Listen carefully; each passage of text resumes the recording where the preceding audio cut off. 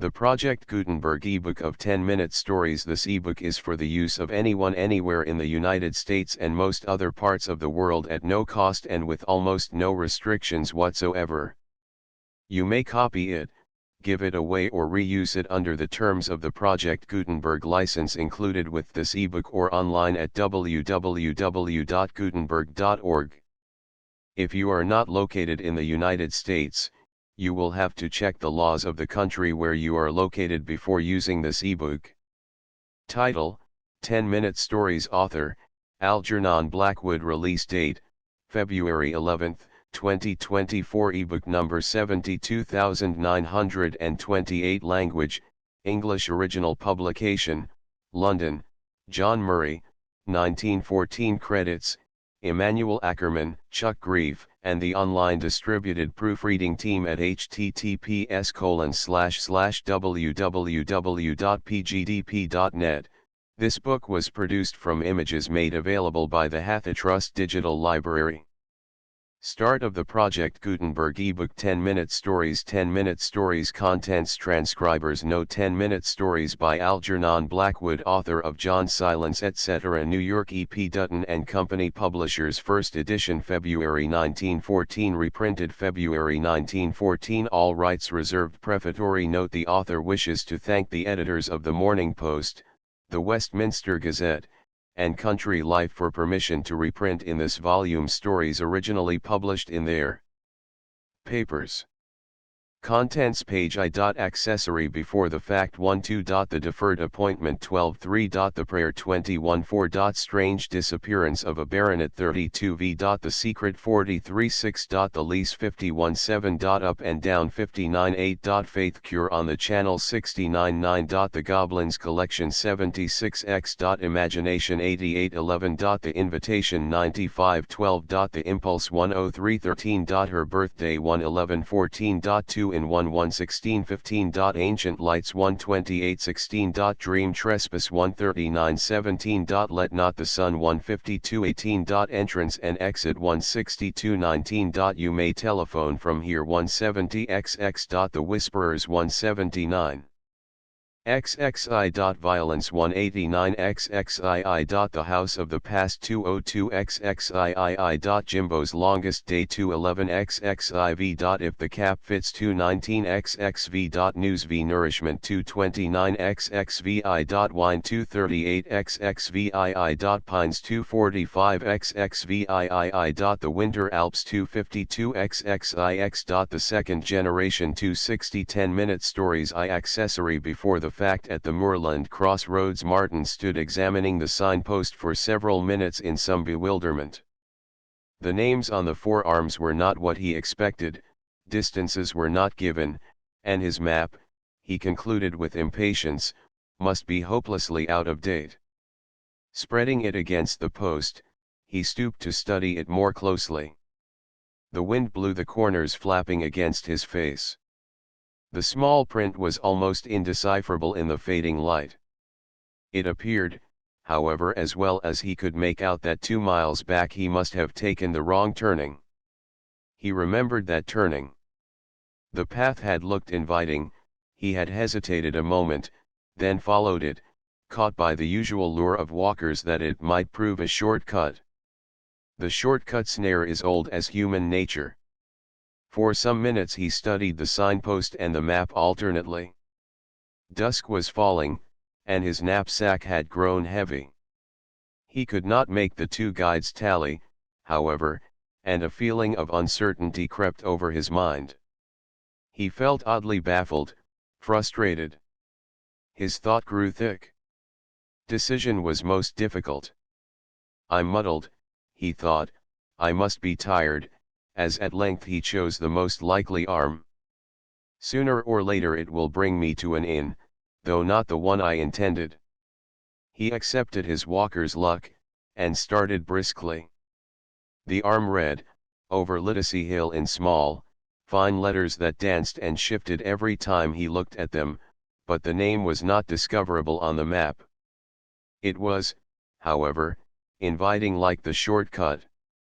A similar impulse again directed his choice. Only this time it seemed more insistent, almost urgent.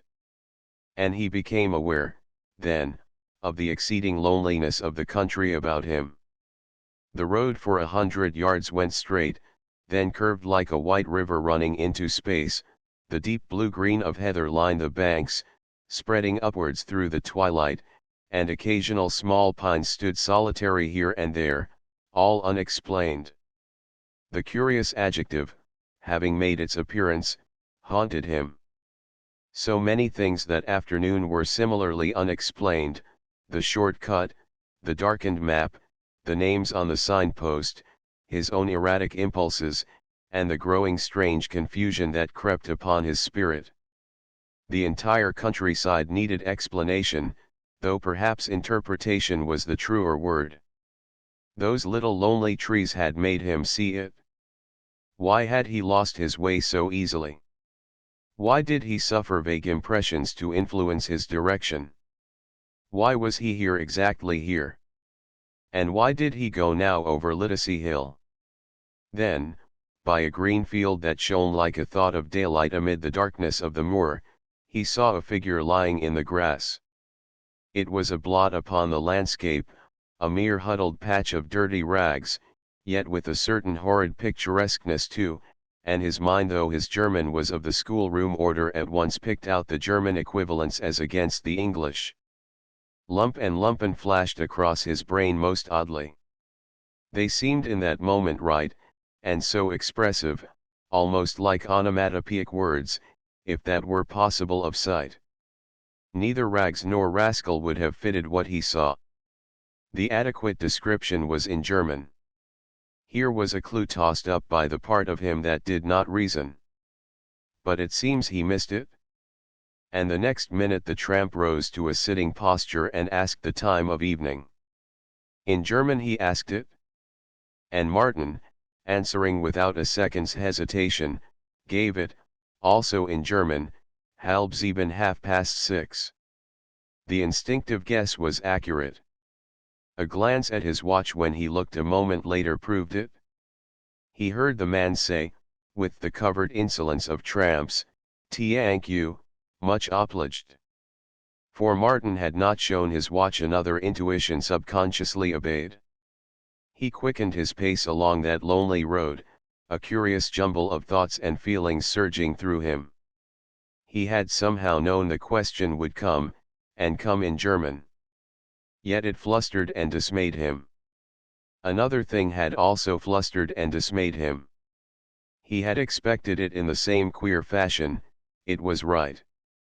For when the ragged brown thing rose to ask the question, a part of it remained lying on the grass, another brown, dirty thing. There were two tramps. And he saw both faces clearly. Behind the untidy beards, and below the old slouch hats, he caught the look of unpleasant, clever faces that watched him closely while he passed. The eyes followed him. For a second he looked straight into those eyes, so that he could not fail to know them. And he understood, quite horridly, that both faces were too sleek, refined, and cunning for those of ordinary tramps. The men were not really tramps at all. They were disguised. How covertly they watched me, was his thought, as he hurried along the darkening road, aware in dead earnestness now of the loneliness and desolation of the moorland all about him. Uneasy and distressed, he increased his pace. Midway in thinking what an unnecessarily clanking noise his nailed boots made upon the hard white road, there came upon him with a rush together the company of these things that haunted him as unexplained. They brought a single definite message, that all this business was not really meant for him at all, and hence his confusion and bewilderment, that he had intruded into someone else's scenery, and was trespassing upon another's map of life. By some wrong inner turning he had interpolated his person into a group of foreign forces which operated in the little world of someone else. Unwittingly, somewhere, he had crossed the threshold, and now was fairly in a trespasser, an eavesdropper, a peeping Tom. He was listening, peeping, overhearing things he had no right to know, because they were intended for another. Like a ship at sea, he was intercepting wireless messages he could not properly interpret, because his receiver was not accurately tuned to their reception. And more, these messages were warnings. Then fear dropped upon him like the night. He was caught in a net of delicate, deep forces he could not manage, knowing neither their origin nor purpose. He had walked into some huge psychic trap elaborately planned and baited, yet calculated for another than himself. Something had lured him in, something in the landscape, the time of day, his mood. Owing to some undiscovered weakness in himself, he had been easily caught. His fear slipped easily into terror. What happened next happened with such speed and concentration that it all seemed crammed into a moment. At once and in a heap it happened. It was quite inevitable. Down the white road to meet him a man came swaying from side to side in drunkenness, quite obviously feigned a tramp, and while Martin made room for him to pass, the lurch changed in a second to attack, and the fellow was upon him. The blow was sudden and terrific, yet even while it fell Martin was aware that behind him rushed a second man, who caught his legs from under him and bore him with a thud and crash to the ground. Blows rained then.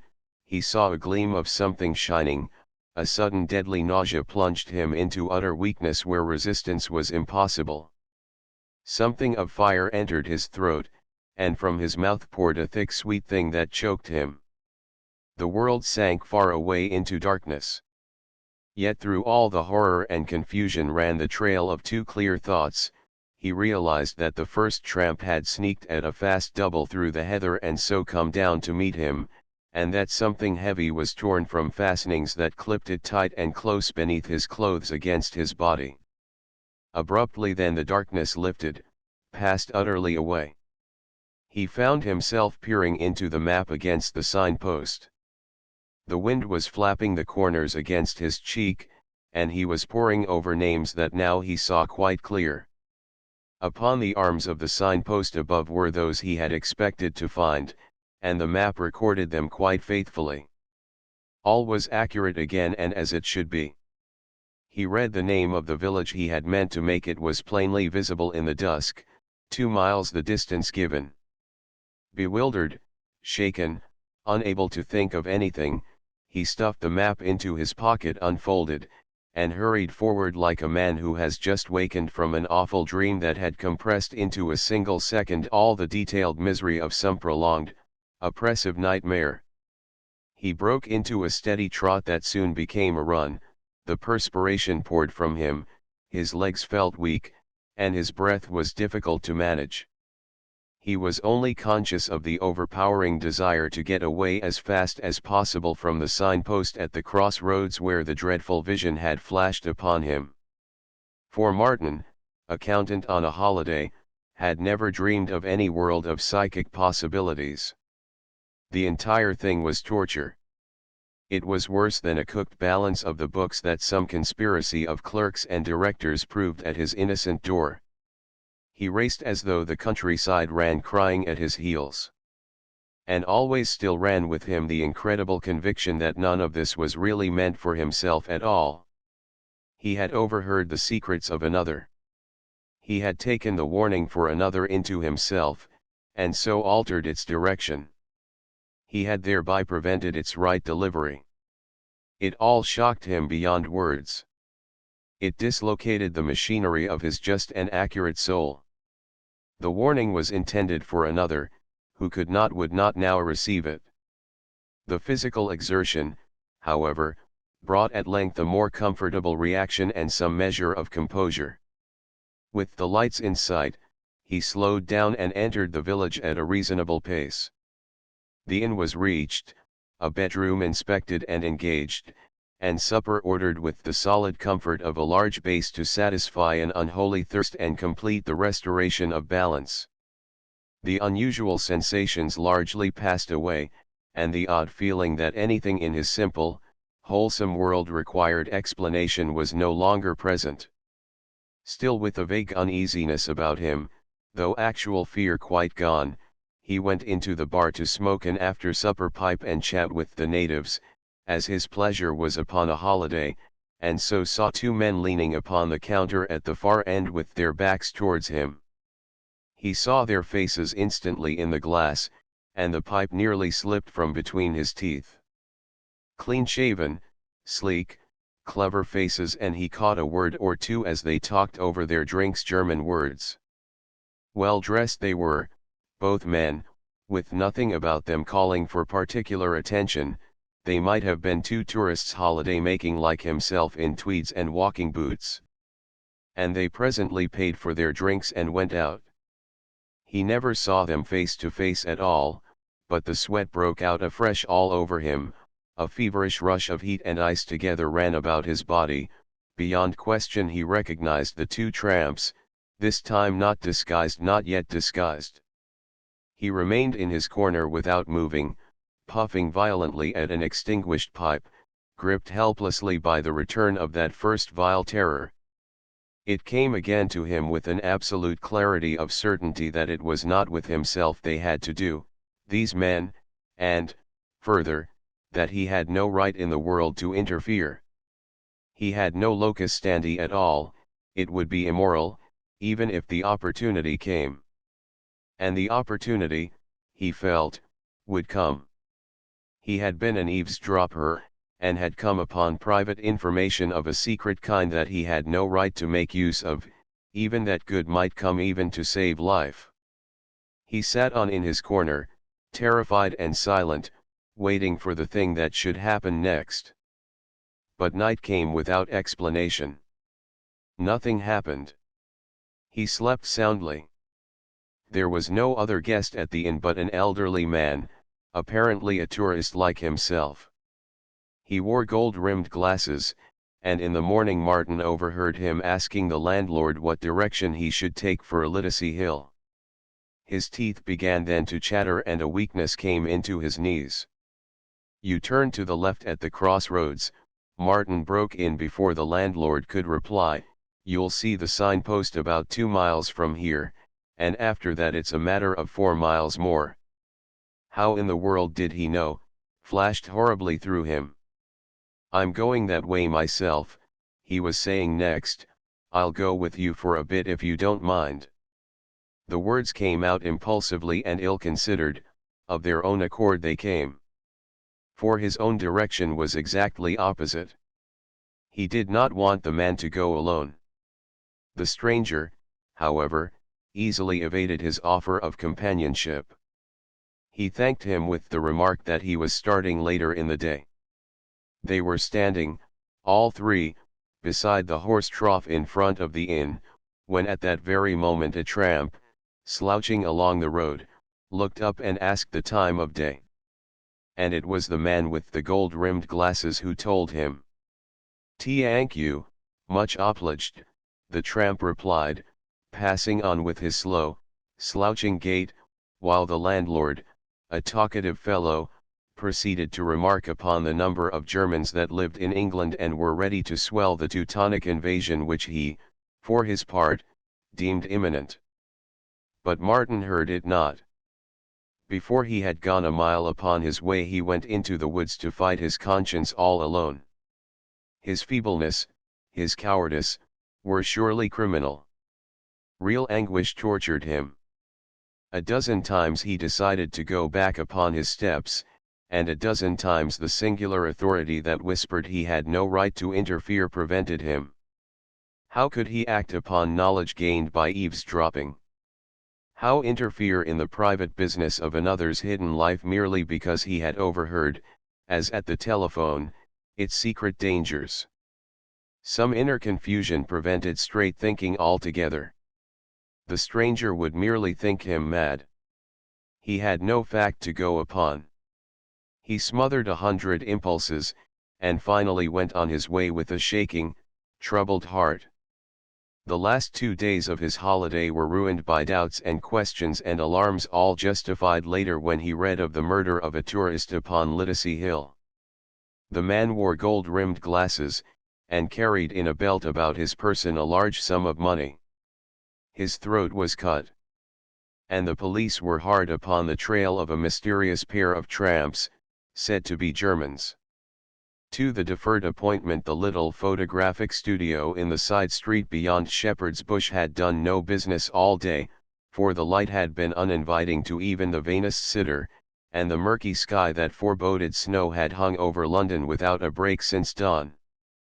Pedestrians went hurrying and shivering along the pavements, disappearing into the gloom of countless ugly little houses the moment they passed beyond the glare of the big electric standards that lit the thundering motor buses in the main street. The first flakes of snow, indeed, were already falling slowly, as though they shrank from settling in the grime. The wind moaned and sang dismally, catching the ears and lifting the shabby coattails of Mr. Mortimer Jenkin, photographic artist, as he stood outside and put the shutters up with his own cold hands in despair of further trade. It was 6:05. With a lingering glance at the enlarged portrait of a fat man in Masonic regalia who was the pride and glory of his window front, he fixed the last hook of the shutter, and turned to go indoors. There was developing and framing to be done upstairs, not very remunerative work, but better, at any rate, than waiting in an empty studio for customers who did not come wasting the heat of 2 oil stoves into the bargain. And it was then, in the act of closing the street door behind him, that he saw a man standing in the shadows of the narrow passage, staring fixedly into his face. Mr. Jenkin admits that he jumped. The man was so very close, yet he had not seen him come in, and in the eyes was such a curiously sad and appealing expression.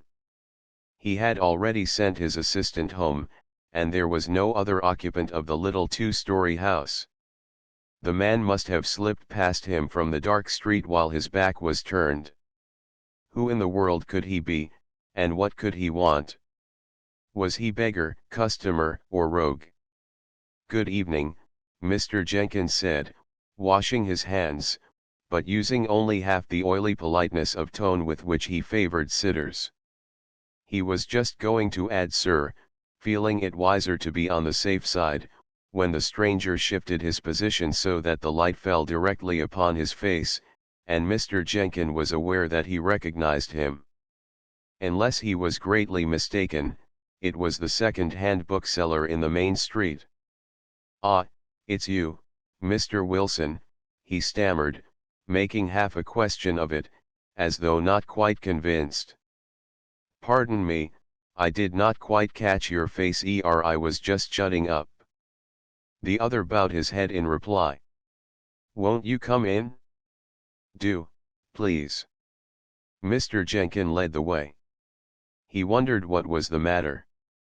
The visitor was not among his customers, indeed, he could hardly claim to know him, having only seen him occasionally when calling at the shop for slight purchases of paper and what not.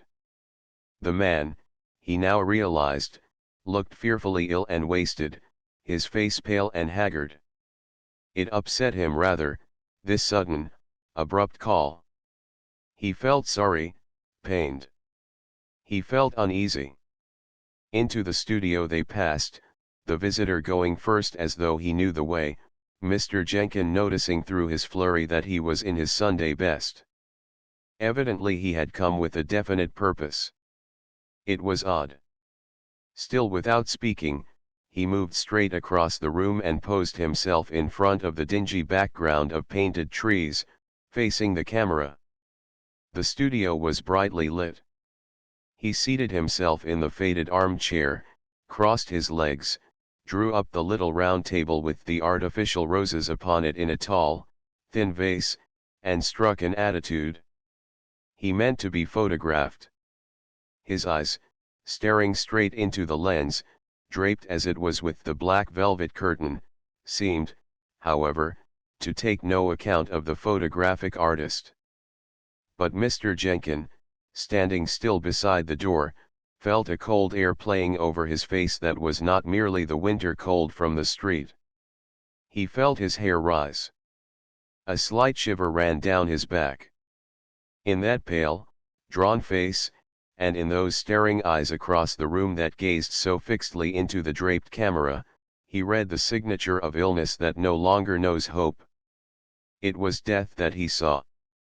In a flash the impression came and went less than a second. The whole business, indeed, had not occupied 2 minutes. Mr. Jenkin pulled himself together with a strong effort, dismissed his foolish obsession, and came sharply to practical considerations.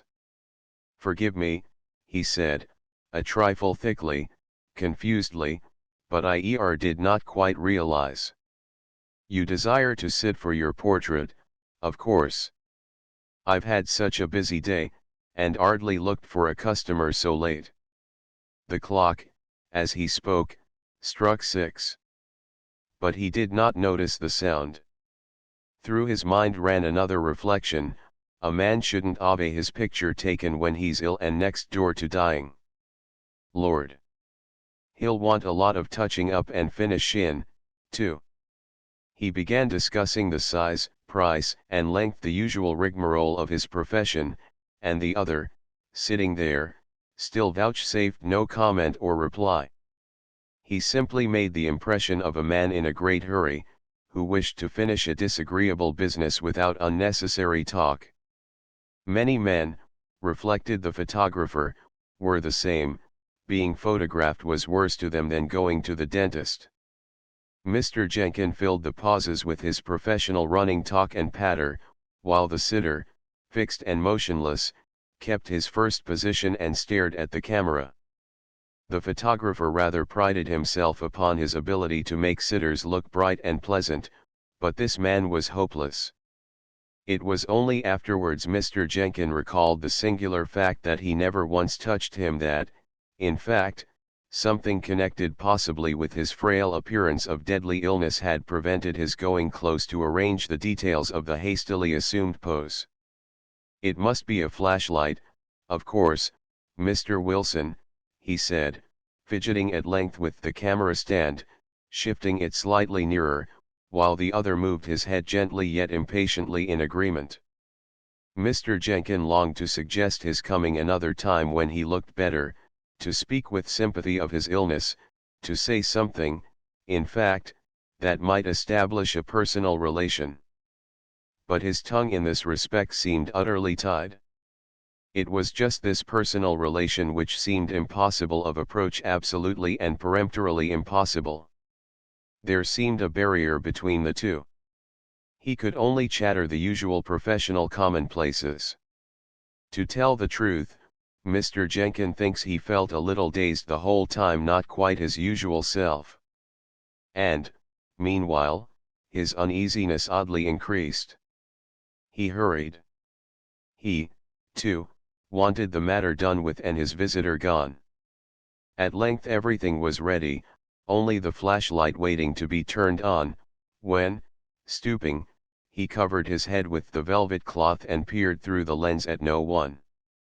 When he says at no one, however, he qualifies it thus: there was a quick flash of brilliant white light and a face in the middle of it, my gracious heaven! But such a face yet not like a sudden rushing glory of a face. It shot off like lightning out of the camera's field of vision.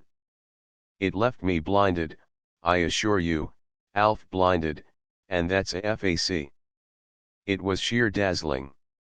It seems Mr. Jenkin remained entangled a moment in the cloth, eyes closed, breath coming in gasps, for when he got clear and straightened up again, staring once more at his customer over the top of the camera, he stared for the second time at no one.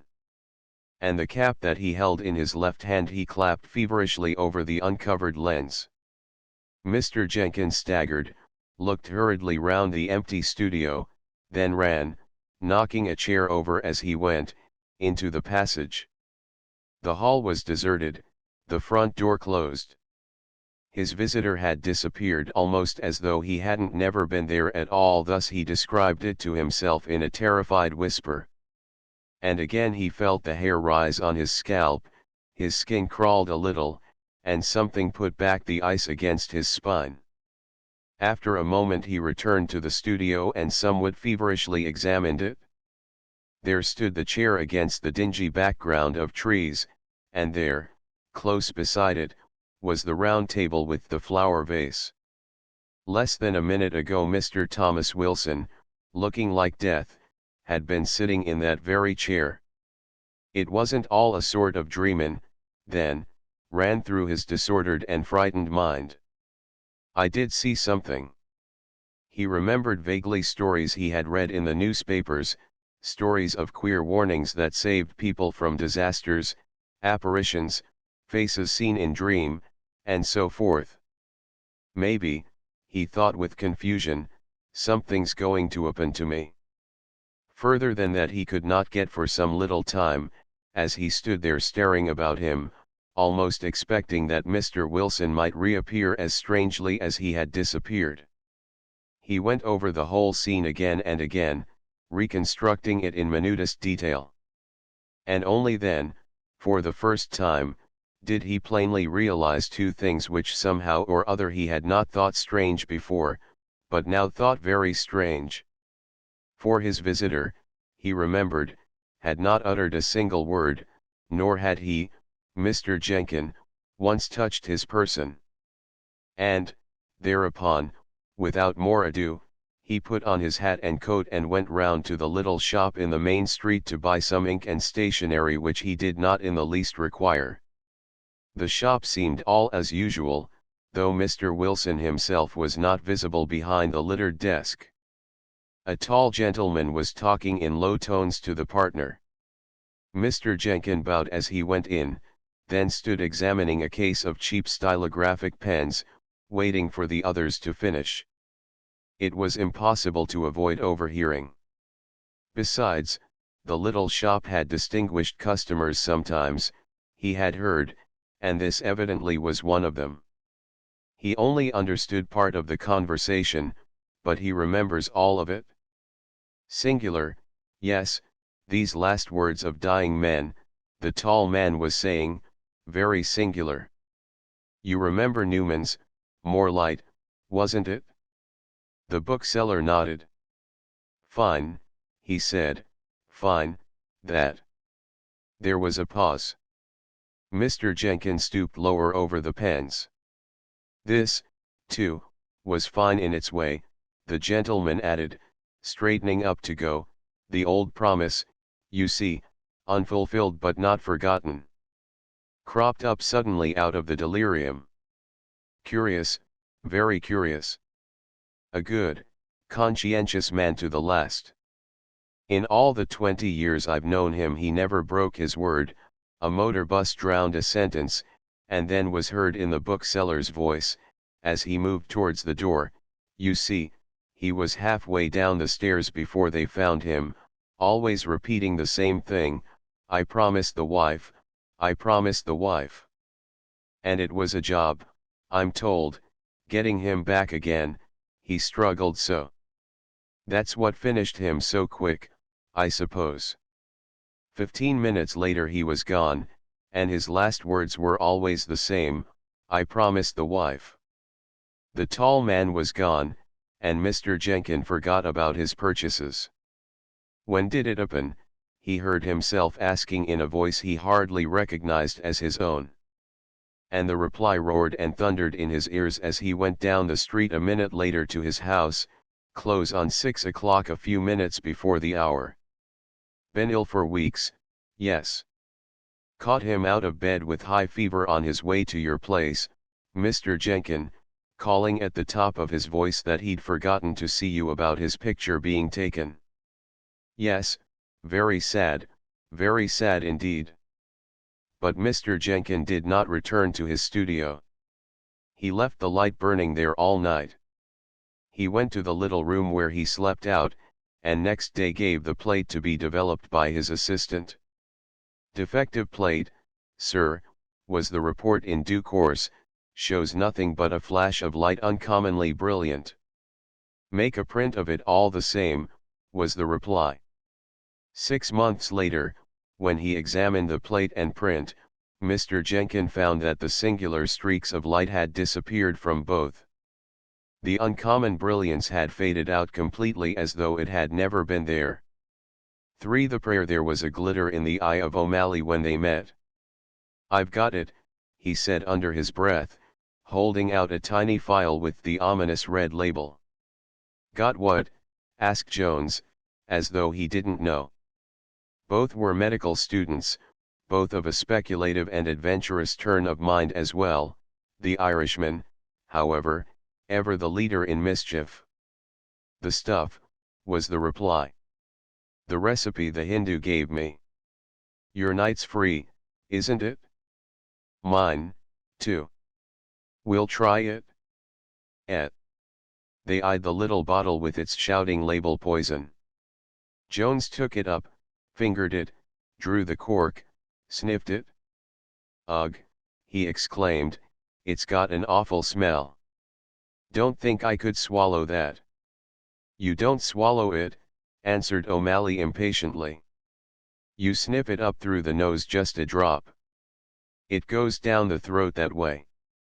"Irish swallowing, eh?" laughed Jones uneasily. "It looks wicked to me."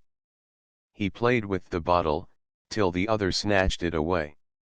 "Look out, man. Begad, there's enough there to kill a cabinet minister, or a horse. It's the real stuff, I tell you. I told him it was for a psychical experiment. You remember the talk we had that night?" "Oh, I remember well enough. But it's not worthwhile in my opinion. It will only make us sick." He said it almost angrily.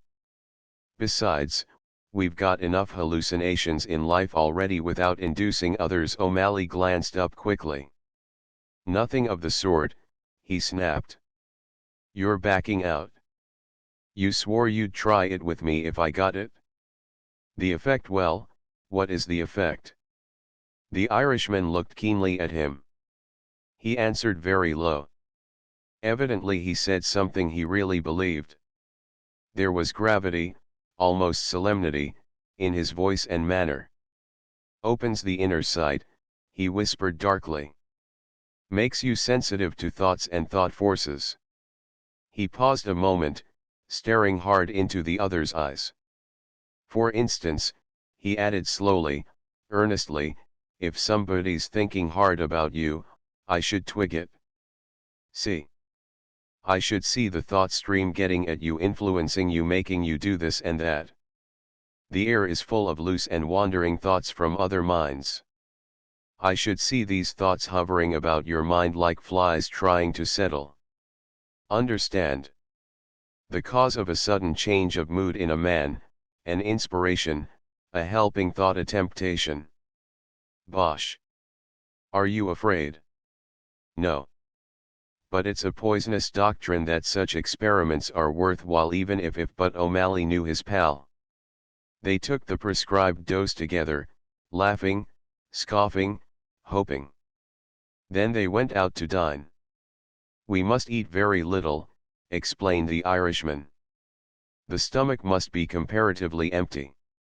And drink nothing at all." "What a bore," said Jones, who was always hungry, and usually thirsty.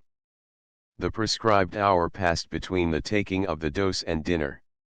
They felt nothing more than what Jones described as a beastly uncomfortable sort of inner heat. Opposite them, at a table alone, sat a small man, overdressed according to their standards, and wearing diamond rings. His face had a curious mixture of refinement and wickedness, like a man naturally sensitive whom circumstances, indulgence, or some special temptation had led astray. He did not notice their somewhat close attention because, in his turn, he was closely watching somebody else. He ate and drank soberly, but drew his dinner out. The somebody else he watched, obviously enough, was a country couple, up probably for the festivities due to the presence of a foreign potentate in town. They were bewildered by big London. They carried handbags. From time to time the old man fingered his breast pocket. He looked about him nervously. The beringed man was kind to them, lent them his newspaper, passed the salt, gave them scraps of favored, kind, and sympathetic conversation. He was very gentle with them. "Feel anything yet?" asked O'Malley for the 10th time, noticing a curious, passing look on his companion's face. "I don't feel a blessed thing meself. I believe that chemist fooled me, gave me diluted stuff or something." He stopped short, caught by the other's eye. They had been dining very sparingly, much to the disgust of the waiter, who wanted their table for more remunerative customers. "I do feel something, yes," was the quiet reply. "Or, rather, I see something. It's odd, but I really do." "What? Out with it. Tell me." "A sort of wavy line of gold," said Jones calmly, "gold and shining. And sometimes it's white. It flits about that fellow's head, that fellow over there." He indicated the man with the rings. "Almost as if it were trying to get into him." "Bosh," said O'Malley, who was ever the last to believe in the success of his own experiments. "You swear it?" The other's face convinced him, and a thrill went down his Irish spine. "Hush," said Jones in a lower tone, "don't shout. I see it right enough. It's like a little wavy stream of light. It's going all about his head and eyes. By gad, it's lovely, though it's like a flower now, a floating blossom, and now a strip of thin soft gold. It's got him. By George, I tell you, it's got him." "Got him," echoed the Irishman, genuinely impressed. "Got into him, I meant. It's disappeared, gone clean into his head. Look." O'Malley looked hard, but saw nothing. "Me boy," he cried, "the stuff was real. It's working. Watch it. I do believe you've seen a thought from somebody else, a wandering thought. It's got into his mind. It may affect his actions, movements, decisions. Good Lord. The stuff was not diluted, after all. You've seen a thought force." He was tremendously excited. Jones, however, was too absorbed in what he saw to feel excitement. Whether it was due to the drug or not, he knew he saw a real thing. "Wonder if it's a good one or a bad one," whispered the Irishman. "Wonder what sort of mind it comes from. Where? How far away?" He wondered a number of things. He chattered below his breath like a dying gramophone. But his companion just sat, staring in rapt silence. "What are you doing here?" said a voice from the table behind them quietly. And O'Malley, turning, Jones was too preoccupied, recognized a plainclothes detective whom he chanced to know from having been associated with him in a recent poisoning case. "Nothing particular, just having dinner," he answered. "And you?" The detective made no secret of his object. "Watching the crowds for their own safety," he said, "that's all. London's full of prey just now, all up from the country, with their bags in their hands, their money in their breast pockets, and good-natured folks ready everywhere to help 'em, and help themselves at the same time." He laughed, nodding towards the man with the rings. "All the crooks are on the job," he added significantly. "There's an old friend of ours. He doesn't know me, but I know him right enough. He's usually made up as a clergyman, and tonight he's after that old couple at the next table, or my name ain't Joe Leary. Don't stare, or he'll notice." He turned his head the other way. O'Malley, however, was far too interested in hoping for a psychical experience of his own, and in watching the alleged phenomena of his companion, to feel much interest in a mere detective's hunt for pickpockets. He turned towards his friend again. "What's up now?" he asked, with his back to the detective. "See anything more?" "It's perfectly wonderful," whispered Jones softly. "It's out again. I can see the gold thread, all shining and alive, clean down in the man's mind and heart, then out, then in again. It's making him different, I swear it is. By George, it's like a blessed chemical experiment." I can't explain it as I see it, but he's getting sort of bright within golden like the thread. Jones was wrought up, excited, moved. It was impossible to doubt his earnestness. He described a thing he really saw. O'Malley listened with envy and resentment. "Blast it all," he exclaimed. "I see nothing. I didn't take enough." And he drew the little phial out of his pocket. "Look.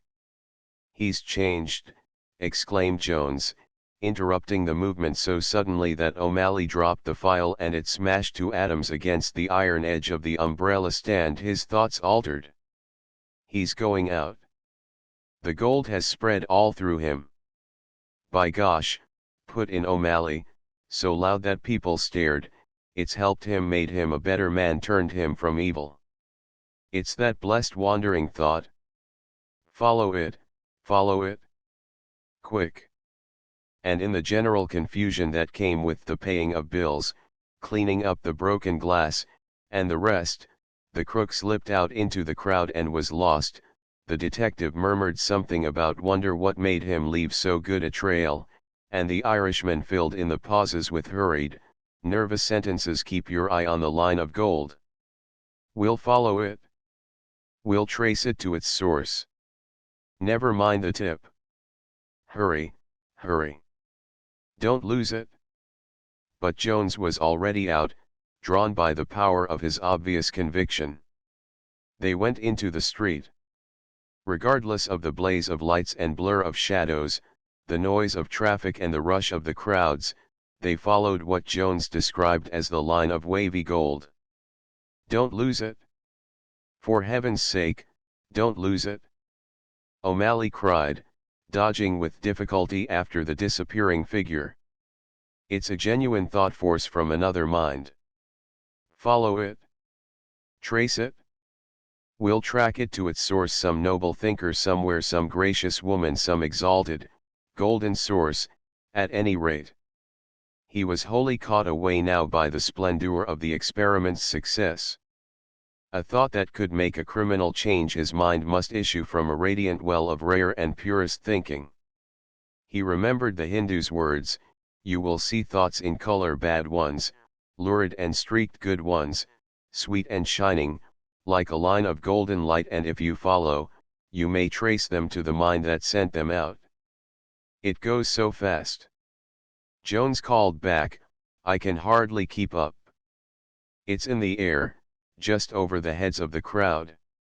It leaves a trail like a meteor. Come on, come on. Take a taxi," shouted the Irishman. "It'll escape us." They laughed, and panted, dodged past the stream of people, crossed the street. "Shut up," answered Jones. "Don't talk so much. I lose it when you talk. It's in my mind. I really see it, but your chatter blurs it. Come on, come on." And so they came at last to the region of mean streets, where the traffic was less, the shadows deeper, the lights dim, streets that visiting emperors do not change. No match sellers, bootlace vendors, or dreadful shadows proffering toys, blocked their way on the pavement edge, because here were none to buy. "It's changed from gold to white," Jones whispered breathlessly. "It shines now, by gad, it shines like a bit of escaped sunrise. And others have joined it. Can't you see 'em? Why, they're like a network. They're rays of glory. And hello, I see where they come from now. It's that house over there. Look, man, look. They're streaming like a river of light out of that high window, that little attic window up there." He pointed to a dingy house standing black against the murk of the sky. "They come out in a big stream, and then separate in all directions. It's simply wonderful." O'Malley gasped and panted. He said nothing. Jones, the phlegmatic, heavy Jones, had got a real vision, whereas he who always imagined visions got nothing. He followed the lead. Jones, he understood, was taking his instinct where it led him. He would not interfere. And the instinct led him to the door. They stopped dead, hesitating for the first time. "Better not go in, you know," said O'Malley, breaking the decision he had just made. Jones looked up at him, slightly bewildered. "I've lost it," he whispered, "lost the line." A taxi cab drew up with a rattling thunder just in front, and a man got out, came up to the door and stood beside them. It was the crook. For a second or two the three men eyed each other. Clearly the new arrival did not recognize them. "Pardon, gentlemen," he said, pushing past to pull the bell. They saw his rings. The taxi boomed away down the little dark street that knew more of coal carts than of motors. "You're coming in?" the man asked, as the door opened and he stepped inside. O'Malley, usually so quick-witted, found no word to say, but Jones had a question ready. The Irishman never understood how he asked it, and got the answer, too, without giving offense. The instinct guided him in choice of words and tone and gesture somehow or other. He asked who lived upstairs in the front attic room, and the man, as he quietly closed the door upon them, gave the information: "My father." And, for the rest, all they ever learned by a little diligent inquiry up and down the street, engineered by Jones, was that the old man, bedridden for a dozen years, was never seen, and that an occasional district visitor, or such like, were his only callers. But they all agreed that he was good. "They do say he lies there praying day and night, just praying for the world." It was the grocer at the corner who told them that. For strange disappearance of a baronet, his intrinsic value before the eternities was exceedingly small, but he possessed most things the world sets store by: presence, name, wealth, and, above all, that high opinion of himself which saves it the bother of a separate and troublesome valuation. Outside these possessions he owned nothing of permanent value, or that could decently claim to be worthy of immortality. The fact was, he had never even experienced that expansion of self commonly known as generosity. No apology, however, is necessary for his amazing adventure, for these same eternities who judged him have made their affidavit that it was they who stripped him bare and showed himself to himself. It all began with the receipt of that shattering letter from his solicitors. He read and reread it in his comfortable first-class compartment as the express hurried him to town, exceedingly comfortable among his rugs and furs, exceedingly distressed and ill at ease in his mind. And in his private sitting room of the big hotel that same evening Mr. Smurls, more odious even than his letter, informed him plainly that this new and unexpected claimant to his title and estates was likely to be exceedingly troublesome, even dangerous, Sir Timothy. "I am bound to say, since you ask me, that it might be wise to regard the future with a different scale of vision than the one you have been accustomed to." Sir Timothy practically collapsed. Instinctively he perceived that the lawyer's manner already held less respect. The reflection was a shock to his vain and fatuous personality. After all, then, it wasn't me he worshipped, but my position, and so forth. If this nonsense continued he would be no longer Sir Timothy, but simply Mr. Puff, poor, a nobody. He seemed to shrink in size as he gazed at himself in the mirror of the gorgeous, flamboyantly decorated room. "It's too preposterous and absurd. There's nothing in it. Why, the whole county would go to pieces without me." He even thought of making his secretary draft a letter to the Times, a letter of violent, indignant protest. He was a handsome, portly man, with a full-blown vanity justified by no single item of soul or mind, not unkind, so much as empty, created and kept alive by the small conventions and the ceaseless contemplation of himself, the withdrawal of which might be expected to leave him flat as a popped balloon. Such a mass of pompous conceit obscured his vision that he only slowly took in the fact that his very existence was at stake.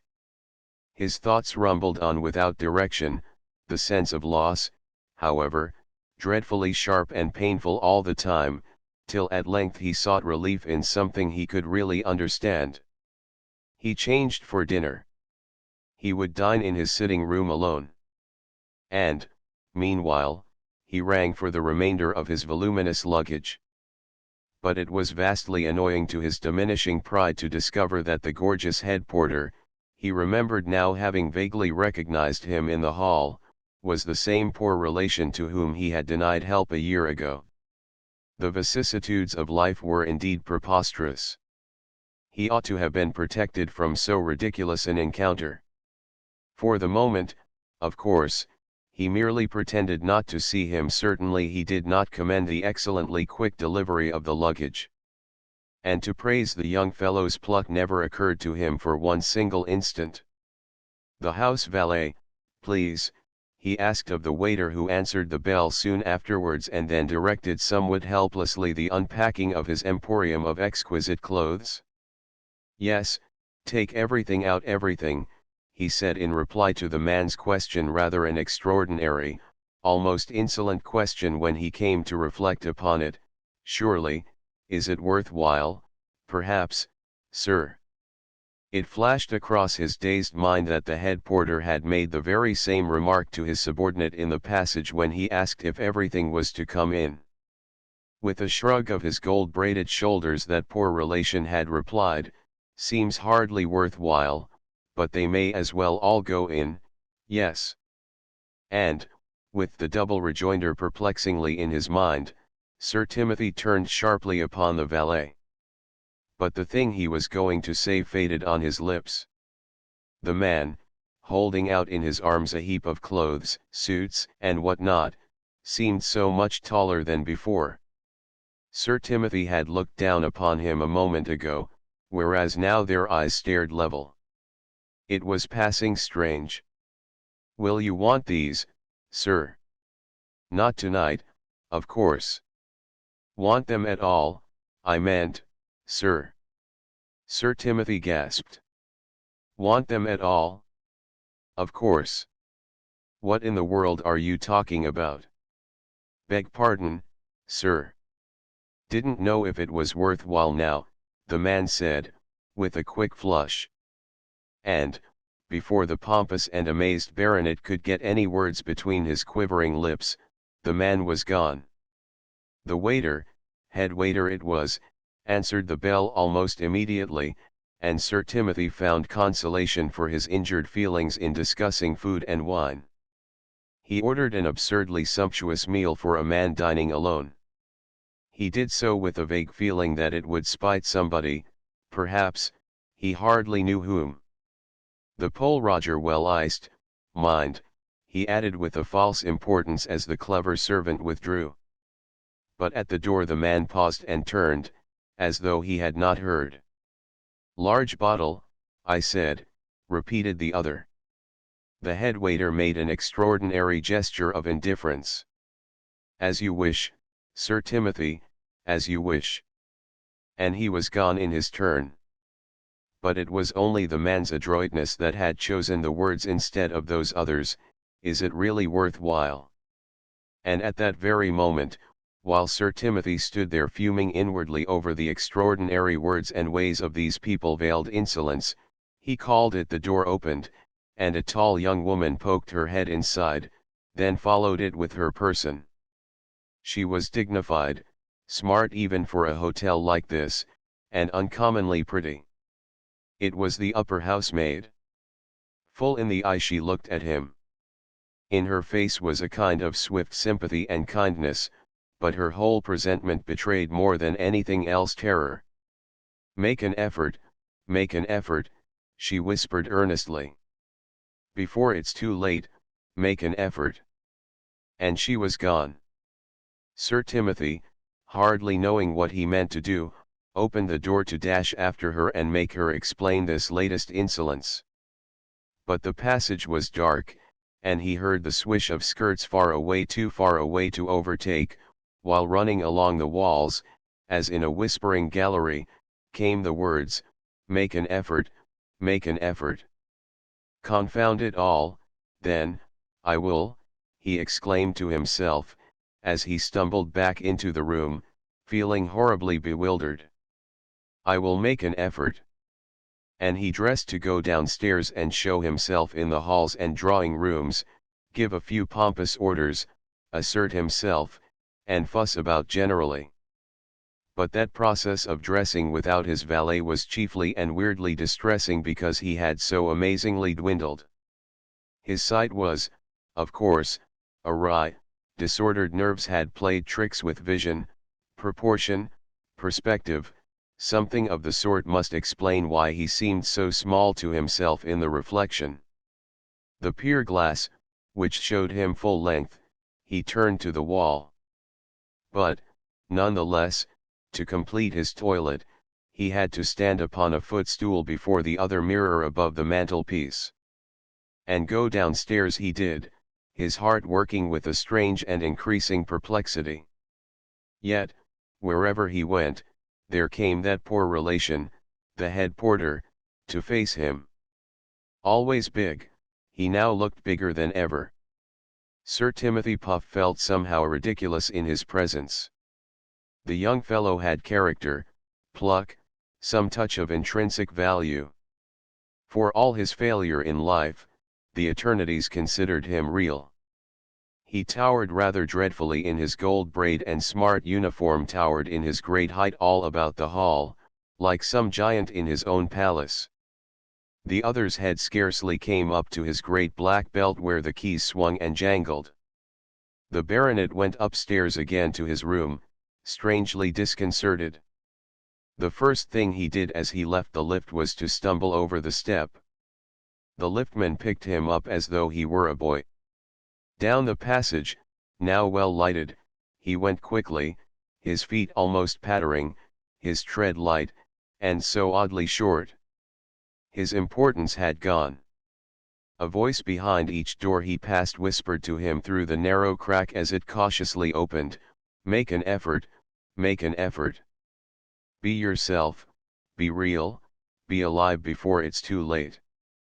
But he saw no one, and the first thing he did on entering his room was to hide the smaller mirror by turning it against the wall, just as he had done to the pier glass. He was so painfully little and insignificant now. As the externals and the possessions dropped away one by one in his thoughts, the revelation of the tiny little center of activity within was horrible. He puffed himself out in thought as of old, but there was no response. It was degrading. The fact was, he began to understand it now. His mind had been pursuing possible results of his loss of title and estates to their logical conclusion. The idea in all its brutal nakedness, of course, hardly reached him, namely, that, without possessions, he was practically nil. All he grasped was that he was less. Still, the notion did prey upon him atrociously. He followed the advice of the strange housemaid and made an effort, but without marked success. So empty, indeed, was his life that, once stripped of the possessions, he would stand there as useless and insignificant as an ownerless street dog. And the thought appalled him. He had not even enough real interest in others to hold him upright, and certainly not enough sufficiency of self, good or evil, to stand alone before any tribunal. The discovery shocked him inexpressibly. But what distressed him still more was to find a fixed mirror in his sitting room that he could not take down, for in its depths he saw himself shrunken and dwindled to the proportions of a. The knock at the door and the arrival of his dinner broke the appalling train of thought, but rather than be seen in his present diminutive appearance later, of course, he would surely grow again, he ran into the bedroom. And when he came out again after the waiter's departure, he found that his dinner shared the same abominable change. The food upon the dishes was reduced to the minutest proportions, the toast like children's, the soup an egg cupful, the tenderloin a little slice the size of a visiting card, and the bird not much larger than a black beetle. And yet more than he could eat, more than sufficient. He sat in the big chair positively lost, his feet dangling. Then, mortified, frightened, and angry beyond expression, he undressed and concealed himself beneath the sheets and blankets of his bed. "Of course I'm going mad, that's what it all means," he exclaimed. "I'm no longer of any account in the world. I could never go into my club, for instance, like this." And he surveyed the small outline that made a little lump beneath the surface of the bedclothes, or read the lessons having to stand upon a chair to reach the lectern. And tears of bleeding vanity and futile wrath mingled upon his pillow. The humiliation was agonizing. In the middle of which the door opened and in came the hotel valet, bearing before him upon a silver salver what at first appeared to be small, striped sandwiches, darkish in hue, but upon closer inspection were seen to be several wee suits of clothes, neatly pressed and folded for wearing. Glancing round the room and perceiving no one, the man proceeded to put them away in the chest of drawers, soliloquizing from time to time as he did so. So the old buffer did go out after all, he reflected, as he smoothed the tiny trousers in the drawer. "He's nothing but a gas bag, anyway. Close with the coin, too, always was that." He whistled, spat in the grate, hunted about for a cigarette, and again found relief in speech. "My little dog's worth two of 'em all the time, and lots to spare. Tim's real."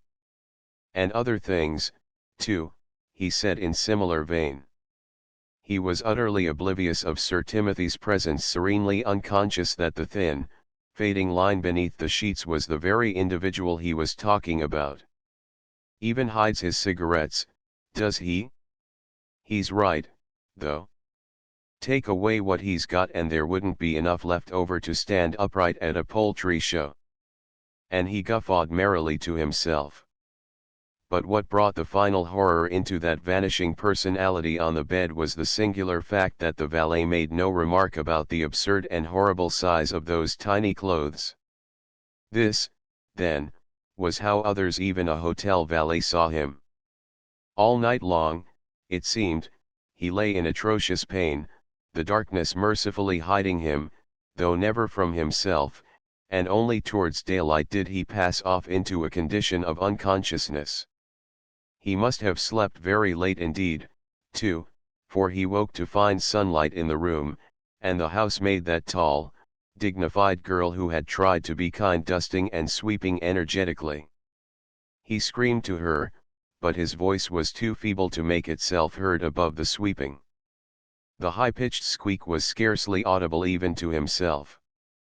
Presently she approached the bed and flung the sheets back. "That's funny," she observed, "could have sworn I saw something move." She gave a hurried look, then went on sweeping.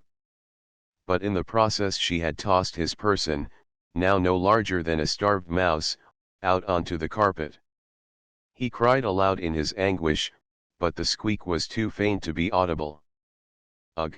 exclaimed the girl, jumping to one side, "there's that horrid mouse again. Dead, too, I do declare." And then, without being aware of the fact, she swept him up with the dust and bits of paper into her pen. Whereupon Sir Timothy awoke with a bad start, and perceived that his train was running somewhat uneasily into King's Cross, and that he had slept nearly the whole way. The secret, I saw him walking down the floor of the ABC shop where I was lunching.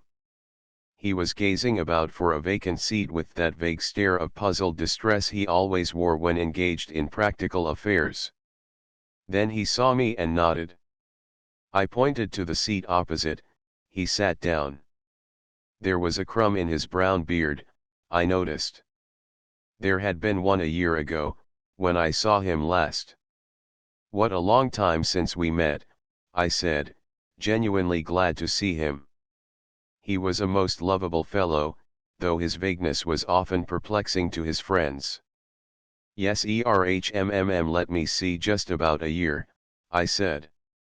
He looked at me with an expression as though he did not see me.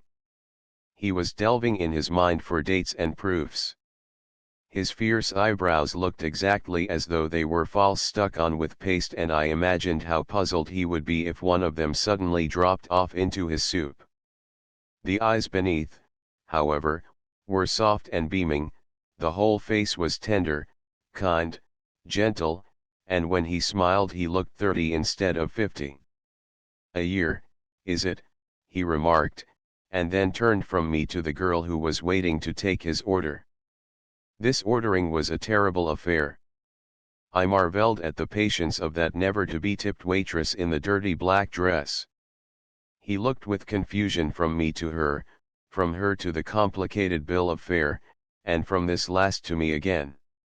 "Oh, have a cup of coffee and a bit of that lunch cake," I said with desperation. He stared at me for a second, one eyebrow moving, the other still as the grave. I felt an irresistible desire to laugh. "All right," he murmured to the girl, "coffee and a bit of that lunch cake." She went off wearily. "And a pat of butter," he whispered after her, but looking at the wrong waitress. "And a portion of that strawberry jam," he added, looking at another waitress. Then he turned to talk with me. "Oh no," he said, looking over his shoulder at the crowd of girls by the counter, "not the jam.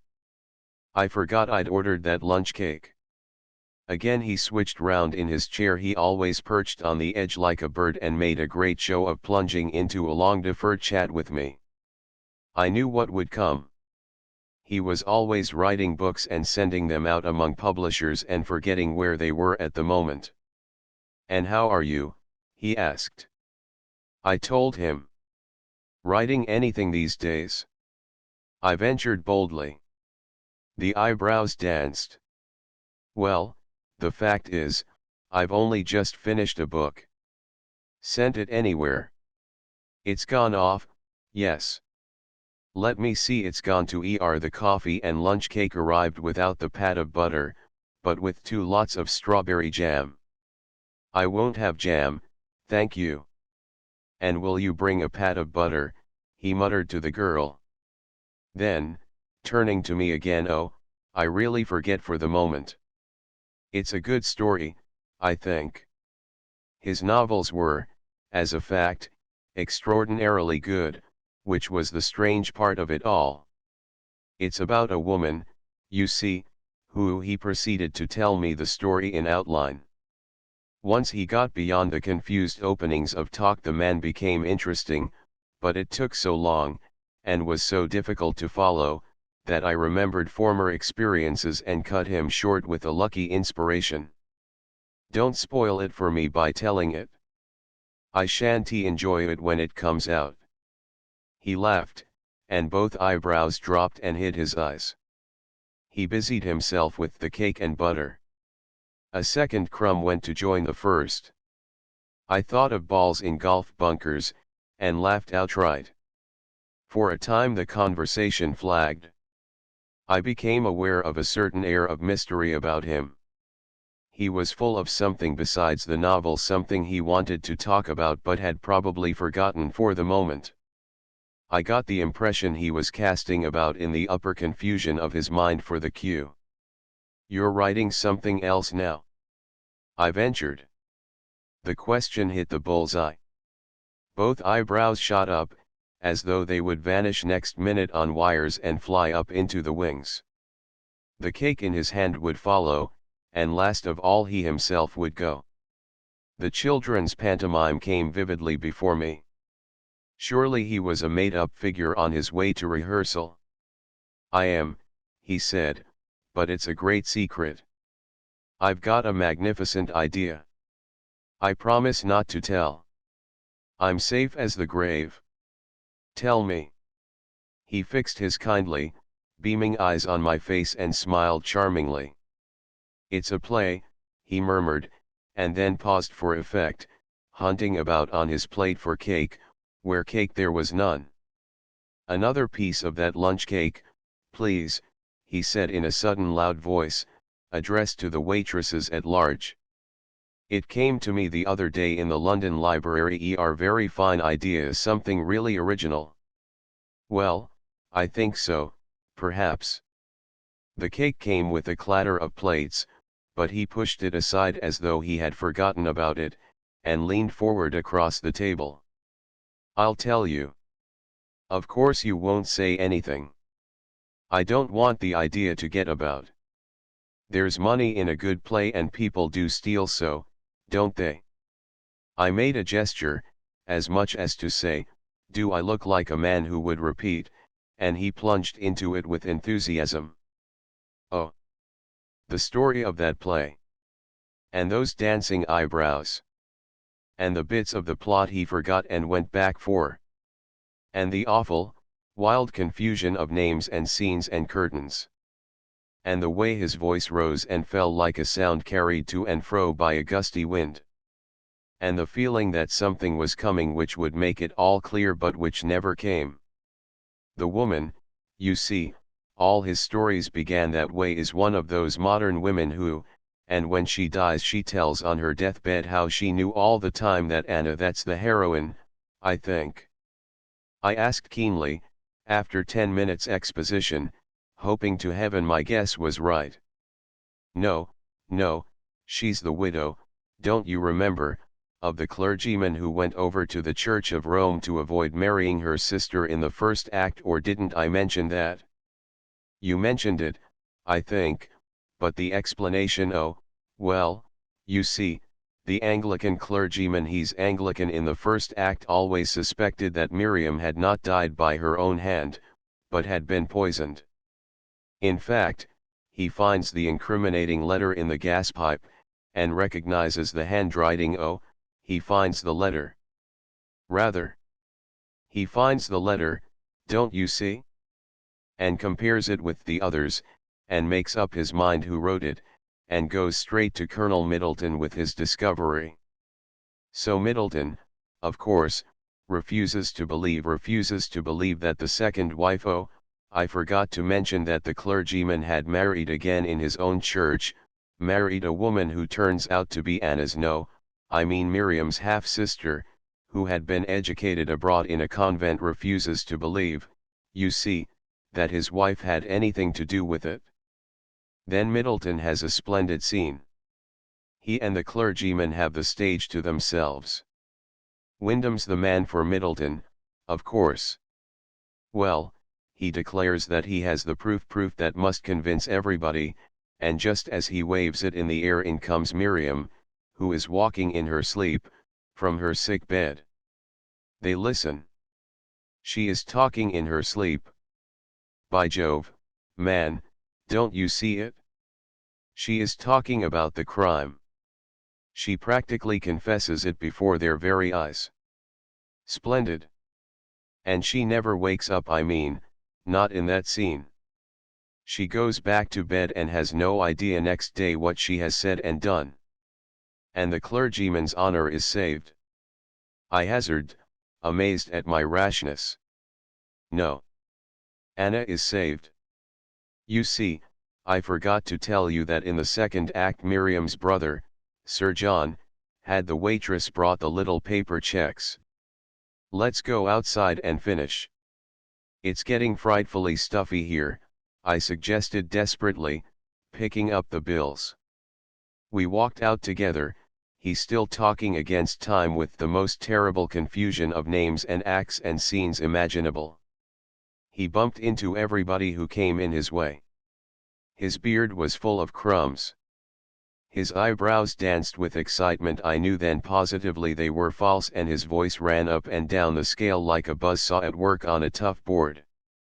By Jove, old man, that is a play.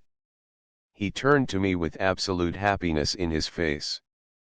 But for heaven's sake, don't let out a word of it. I must have a copyright performance first before it's really safe. Not a word, I promise. It's a dead secret till I've finished it, I mean then I'll come and tell you the denouement. The last curtain is simply magnificent. You see, Middleton never hears. I won't tell a living soul, I cried, running to catch a bus. It's a secret yours and mine. And the omnibus carried me away westwards. Meanwhile the play remains to this day a dead secret, known only to the man who thinks he told it, and to the other man who knows he heard it told. 6. The lease. The other day I came across my vague friend again. Last time it was in an ABC shop, this time it was in a bus. We always meet in humble places.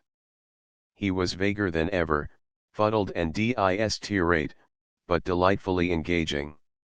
He had evidently not yet lunched, for he wore no crumb, but I had a shrewd suspicion that beneath his green alpine hat there lurked a straw or two in his untidy hair. It would hardly have surprised me to see him turn with his childlike smile and say, "Would you mind very much taking them out for me? You know they do tickle so." Half mumbled, half shouted.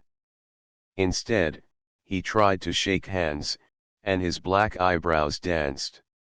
He looked as loosely put together as a careless parcel. I imagined large bits of him tumbling out. "You're off somewhere or other, I suppose," he said, and the question was so characteristic it was impossible not to laugh. I mentioned the city. "I'm going that way too," he said cheerfully. He had come to the conclusion that he could not shake hands with safety, there were too many odds and ends about him: gloves, newspapers, half-open umbrella, parcels. Evidently he had left the house uncertain as to where he was going, and had brought all these things in case, like the White Knight, he might find a use for them on the way. His overcoat was wrongly buttoned, too, so that on one side the collar reached almost to his ear. From the pockets protruded large envelopes, white and blue. I marveled again how he ever concentrated his mind enough to write plays and novels, for in both the action was quick and dramatic, the dialogue crisp, forcible, often witty. "Going to the city?" I exclaimed. "You." Museums, libraries, second-hand bookshops were his usual haunts, places where he could be vague and absent-minded without danger to anyone. I felt genuinely curious. Copy of some kind? Local color for something, eh? I laughed, hoping to draw him out.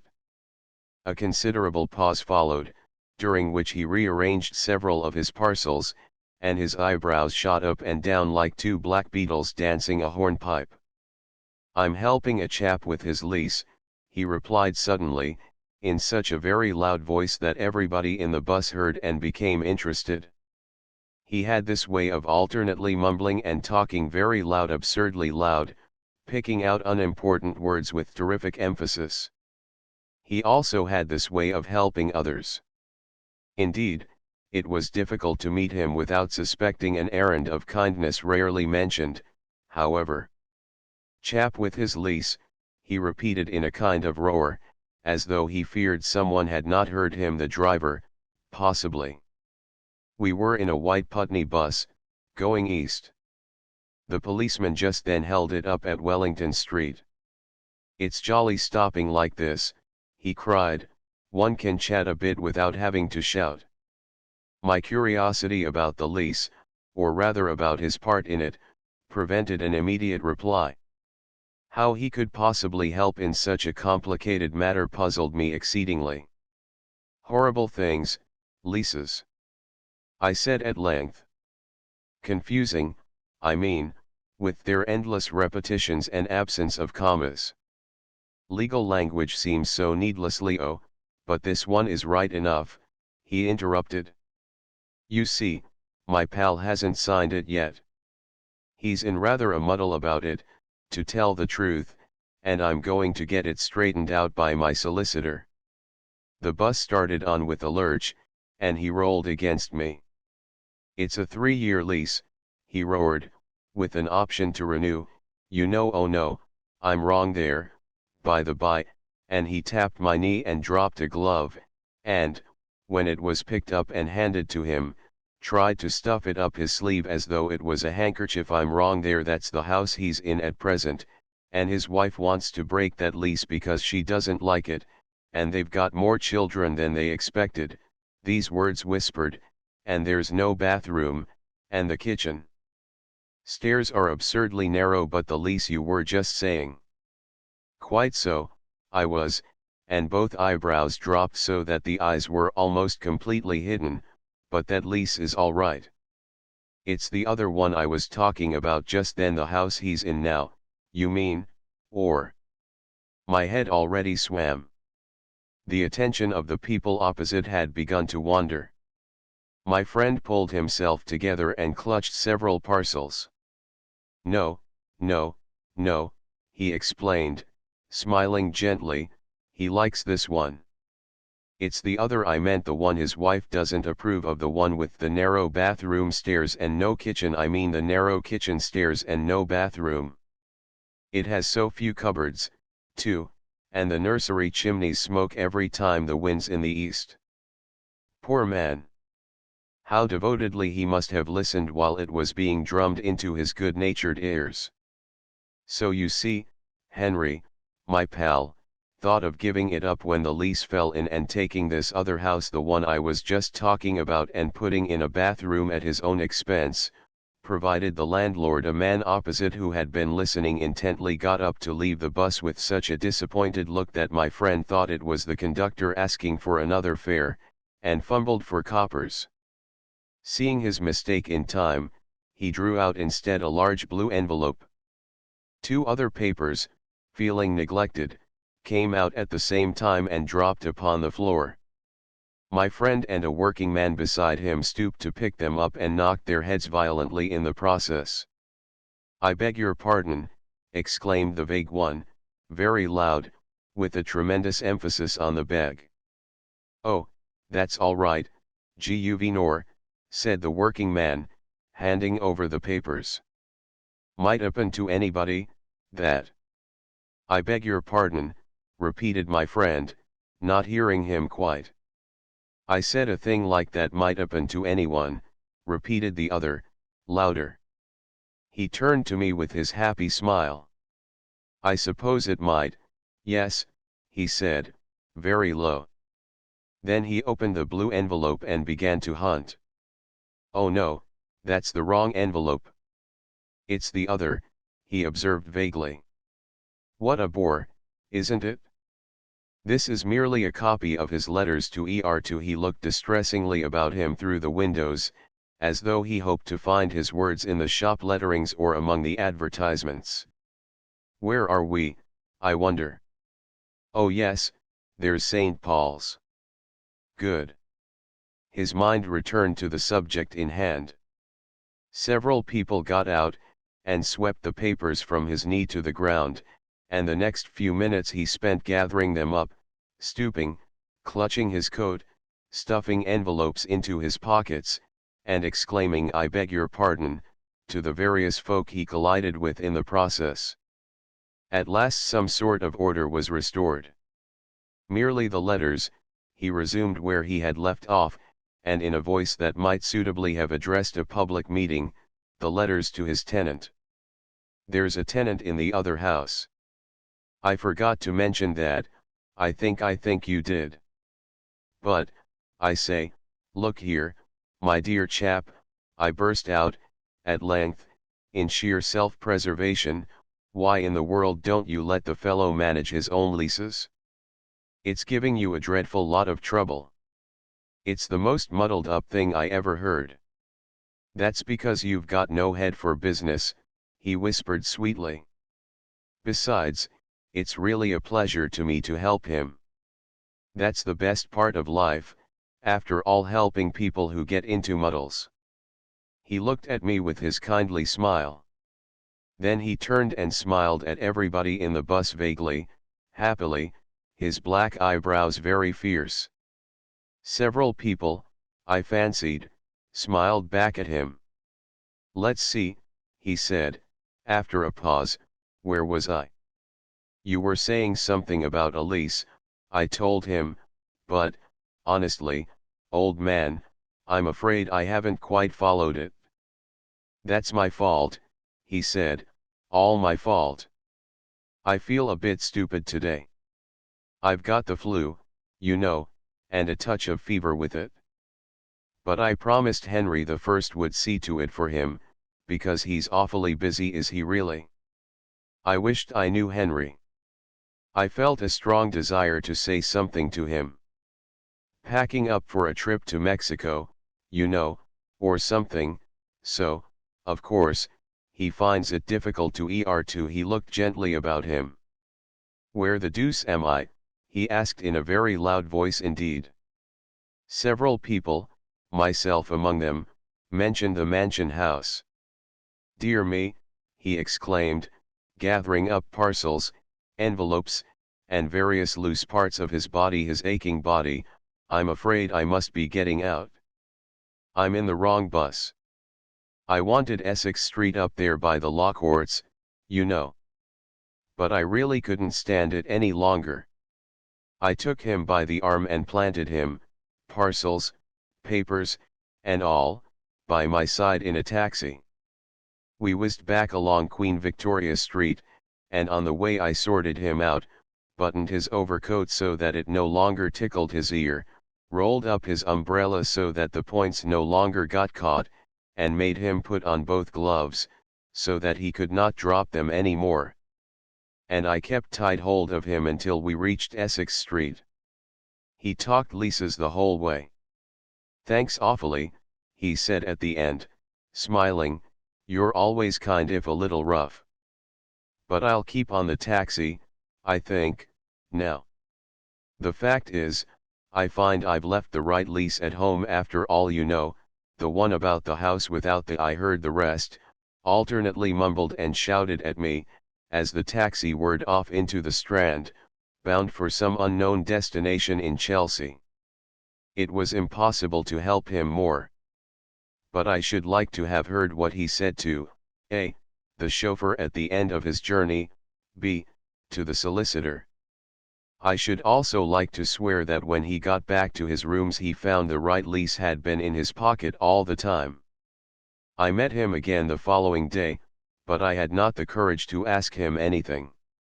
7 Up and down his vagueness, apparently, is only on the surface of his mind, down at the center the pulses of life throb with unusual vigor and decision.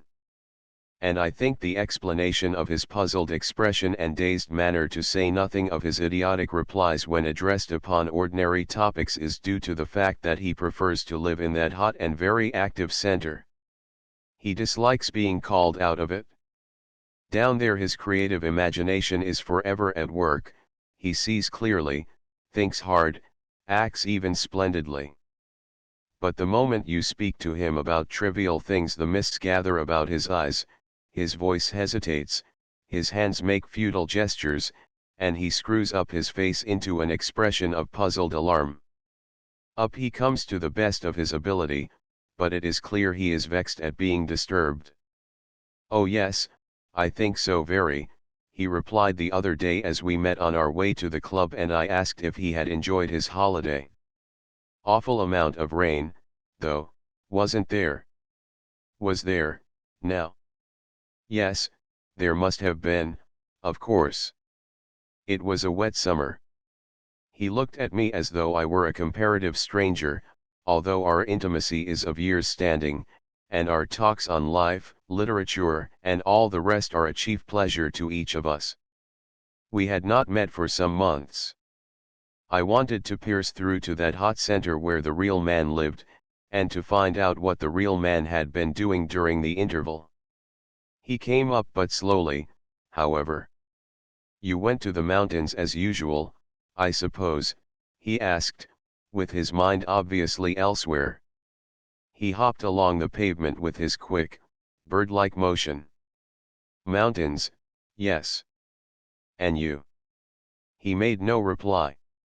From his face I could tell he had come about halfway up, but was already on the way down again.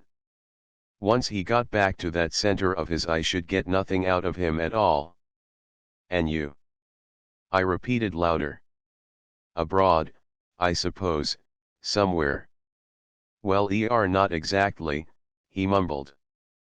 That is to say, I went to Switzerland somewhere, Austria, I mean down there on the way towards Italy beyond Bozen, you know."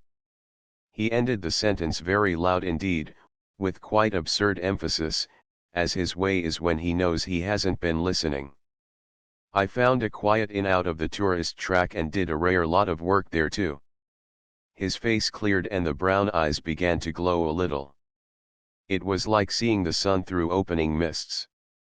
"Come in, and I'll tell you about it," he added, in an eager whisper, as we reached the club doors. At the same moment, however, the porter came down the steps and touched his hat, and my vague friend, recognizing a face he felt he ought to know, stopped to ask him how he was, and whether so-and-so was back yet, and while the porter replied briefly and respectfully, I saw to my dismay the mist settle down again upon the other's face.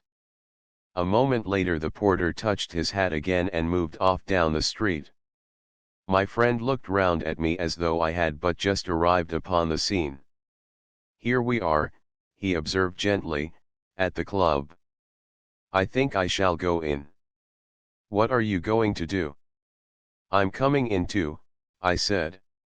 "Good," he murmured, "let's go in together," then, his thoughts working away busily at something deep within him. On our way to the hat racks, and all up the winding stairs, he mumbled away about the wet summer and tourists and his little mountain inn, but never a word of the work I was so anxious to hear about, and he so anxious really to tell. In the reading room I maneuvered to get 2 armchairs side by side before he could seize the heap of papers he smothered his lap with, but never read. "And where have you been all the summer?" he asked, crossing his little legs and speaking in a voice loud enough to have been heard in the street. "Somewhere in the mountains, I suppose, as usual." "You were going to tell me about the work you got through up in your lonely inn," I insisted sharply. "Was it a play, or a novel, or criticism, or what?"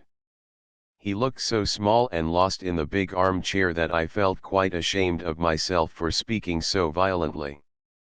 He turned round on the slippery leather and offered me a cigarette. The glow came back to his face. "Well," he said, "as a matter of fact it was both. That is, I was preparing a stage version of my new novel." All the mist had gone now, he was alive at the center, and thoroughly awake. He snapped his case to and put it away before I had taken my cigarette. But, of course, he did not notice that, and held out a lighted match to my lips as though there was something there to light. "No, thanks," I said quickly, fearful that if I asked again for the cigarette the mists would instantly gather once more and the real man disappear. "Won't you really, though?" he said, blowing the match out and forgetting to light his own cigarette at the same time. I did the whole scenario, and most of the first act. There was nothing else to do. It rained all the time, and the place was quiet as the grave a waiter brought him several letters on a tray. He took them automatically. The face clouded a bit. "What'll you have?" he asked absent-mindedly, acting automatically upon the presence of the waiter. "Nothing, thanks." "Nor will I, then." "Oh yes, I will, though I'll have some dry ginger ale." "Here, waiter. Bring me a small dry ginger ale." The waiter, with the force of habit, bent his head questioningly for my order too. "You said," asked my exasperating friend. He was right down in the mist now, and I knew I should never get him up again this side of lunch. I said nothing, thanks. "Nothing, then, for this gentleman," he continued, gazing up at the waiter as though he were some monster seen for the first time, "and for me a dry ginger ale, please." "Yes, sir," said the man, moving off. "Small," the other called after him. "Yes sir, small. And a slice of lemon in it." The waiter inclined his head respectfully from the door. The other turned to me, searching in his perturbed mind. I could tell it by the way his eyes worked for the trail of his vanished conversation. Before he got it, however, he slithered round again on the leather seat towards the door. "A bit of ice too, don't forget." The waiter's head peeped round the corner, and from the movement of his lips I gathered he repeated the remark about the bit of ice. "I did say dry," my friend asked, looking anxiously at me, "didn't I?" "You did. And a bit of lemon. And a slice of lemon. And what are you going to have, then?" "Upon my word, old man, I forgot to ask you." He looked so distressed that it was impossible to show impatience. "Nothing, thanks. You asked me, you know." A pause fell between us. I gave it up. He would talk when he wanted to, but there was no forcing him. It struck me suddenly that he had a rather fagged and weary look for a man who had been spending several weeks at a mountain inn with work he loved. The pity and affection his presence always wakes in me ran a neck-and-neck race. At that center of his, I knew full well, he was ever devising plans for the helping of others, quite as much as creating those remarkable things that issued periodically, ill understood by a sensation-loving public, from the press. A sharp telepathic suspicion flashed through my mind, but before there was time to give it expression in words, up came the waiter with a long glass of ginger ale fizzing on a tray. He handed it to my vague friend, and my vague friend took it and handed it to me. "But it's yours, my dear chap," I suggested. He looked puzzled for a second, and then his face cleared. "I forget what you ordered," he observed softly, looking interrogatively at the waiter and at me. We informed him simultaneously, "Nothing," and the waiter respectfully mentioned the price of the drink. My friend's left hand plunged into his trousers pocket, while his right carried the glass to his lips. Perhaps his left hand did not know what his right was about, or perhaps his mind was too far away to direct the motions of either with safety. Anyhow, the result was deplorable. He swallowed an uncomfortable gulp of air bubbles and ginger and choked over me, over the waiter and tray, over his beard and clothes. The floating lump of ice bobbed up and hit his nose. I never saw a man look so surprised and distressed in my life. I took the glass from him, and when his left hand finally emerged with money he handed it first vaguely to me as though I were the waiter, for which there was no real excuse, since we were not in evening dress. When, at length, order was restored and he was sipping quietly at the remains of the fizzing liquid, he looked up at me over the brim of his glass and remarked, with more concentration on the actual present than he had yet shown, "By the way, you know, I'm going away tomorrow, going abroad for my holiday. Taking a lot of work with me, too, but you've only just come back." I expostulated, with a feeling very like anger in my heart. He shook his head with decision. Evidently that choking had choked him into the living present. He was really up this time, and not likely to go down again. "No, no," he replied, "I been here all the summer in town looking after old Podger. I remembered a dirty, down-at-heel old man I once met at my friend's rooms, a poet who had smothered his splendid talent in drink, and who was always at starvation's door. What in the world was the matter with Podger? D.T. I been nursing him through it. The poor devil nearly went under this time. I've got him into a home down in the country at last, but all August he was well, we thought he was gone. All August. So that was how my friend's summer had been spent. With never a word of thanks probably at that. But your mountain inn beyond Boson. You said, did I? I must be wool gathering," he laughed, with that beautifully tender smile that comes sometimes to his delicate, dreamy face. "That was last year. I spent my holidays last year up there. How stupid of me to get so absurdly muddled." He plunged his nose into the empty glass, waiting for the last drop to trickle out, with his neck at an angle that betrayed the collar to be undone and the tie sadly frayed at the edges. "But all the work you said you did up there, the scenario and the first act and he turned upon me with such sudden energy that I fairly jumped. Then, in a voice that mumbled the first half of his sentence, but shouted the end like a German officer giving instructions involving life or death, I heard, 'But, my dear good fellow, you don't half listen to what I say. All that work, as I told you just now, is what I expect and mean to do when I get up there. Now have you got it clear at last?' He looked me up and down with great energy. By biting the inner side of my lip I kept my face grave. Later we went down to lunch together, and I heard details of the weeks of unselfish devotion he had lavished upon old Podger. I would give a great deal to possess some of the driving power for good that throbs and thrills at the real center of my old friend with the vague manner and the absent-minded surface. But he is a singular contradiction, and almost always misunderstood. I should like to know, too, what Podger thinks. 8 Faith Cure on the channel. A letter from my vague friend was always a source of difficulty, it allowed of so many interpretations contradictory often. But this one was comparatively plain sailing. You said you were going abroad about this time. So am I. Let's go as far as Paris together. Send me a line to above address at once. Thursday or Friday would suit me. Yours, xyzp.si. Enclose PO for that tens. IOU. I received this letter on a Wednesday morning. It was written from the club, but the club address was carefully scored out and no other given. The P.O. was not enclosed.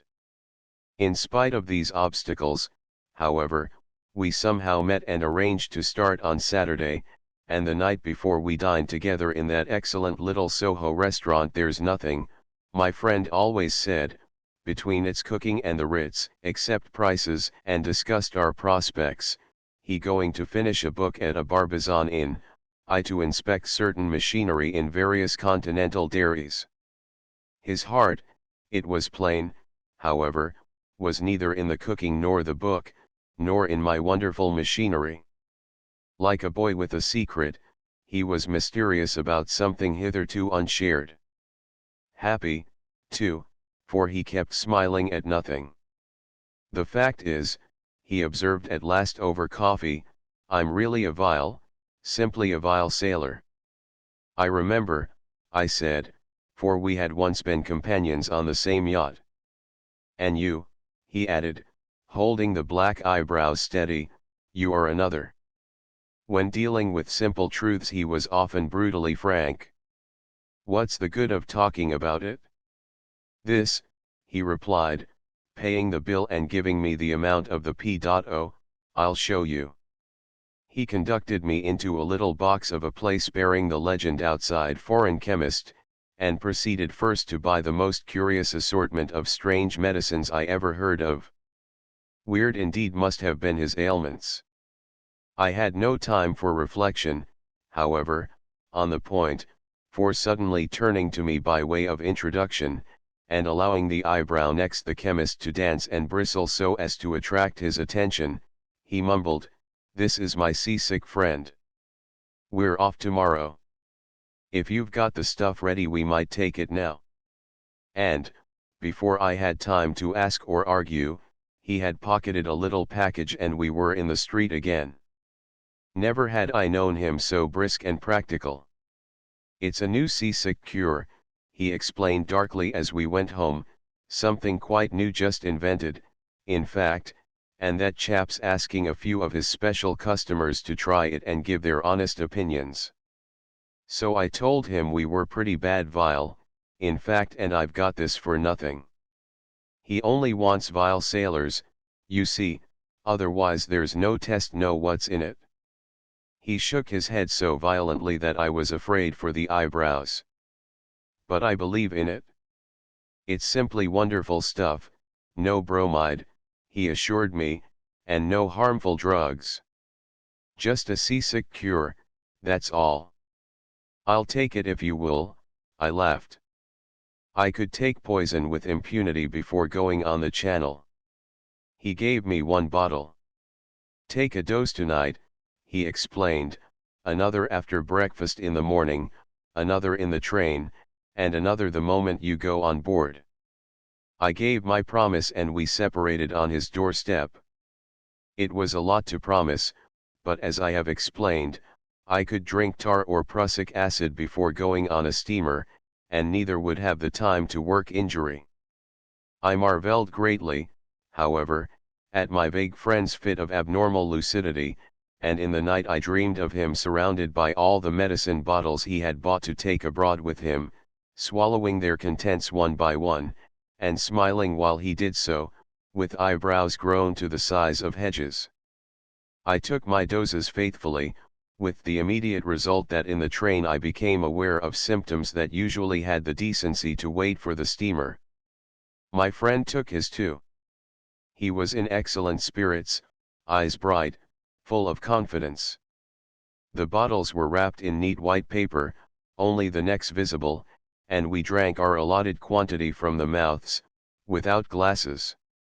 Not much taste, I remarked. Wonderful stuff, he replied. I believe in it absolutely.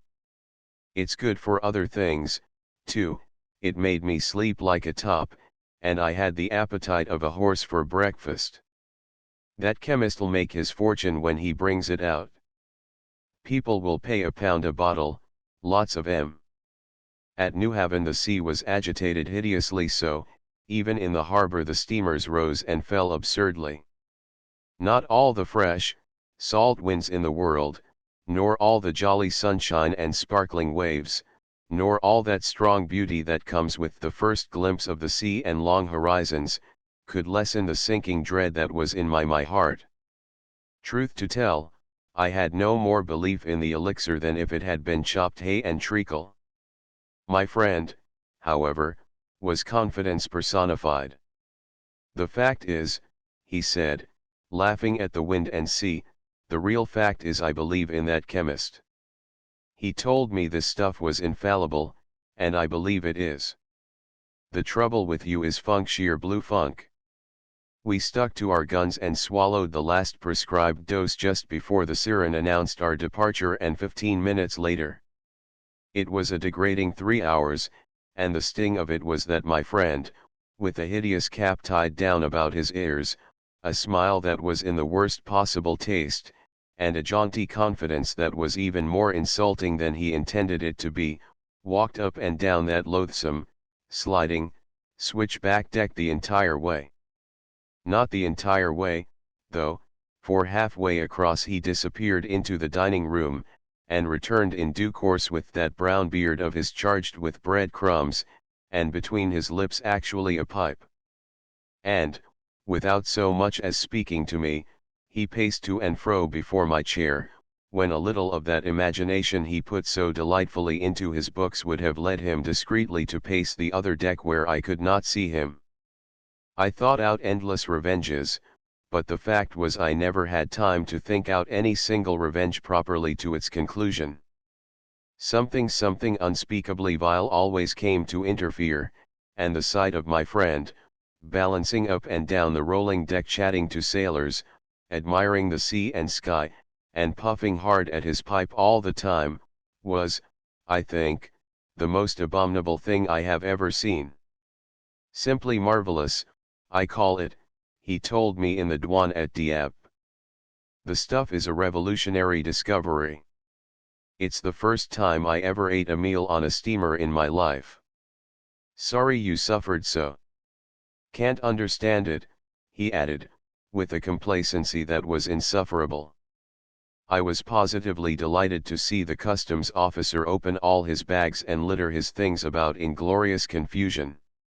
In Paris that night our little hotel was rather full, and we had to share a big 2-bedded room.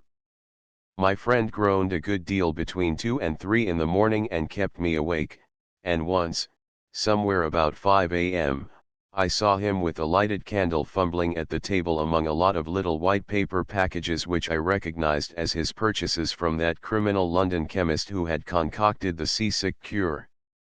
It was at 9 o'clock, however, while he was down at his bath, that I noticed something on the table by his bed that instantly arrested my attention. Regardless of morals, I investigated. It was unmistakable. It was his own bottle of the seasick cure. He had never taken it at all. Then, just as his step sounded in the passage, it flashed across me. He had made one of his usual muddles. He had mistaken the bottle. He had swallowed the contents of some other phial instead. Revenge is sweet, but I felt well again, and no longer harbored any spite. There was just time to hide the bottle in my hand when he entered. "Awful headache I've got," he said. "Can't make out what's wrong with me. Such funny pains, too. After effects of the seasick cure, probably. They'll pass in time," I suggested. But he remained in bed for a day and a night with all the symptoms of mal de mer on land. It was many weeks later when I told him the truth, and showed the bottle to prove it just in time to prevent his telling the chemist, "I have tried your seasick cure and found it absolutely efficacious, etc. What cured you," I said, "was far more wonderful than anything one can buy in bottles. It was faith, sheer faith." "I believe you're right," he replied meekly. "I believed in that stuff absolutely." Then he added, "But, you know, I should like to find out what it was I did take." 9. The Goblin's collection. Dutton accepted the invitation for the feeble reason that he was not quick enough at the moment to find a graceful excuse. He had none of that facile brilliance which is so useful at week-end parties. He was a big, shy, awkward man. Moreover, he disliked these great houses. They swallowed him. The solemn, formidable butlers oppressed him. He left on Sunday night when possible. This time, arriving with an hour to dress, he went upstairs to an enormous room, so full of precious things that he felt like an insignificant item in a museum corridor. He smiled disconsolately as the underling who brought up his bag began to fumble with the lock. But, instead of the sepulchral utterance he dreaded, a delicious human voice with an unmistakable brogue proceeded from the stooping figure. It was positively comforting. "You'll be locked, sir, but maybe ye have the key." And they bent together over the disreputable kit bag, looking like a pair of ants knitting antennae on the floor of some great cave. The giant four-poster watched them contemptuously. Mahogany cupboards wore an air of grave surprise. The gaping, open fireplace alone could have swallowed all his easels almost, indeed, his little studio. This human, Irish presence was distinctly consoling some extra hand or other, thought Dutton, probably. He talked a little with the lad, then, lighting a cigarette, he watched him put the clothes away in the capacious cupboards, noticing in particular how neat and careful he was with the little things. Nail scissors, silver stud box, metal shoehorn, and safety razor, even the bright cigar cutter and pencil sharpener collected loose from the bottom of the bag. All these he placed in a row upon the dressing table with the glass top, and seemed never to have done with it. He kept coming back to rearrange and put a final touch, lingering over them absurdly. Dutton watched him with amusement, then surprise, finally with exasperation. Would he never go? "Thank you," he said at last, "that will do. I'll dress now. What time is dinner?" The lad told him, but still lingered, evidently anxious to say more. "Everything's out, I think," repeated Dutton impatiently, "all the loose things, I mean." The face at once turned eagerly. What mischievous Irish eyes he had, to be sure. "I've put them all together in a row, sir, so that ye'll not be missing anything at all," was the quick reply, as he pointed to the ridiculous collection of little articles, and even darted back to finger them again. He counted them one by one. And then suddenly he added, with a touch of personal interest that was not familiarity, "It's so easy, yes see, sir, to lose them small bright things in this great room." And he was gone. Smiling a little to himself, Dutton began to dress, wondering how the lad had left the impression that his words meant more than they said. He almost wished he had encouraged him to talk. The small bright things in this great room, what an admirable description, almost a criticism. He felt like a prisoner of state in the tower. He stared about him into the alcoves, recesses, deep embrasured windows, the tapestries and huge curtains oppressed him. Next he fell to wondering who the other guests would be, whom he would take in to dinner, how early he could make an excuse and slip off to bed. Then, midway in these desultory thoughts, became suddenly aware of a curiously sharp impression that he was being watched. Somebody, quite close, was looking at him. He dismissed the fancy as soon as it was born, putting it down to the size and mystery of the old-world chamber, but in spite of himself the idea persisted teasingly, and several times he caught himself turning nervously to look over his shoulder. It was not a ghostly feeling, his nature was not accessible to ghostly things. The strange idea, lodged securely in his brain, was traceable, he thought, to something the Irish lad had said grew out, rather, of what he had left unsaid. He idly allowed his imagination to encourage it. Someone, friendly but curious, with inquisitive, peeping eyes, was watching him. Someone very tiny was hiding in the enormous room. He laughed about it, but he felt different. A certain big, protective feeling came over him that he must go gently lest he tread on some diminutive living thing that was soft as a kitten and elusive as a baby mouse. Once, indeed, out of the corner of his eye, he fancied he saw a little thing with wings go fluttering past the great purple curtains at the other end. It was by a window. A bird, or something, outside, he told himself with a laugh, yet moved thenceforth more often than not on tiptoe. This cost him a certain effort, his proportions were elephantine. He felt a more friendly interest now in the stately, imposing chamber. The dressing gong brought him back to reality and stopped the flow of his imagining. He shaved, and laboriously went on dressing. Then, he was slow and leisurely in his movements, like many big men, very orderly, too. But when he was ready to put in his collar stud it was nowhere to be found. It was a worthless bit of brass, but most important, he had only one. 5 minutes ago it had been standing inside the ring of his collar on the marble slab, he had carefully placed it there. Now it had disappeared and left no trail. He grew warm and untidy in the search. It was something of a business for Dutton to go on all fours. Malicious little beast, he grunted, rising from his knees, his hand sore where he had scraped it beneath the cupboard. His trouser crease was ruined, his hair was tumbled. He knew too well the elusive activity of similar small objects. It will turn up again, he tried to laugh, if I pay it no attention. Mal, he abruptly changed the adjective, as though he had nearly said a dangerous thing. Naughty little imp. He went on dressing, leaving the collar to the last.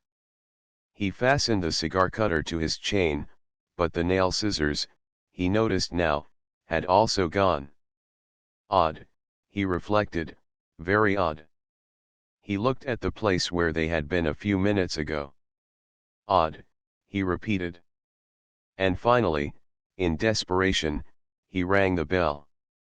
The heavy curtains swung inwards as he said, "Come in answer to the knock, and the Irish boy, with the merry, dancing eyes, stood in the room. He glanced half nervously, half expectantly, about him. "It'll be something ye have lost, sir," he said at once, as though he knew. "I rang," said Dutton, resenting it a little, to ask you if you could get me a collar stud for this evening. Anything will do. He did not say he had lost his own. Someone, he felt, who was listening, would chuckle and be pleased. It was an absurd position. And will it be a stud like this, sir, that ye's wanting?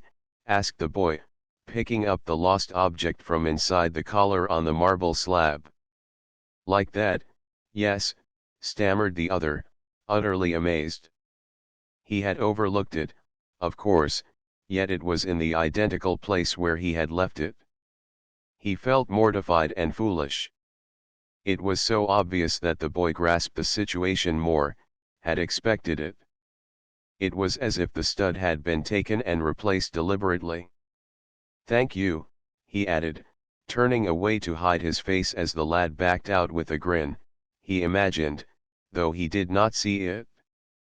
Almost immediately, it seemed, then he was back again, holding out a little cardboard box containing an assortment of ugly bone studs. Dutton felt as if the whole thing had been prepared beforehand. How foolish it was!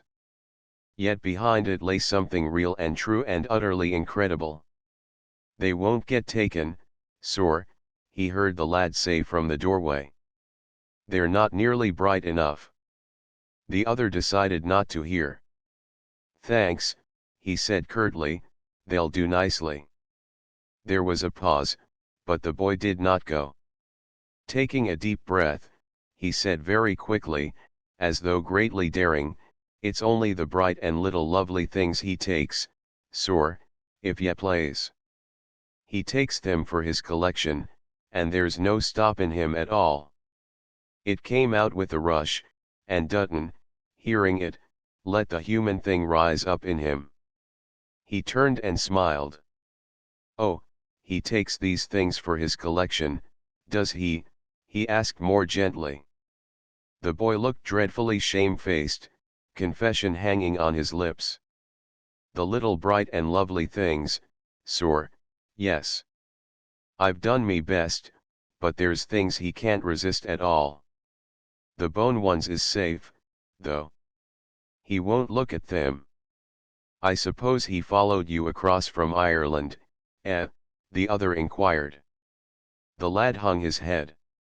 I told Father Madden, he said in a lower voice, but it's not the least bit of good in the world. He looked as though he had been convicted of stealing and feared to lose his place. Suddenly, lifting his blue eyes, he added, but if ye take no notice at all he generally puts everything back in its place agin. He only borrows them, just for a little bit of toim. Pretend ye're not wantin' them at all, sir, and back they'll come presently again, brighter than before maybe. I see, answered Dutton slowly. All right, then, he dismissed him, and I won't say a word downstairs. You needn't be afraid, as the lad looked his gratitude and vanished like a flash, leaving the other with a queer and eerie feeling, staring at the ugly bone studs. He finished dressing hurriedly and went downstairs. He went on tiptoe out of the great room, moving delicately and with care, lest he might tread on something very soft and tiny, almost wounded, like a butterfly with a broken wing. And from the corners, he felt positive, something watched him go. The ordeal of dinner passed off well enough, the rather heavy evening too. He found the opportunity to slip off early to bed. The nail scissors were in their place again. He read till midnight, nothing happened. His hostess had told him the history of his room, inquiring kindly after his comfort. Some people feel rather lost in it, she said, I hope you found all you want, and, tempted by her choice of words the lost and found, he nearly told the story of the Irish lad whose goblin had followed him across the sea and borrowed little bright and lovely things for his collection. But he kept his word, he told nothing, she would only have stared, for one thing. For another, he was bored, and therefore uncommunicative. He smiled inwardly. All that this giant mansion could produce for his comfort and amusement were ugly bone studs, a thieving goblin, and a vast bedroom where dead royalty had slept. Next day, at intervals, when changing for tennis or back again for lunch, the borrowing continued. The little things he needed at the moment had disappeared. They turned up later. To ignore their disappearance was the recipe for their recovery invariably, too, just where he had seen them last. There was the lost object shining in his face, propped impishly on its end, just ready to fall upon the carpet, and ever with a quizzical, malicious air of innocence that was truly goblin. His collar stud was the favorite, next came the scissors and the silver pencil sharpener. Trains and motors combined to keep him Sunday night, but he arranged to leave on Monday before the other guests were up, and so got early to bed. He meant to watch. There was a merry, jolly feeling in him that he had established quasi-friendly relations with the little borrower. He might even see an object go catch it in the act of disappearing. He arranged the bright objects in a row upon the glass-topped dressing table opposite the bed, and while reading kept an eye slyly on the array of tempting bait. But nothing happened. It's the wrong way, he realized suddenly. What a blunderer I am. He turned the light out then. Drowsiness crept over him. Next day, of course, he told himself it was a dream. The night was very still, and through the latticed windows stole faintly the summer moonlight. Outside the foliage rustled a little in the wind. A nightjar called from the fields, and a secret, furry owl made answer from the copse beyond. The body of the chamber lay in thick darkness, but a slanting ray of moonlight caught the dressing table and shone temptingly upon the silver objects. It's like setting a night line, was the last definite thought he remembered when the laughter that followed stopped suddenly, and his nerves gave a jerk that turned him keenly alert. From the enormous open fireplace, gaping in darkness at the end of the room, issued a thread of delicate sound that was softer than a feather. A tiny flurry of excitement, furtive, tentative, passed shivering across the air. An exquisite, dainty flutter stirred the night, and through the heavy human brain upon the great four-poster fled this picture, as from very far away, picked out in black and silver of a wee knight-errant crossing the frontiers of fairyland, high mischief in his tiny, beating heart. Pricking along over the big, thick carpet, he came towards the bed, towards the dressing table, intent upon bold plunder. Dutton lay motionless as a stone, and watched and listened. The blood in his ears smothered the sound a little, but he never lost it altogether. The flicking of a mouse's tail or whiskers could hardly have been more gentle than this sound, more wary, circumspect, discreet, certainly not half so artful. Yet the human being in the bed, so heavily breathing, heard it well. Closer it came, and closer, oh, so elegant and tender, this bold attack of a wee adventurer from another world. It shot swiftly past the bed. With a little flutter, delicious, almost musical, it rose in the air before his very face and entered the pool of moonlight on the dressing table. Something blurred it then, the human sight grew troubled and confused a moment, a mingling of moonlight with the reflections from the mirror, slab of glass, and shining objects obscured clear vision somehow. For a second Dutton lost the proper focus. There was a tiny rattle and a tiny click. He saw that the pencil sharpener stood balanced on the table's very edge. It was in the act of vanishing. But for his stupid blunder then, he might have witnessed more. He simply could not restrain himself, it seems. He sprang, and at the same instant the silver object fell upon the carpet. Of course his elephantine leap made the entire table shake. But, anyhow, he was not quick enough. He saw the reflection of a slim and tiny hand slide down into the mirrored depths of the reflecting sheet of glass deep, deep down, and swift as a flash of light.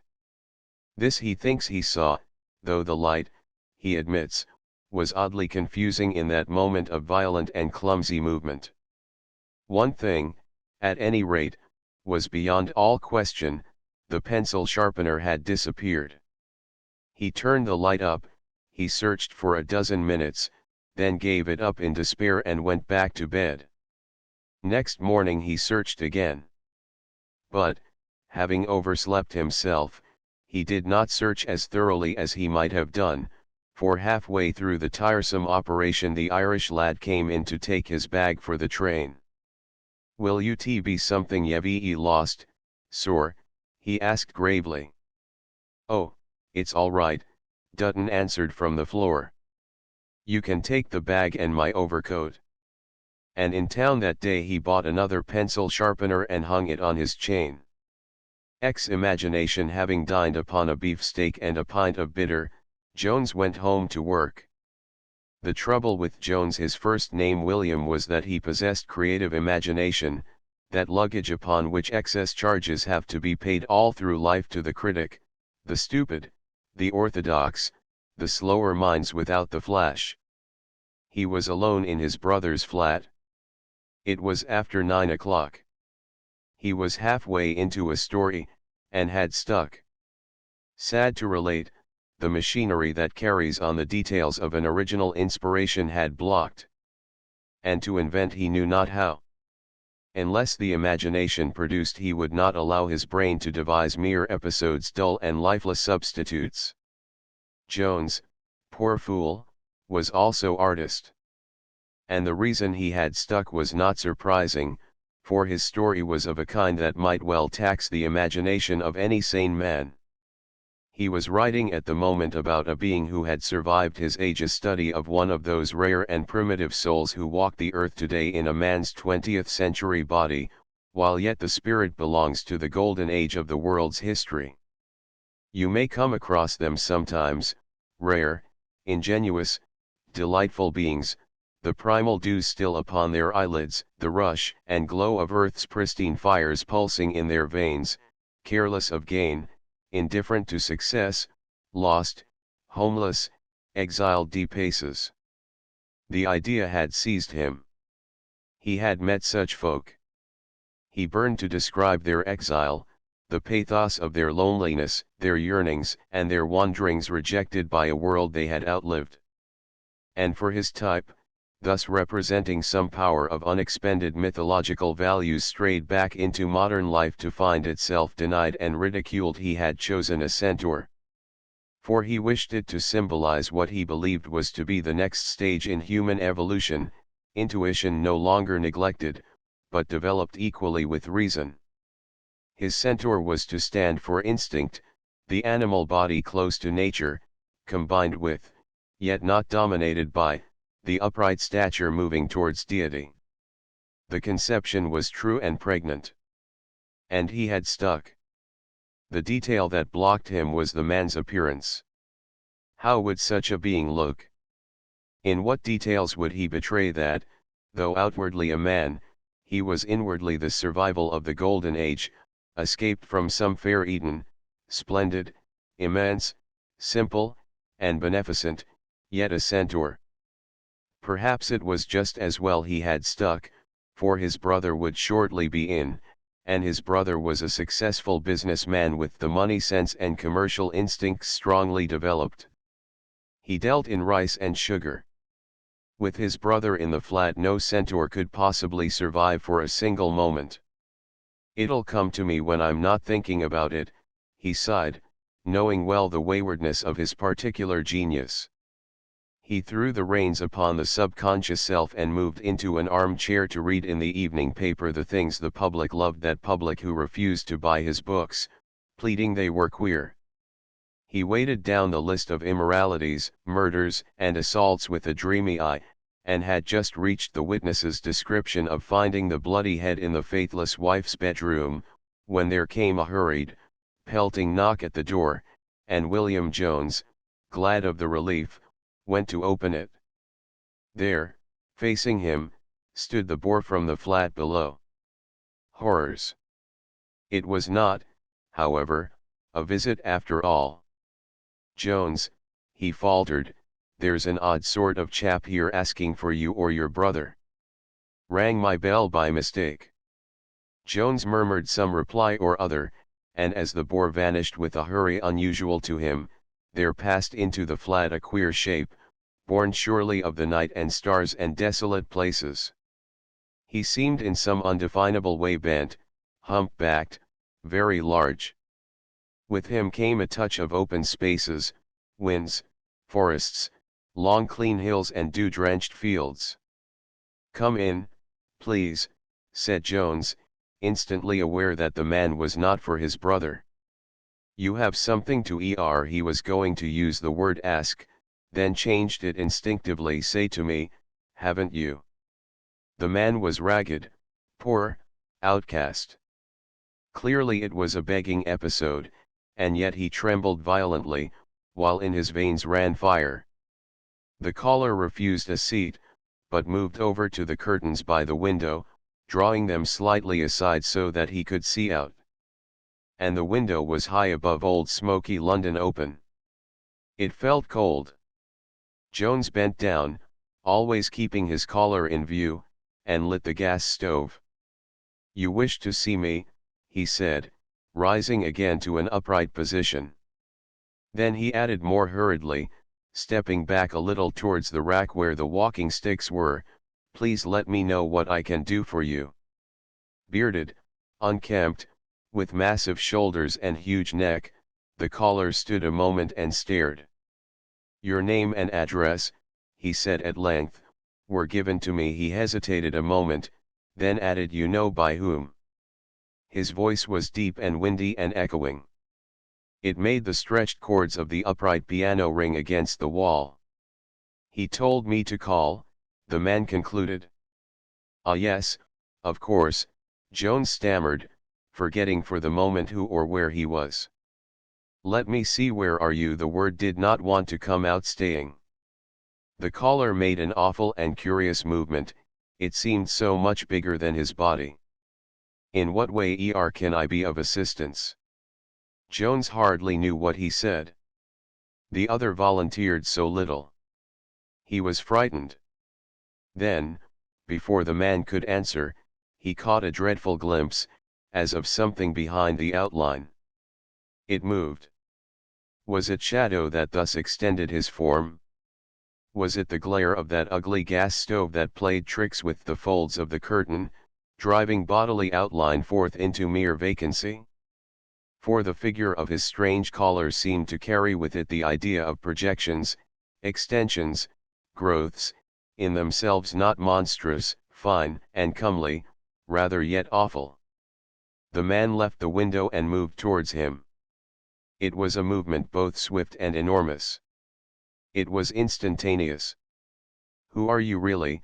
asked Jones, his breath catching, while he went pluckily out to meet him, irresistibly drawn. "And what is it you really want of me?" He went very close to the shrouded form, caught the keen air from the open window behind, sniffed a wind that was not London's stale and weary wind, then stopped abruptly, frozen with terror and delight. The man facing him was splendid and terrific, exhaling something that overwhelmed. "What can I do for you?" whispered Jones, shaking like a leaf. A delight of racing clouds was in him. The answer came in a singular roaring voice that yet sounded far away, as though among mountains. Wind might have brought it down. "There is nothing you can do for me. But, by Chiron, there is something I can do for you." "And that is?" asked Jones faintly, feeling something sweep against his feet and legs like the current of a river in flood. The man eyed him appallingly a moment. "Let you see me," he roared, while his voice set the piano singing again, and his outline seemed to swim over the chairs and tables like a fluid mass. "Show myself to you." The figure stretched out what looked like arms, reared gigantically aloft towards the ceiling, and swept towards him. Jones saw the great visage close to his own. He smelt the odor of caves, riverbeds, hillside space. In another second he would have been lost. His brother made a great rattling as he opened the door. The atmosphere of rice and sugar and office desks came in with him. "Why, Billy, old man, you look as if you'd seen a ghost. You're white." William Jones mopped his forehead. "I been working rather hard," he answered. "Feel tired. Fact is I got stuck in a story for a bit. Too bad. Got it straightened out at last, I hope." "Yes, thanks. It came to me in the end." The other looked at him. "Good," he said shortly. "Rum thing, imagination, isn't it?" And then he began talking about his day's business in tons and tons of food. 11. The invitation. They bumped into one another by the swinging doors of the little Soho restaurant, and, recoiling sharply, each made a half-hearted pretense of lifting his hat. It was French manners, of course, inside. Then, discovering that they were English, and not strangers, they exclaimed, "Sorry," and laughed. "Hello. It's Smith," cried the man with the breezy manner, "and when did you get back?" It sounded as though Smith and you were different persons. "I haven't seen you for months." They shook hands cordially. "Only last Saturday on the Rollatania," answered the man with the pince-nez. They were acquaintances of some standing. Neither was aware of anything in the other he disliked. More positive cause for friendship there was none. They met, however, not infrequently. "Last Saturday." "Did you really?" exclaimed the breezy one, and, after an imperceptible pause which suggested nothing more vital, he added, "And had a good time in America, eh?" "Oh, not bad, thanks, not bad at all." He likewise was conscious of a rather barren pause. "Awful crossing, though," he threw in a few seconds later with a slight grimace. "Ah.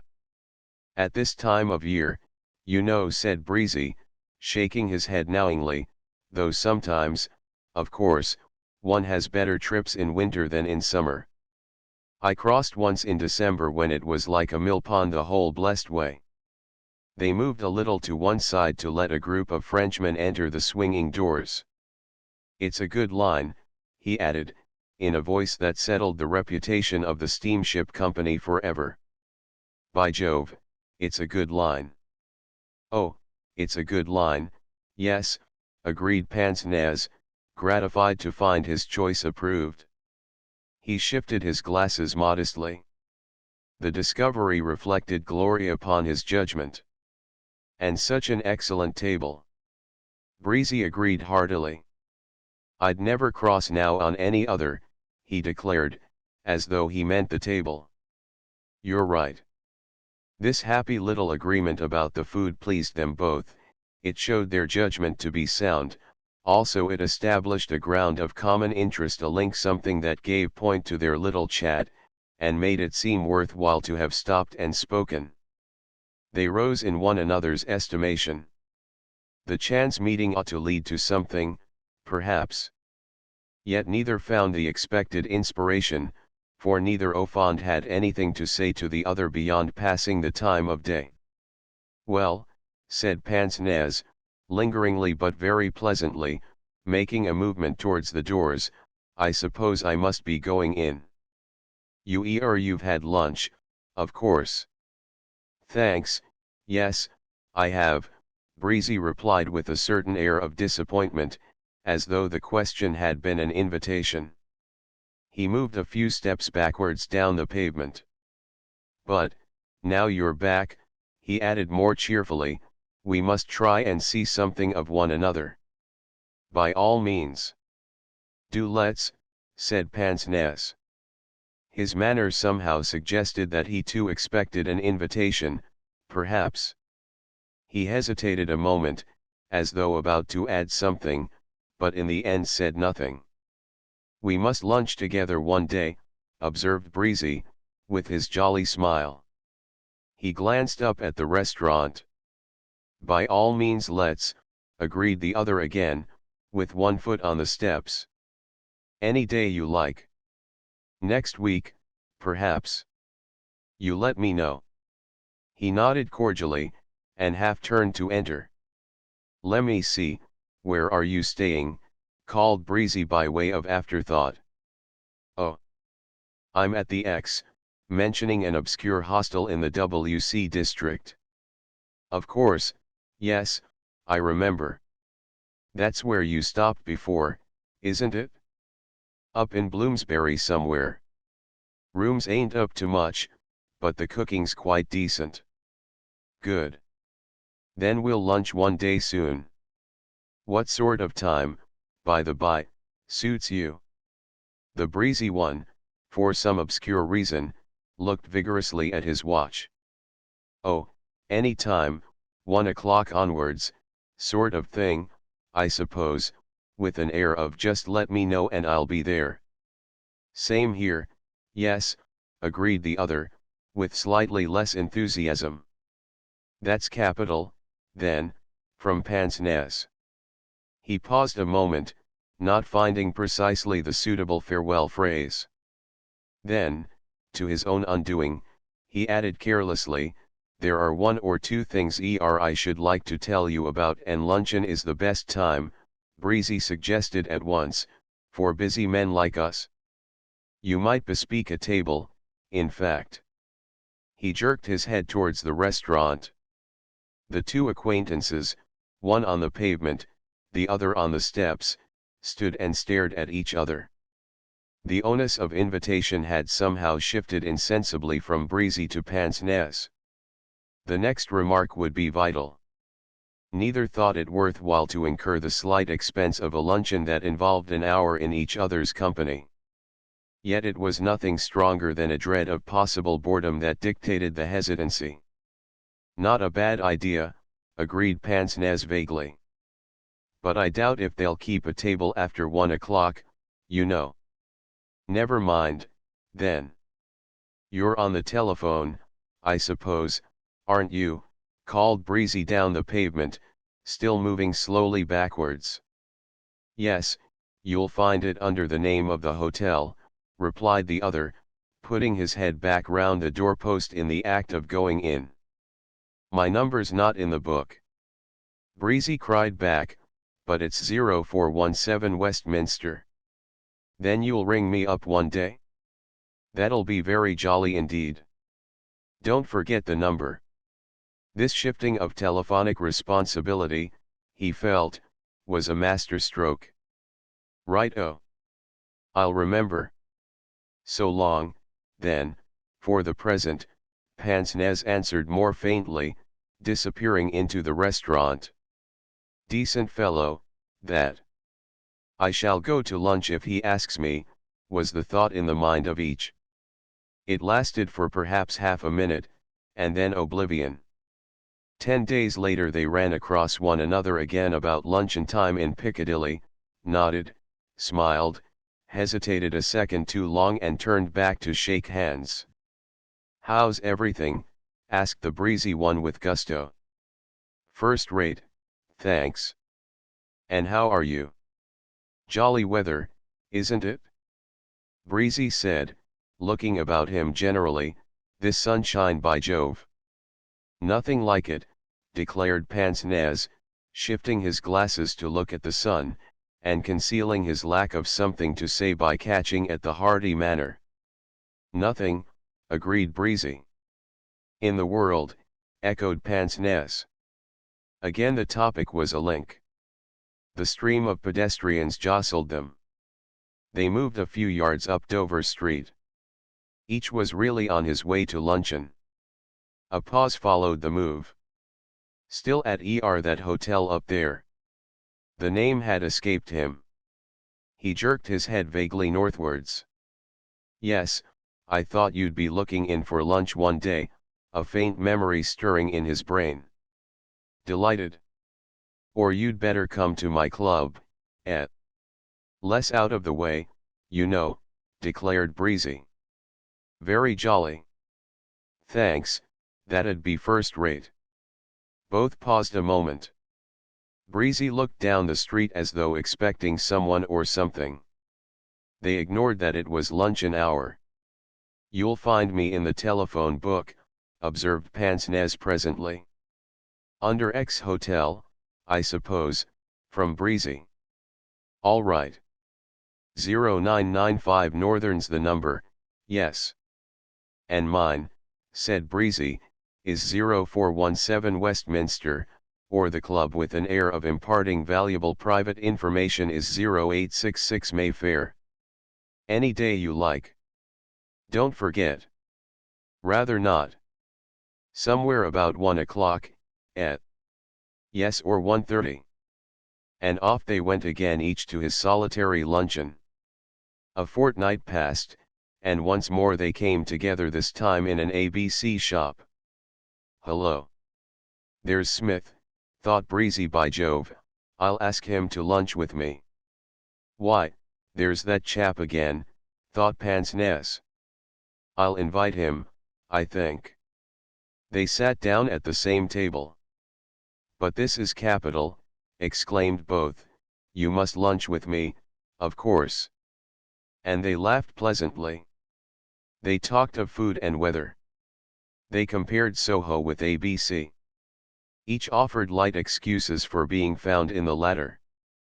"I was in a hurry today, and looked in by the merest chance for a cup of coffee," observed Breezy, ordering quite a lot of things at once, absent-mindedly, as it were.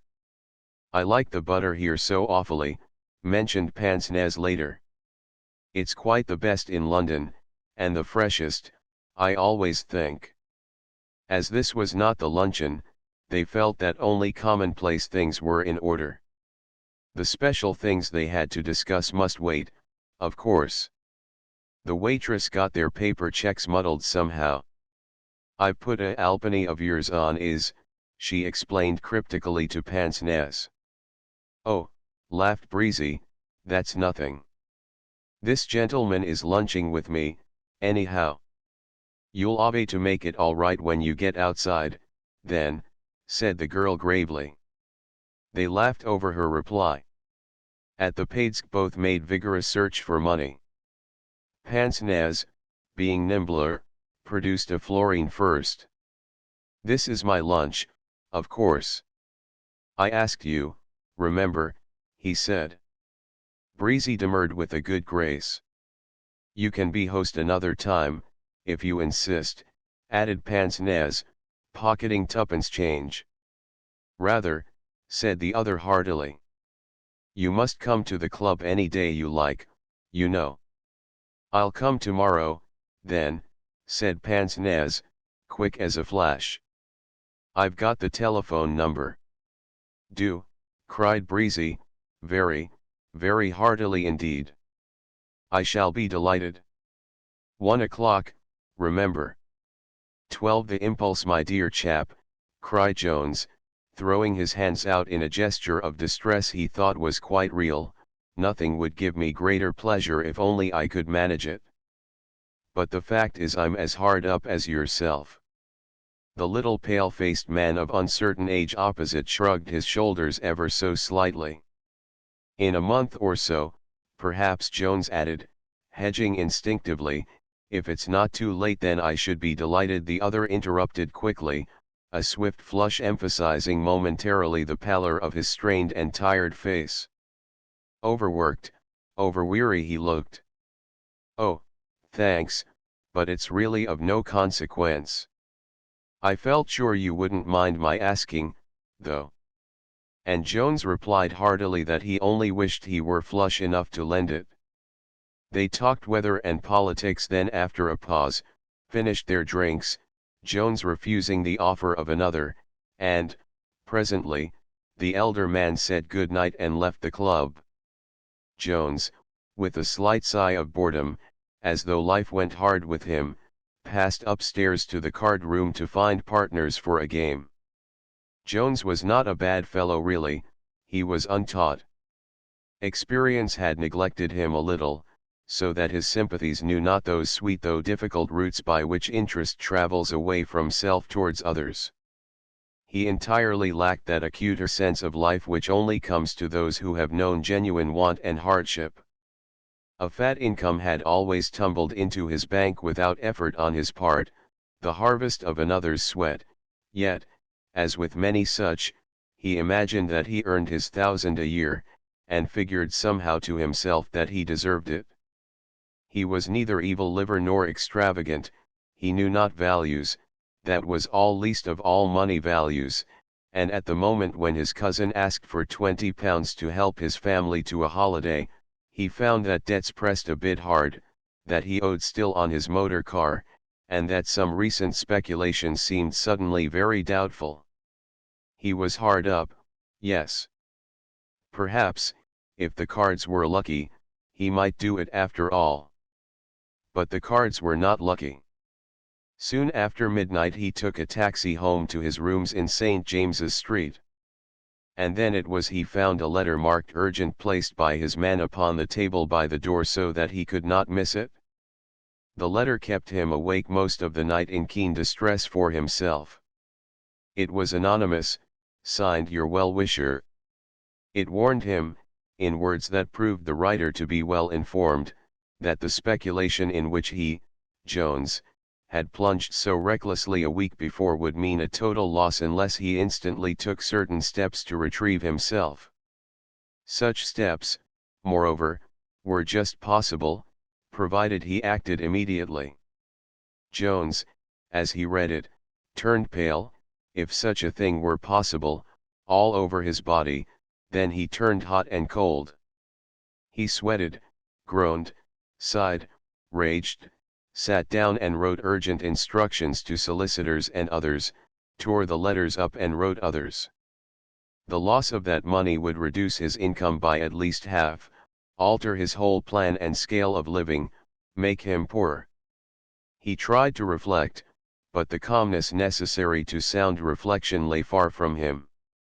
Action was what he needed, but action was just then out of the question, for all the machinery of the world slept: solicitors, company secretaries, influential friends, law courts. The telephone on the wall merely grinned at him uselessly. Sleep was as vain a remedy as the closed and silent banks. There was absolutely nothing he could do till the morning, and he realized that the letters he wrote were futile even while he wrote them and tore them up the next minute. Personal interviews the first thing in the morning, energetic talk and action based upon the best possible advice, were the only form relief could take, and these personal interviews he could obtain even before the letters would be delivered, or as soon. For him that money seemed as good as already lost, and tossing upon his sleepless bed he faced the change of life the loss involved bitterly, savagely, with keen pain, the lowered scale of self-indulgence, the clipped selfishness, restricted pleasures, fewer clothes, cheaper rooms, difficult and closely calculated traveling, and all the rest. It bit him hard, this first grinding of the little wheels of possible development in an ordinary selfish, though not evil, heart. And then it was, as the grey dawn light crept past the blinds, that the sharpness of his pain and the keen flight of his stirred imagination, projecting itself as by these forced marches into new, untried conditions, produced a slight reaction. The swing of the weary pendulum went a little beyond himself. He fell to wondering vaguely, and with poor insight, yet genuinely, what other men might feel, and how they managed on smaller incomes than his own, smaller than his would be even with the loss. Gingerly, tentatively, he snatched fearful glimpses, fearful, they seemed, to him, at least, into the enclosures of these more restricted lives of others. He knew a mild and weak extension of himself, as it were, that fringed the little maps of lives less happy and indulgent than his own. And the novel sensation brought a faint relief. The small, clogged wheels of sympathy acquired faster movement, almost impetus. It seemed as though the heat and fire of his pain, though selfish pain, generated some new energy that made them turn.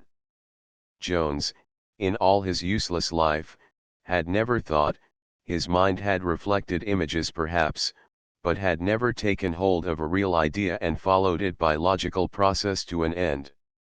His mind was heavy and confused, for his nature, as with so many, only moved to calculated action when a strong enough desire instinctively showed the quickest, easiest way by which 2 and 2 could be made into 4. His reflections upon comparative poverty, the poverty he was convinced now faced him cruelly, were therefore obscure and trivial enough, while wholly honest. Wealth, he divined dimly, was relative, and money represented the value of what is wanted, perhaps of what is needed rather, and usually of what cannot be obtained. Some folk are poor because they cannot afford a second motor car, or spend more than £100 upon a trip abroad, others because the moors and sea are out of reach, others, again, because they are glad of cast-off clothing and only dare the gods one night a week or take the free-standing room at Sunday concerts. He suddenly recalled the story of some little penniless, elderly governess in Switzerland who made her underskirts from the silk of old umbrellas because she liked the frou-frou sound. Again and again this thought for others slipped past the network of his own distress, making his own selfish pain spread wider and therefore less acutely. For even with a mere £500 his life, perhaps, need not be too hard and unhappy. The little wheels moved faster. His pain struck sparks. He saw strange glimpses of a new, far country, a fairer land than he had ever dreamed of, with endless horizons, and flowers, small and very simple, yet so lovely that he would have liked to pick them for their perfume. A sense of joy came for a moment on some soft wind of beauty, fugitive, but sweet. It vanished instantly again, but the vision caught for a moment, too tiny to be measured even by a fraction of a second, had flamed like summer lightning through his heart. It almost seemed as though his grinding selfish pain had burned the dense barriers that hid another world, bringing a light that just flamed above those huge horizons before they died. For they did die, and quickly, yet left behind a touch of singular joy and peace that somehow glowed on through all his subsequent self-pity. And then, abruptly, with a vividness of detail that shocked him, he saw the club smoking room, and the worn face of his cousin close before him, the overworked hack writer, who had asked a temporary £20, a little sum he would assuredly have paid back before the end of the year, a sum he asked, not for himself, but that he might send his wife and children to the sea. Impulse, usually deplored as weakness, may prove first seed of habit. Whether Jones afterwards regretted his unconsidered action may be left unrecorded. Whether he would have regretted it, rather, if the saving of his dreaded loss had not subsequently been effected. As matters stand, he only knew a sense or flattering self-congratulation that he had slipped that letter, the only one he left untorn, into the pillar box at the corner before the sun rose, and that it contained a pink bit of paper that should bring to another the relief he himself had, for the first time in his life, known imaginatively upon that sleepless bed. Before the day was over the letter reached its destination, and his own affairs had been put right. And 2 days later, when they met in the club, and Jones noticed the obvious happiness in the other's eyes and manner, he only answered to his words of thanks, "I wish I could have given it at once. The fact is I found letters on getting home that night which made it possible, you see." But in his heart, as he said it, flamed again quite suddenly the memory of that fair land with endless horizons he had sighted for a second, and the sentence that ran unspoken through his mind was, "By Jove, that's something I must do again. It's worth it." 13 Her birthday. It was her birthday on the morrow, and I set forth to find a suitable and worthy present. My means, judged by the standards of the big merchants, seemed trivial, yet, could I but discover the right gift, no matter how insignificant, I felt sure that it would please her, and so make me doubly happy. And the kind of gift I already knew, for I had a specimen of it in my humble lodgings, only of so poor a type that I was ashamed to offer it. I must find somewhere a much, much better one, if possible, perfect and without a single flaw. I went, therefore, into the great shops and saw 1,000 wonderful and lovely things. So particular was I, however, and so difficult to suit, that I wearied the salesfolk, and began to feel despondent. All that they showed me was so wrong, so cheap.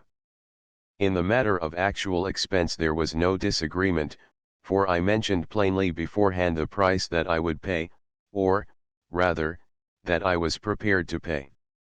But in the nature and quality of the goods there was no satisfying me at all. Everything that they spread before my eyes seemed ordinary, trifling, even spurious. Marvelously fashioned, and of the most costly description, they yet seemed somewhere counterfeit. The goods were sham. Already she possessed far better.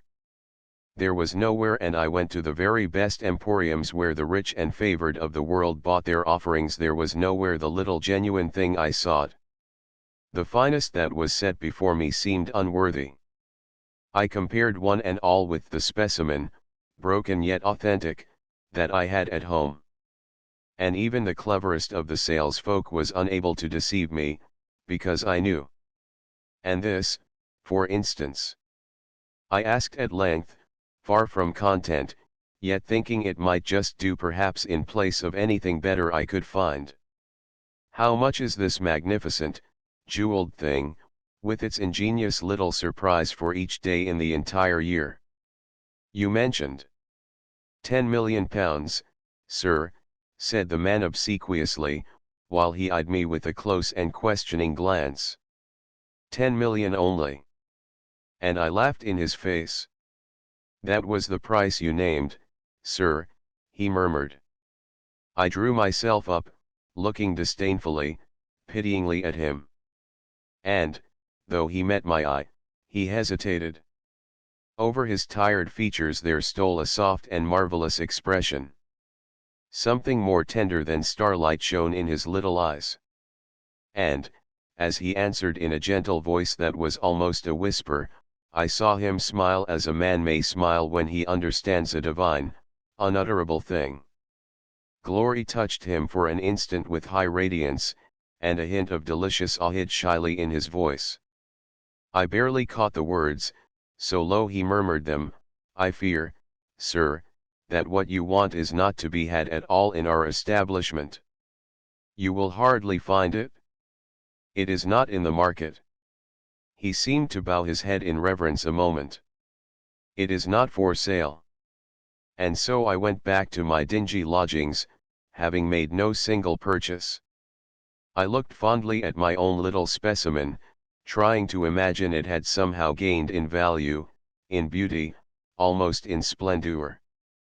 At least, I said to myself, it is not spurious. It is real. And, sitting down to my table, I dipped my broken pen into a penny bottle of inferior ink, and began my birthday letter. This is your birthday, dear, and I send you all my love. Being young, I underline the words describing my little present, thinking to increase its value thus. But I did not complete the sentence, for there was another thing that I must find to send her, or she would be disappointed. And a birthday comes but once a year. But, again, though I already possessed a tiny specimen of this other thing I sought, it did not seem to me nearly good enough to offer. Though genuine, it was worn by frequent use. Its luster had dimmed a little, for I touched it daily. It seemed too ordinary and common for a special present.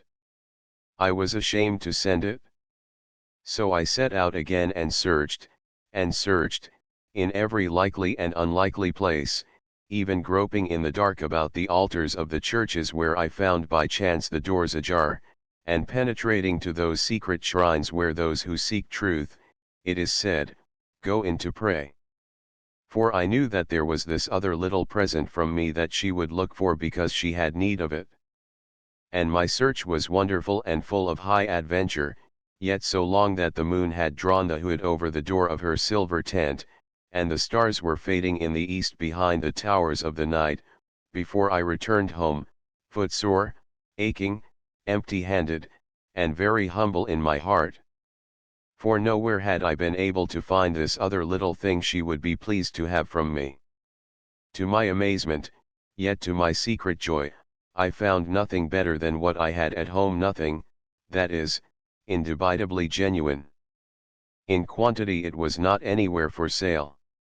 It was more rare than I had guessed, and I felt delicious triumph in me. I sat down, humble, reverent, but incommunicably proud and happy, to my unfinished letter. Unless I posted it immediately, she would not get it when she woke upon her birthday morning. I finished it. I posted it just as it was, brief, the writing a little shaky, the paper cheap, blot, smudge, and all, and my worship.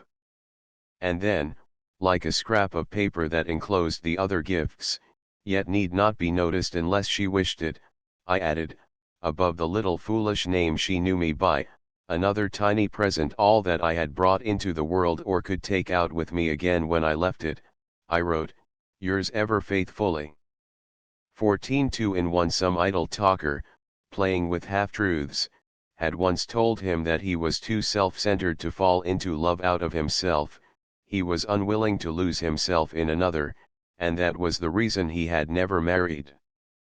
But Le Maître was not really more of an egoist than is necessary to make a useful man. A too selfless person is ever ineffective. The suggestion, nevertheless, had remained to distress, for he was no great philosopher, merely a writer of successful tales, tales of wild nature chiefly. The human interest, a publisher's term, was weak. The great divine enigma of an undeveloped soul, certainly of a lover's or a woman's soul, had never claimed his attention enough, perhaps. He was somewhat too much detached from human life. Nature had laid so powerful a spell upon his heart. I hope she won't be late, ran the practical thought across his mind as he waited that early Sunday morning in the great central station, and reflected that it was the cleanest, brightest, and most airy terminus of all London. He had promised her the whole day out, a promise somewhat long neglected. He was not conscious of doing an unselfish act, yet on the whole, probably, he would rather or just as soon have been alone. The air was fragrant, and the sunshine blazed in soft white patches on the line. The maddening loveliness of an exceptional spring danced everywhere into his heart. Yes, he rather wished he were going off into the fields and woods alone, instead of with her. Only she was really a dear person, more, far more now, than secretary and typist, more, even, than the devoted girl who had nursed him through that illness. A friend she was, the years of their working together had made her that, and she was wise and gentle. Oh, yes, it would be delightful to have her with him. How she would enjoy the long sunny day. Then he saw her coming towards him through the station.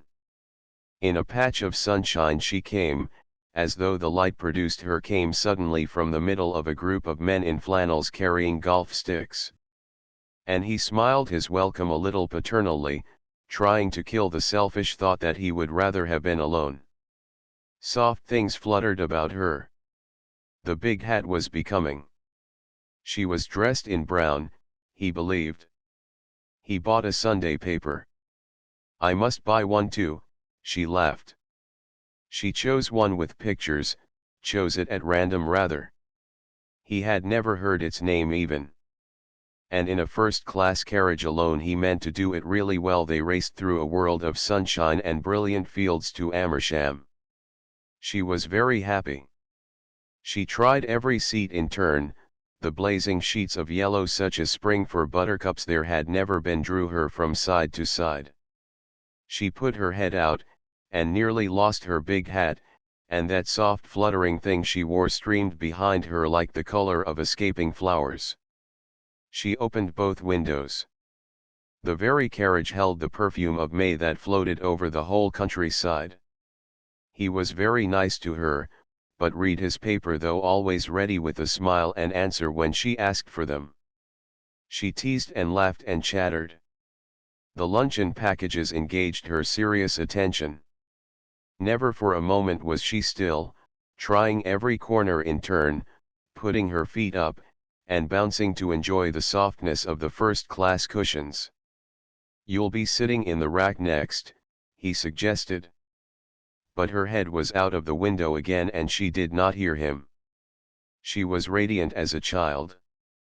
His paper interested him, book reviews or something. "I've asked you that 3 times, you know, already," he heard her laughing opposite. And with a touch of shame he tossed the paper through the window. There. I'd quite forgotten her again, he thought, with a touch of shame. I must pull myself together. For it was true. He had for the moment more than once forgotten her existence, just as though he really were alone. Together they strolled down through the beechwood towards Amersham, he forever dropping the luncheon packages, which she picked up again and tried to stuff into his pockets. For she refused to carry anything at all. "It's my day out, not yours, remember. I do no work today." And he caught her happiness, pausing to watch her while she picked flowers and leaves and all the rest, and disentangling without the least impatience that soft fluttering thing she wore when it caught in thorns, and even talking with her about this wild spring glory as though she were just the companion that he needed out of all the world. He no longer felt quite so conscious of her objective presence as at first. In the train, for instance, he had felt so vividly aware that she was there. Alternately he had forgotten and remembered her presence. Now it was better. They were more together, as it were. "I wish I were alone," he thought once more as the beauty of the spring called to him tumultuously and he longed to lie and dream it all, unhampered by another's presence. Then, even while thinking it, he realized that he was alone. It was curious. This happened even in their first wood when they went downhill into Amersham. As they left it and passed again into the open it came. And on its heels, as he watched her moving here and there, light-footed as a child or nymph, there came this other instinctive thought: "I wish I were 10 years younger than I am." The first time in all his life, probably, that such a thought had ever bothered him. Apparently he said it aloud, laughingly, as he watched her dancing movements. For she turned and ran up to his side quickly, her little face quite grave beneath the big hat's rim. "You are?" That answer struck him as rather wonderful. Who was she after all? And in Amersham they hired from the Griffin a rickety old cart, drawn by a still more rickety horse, to drive them to Penn's Woods. She, with her own money, bought stone bottle ginger beer 2 bottles. It made her day complete to have those bottles, though unless they had driven she would have done without them. The street was deserted, drenched in blazing sunshine. Rooks were cawing in the elms behind the church. Not a soul was about as they crawled away from the houses and passed upwards between hedges smothered in cow parsley over the hill. She had kept her picture paper. It lay on her lap all the way. She never opened it or turned a single page, but she held it in her lap. They drove in silence. The old man on the box was like a faded, weather-beaten farmer dressed in somebody else's cast-off Sunday coat. He flicked the horse with a tattered whip. Sometimes he grunted. Plover rose from the fields, cuckoos called, butterflies danced sideways past the carriage, eyeing them, and, as they passed through Penn Street, Le Maitre started suddenly and said something. For, again, he had quite forgotten she was there. "What a selfish beast I am! Why can't I forget myself and my own feelings, and look after her and make her feel amused and happy? It's her day out, not mine." This, somehow, was the way he put it to himself, just as any ordinary man would have put it. But, when he turned to look at her, he received a shock. Here was something new and unexpected. With a thud it dropped down into his mind crash. For at the sound of his voice she looked up confused and startled into his face. She had forgotten him.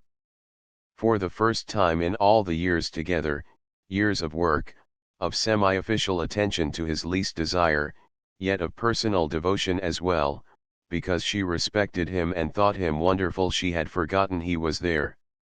She had forgotten his existence beside her as a separate person. She, too, had been alone. It was here, perhaps, he first realized this singular thing that set this day apart from every other day that he had ever known.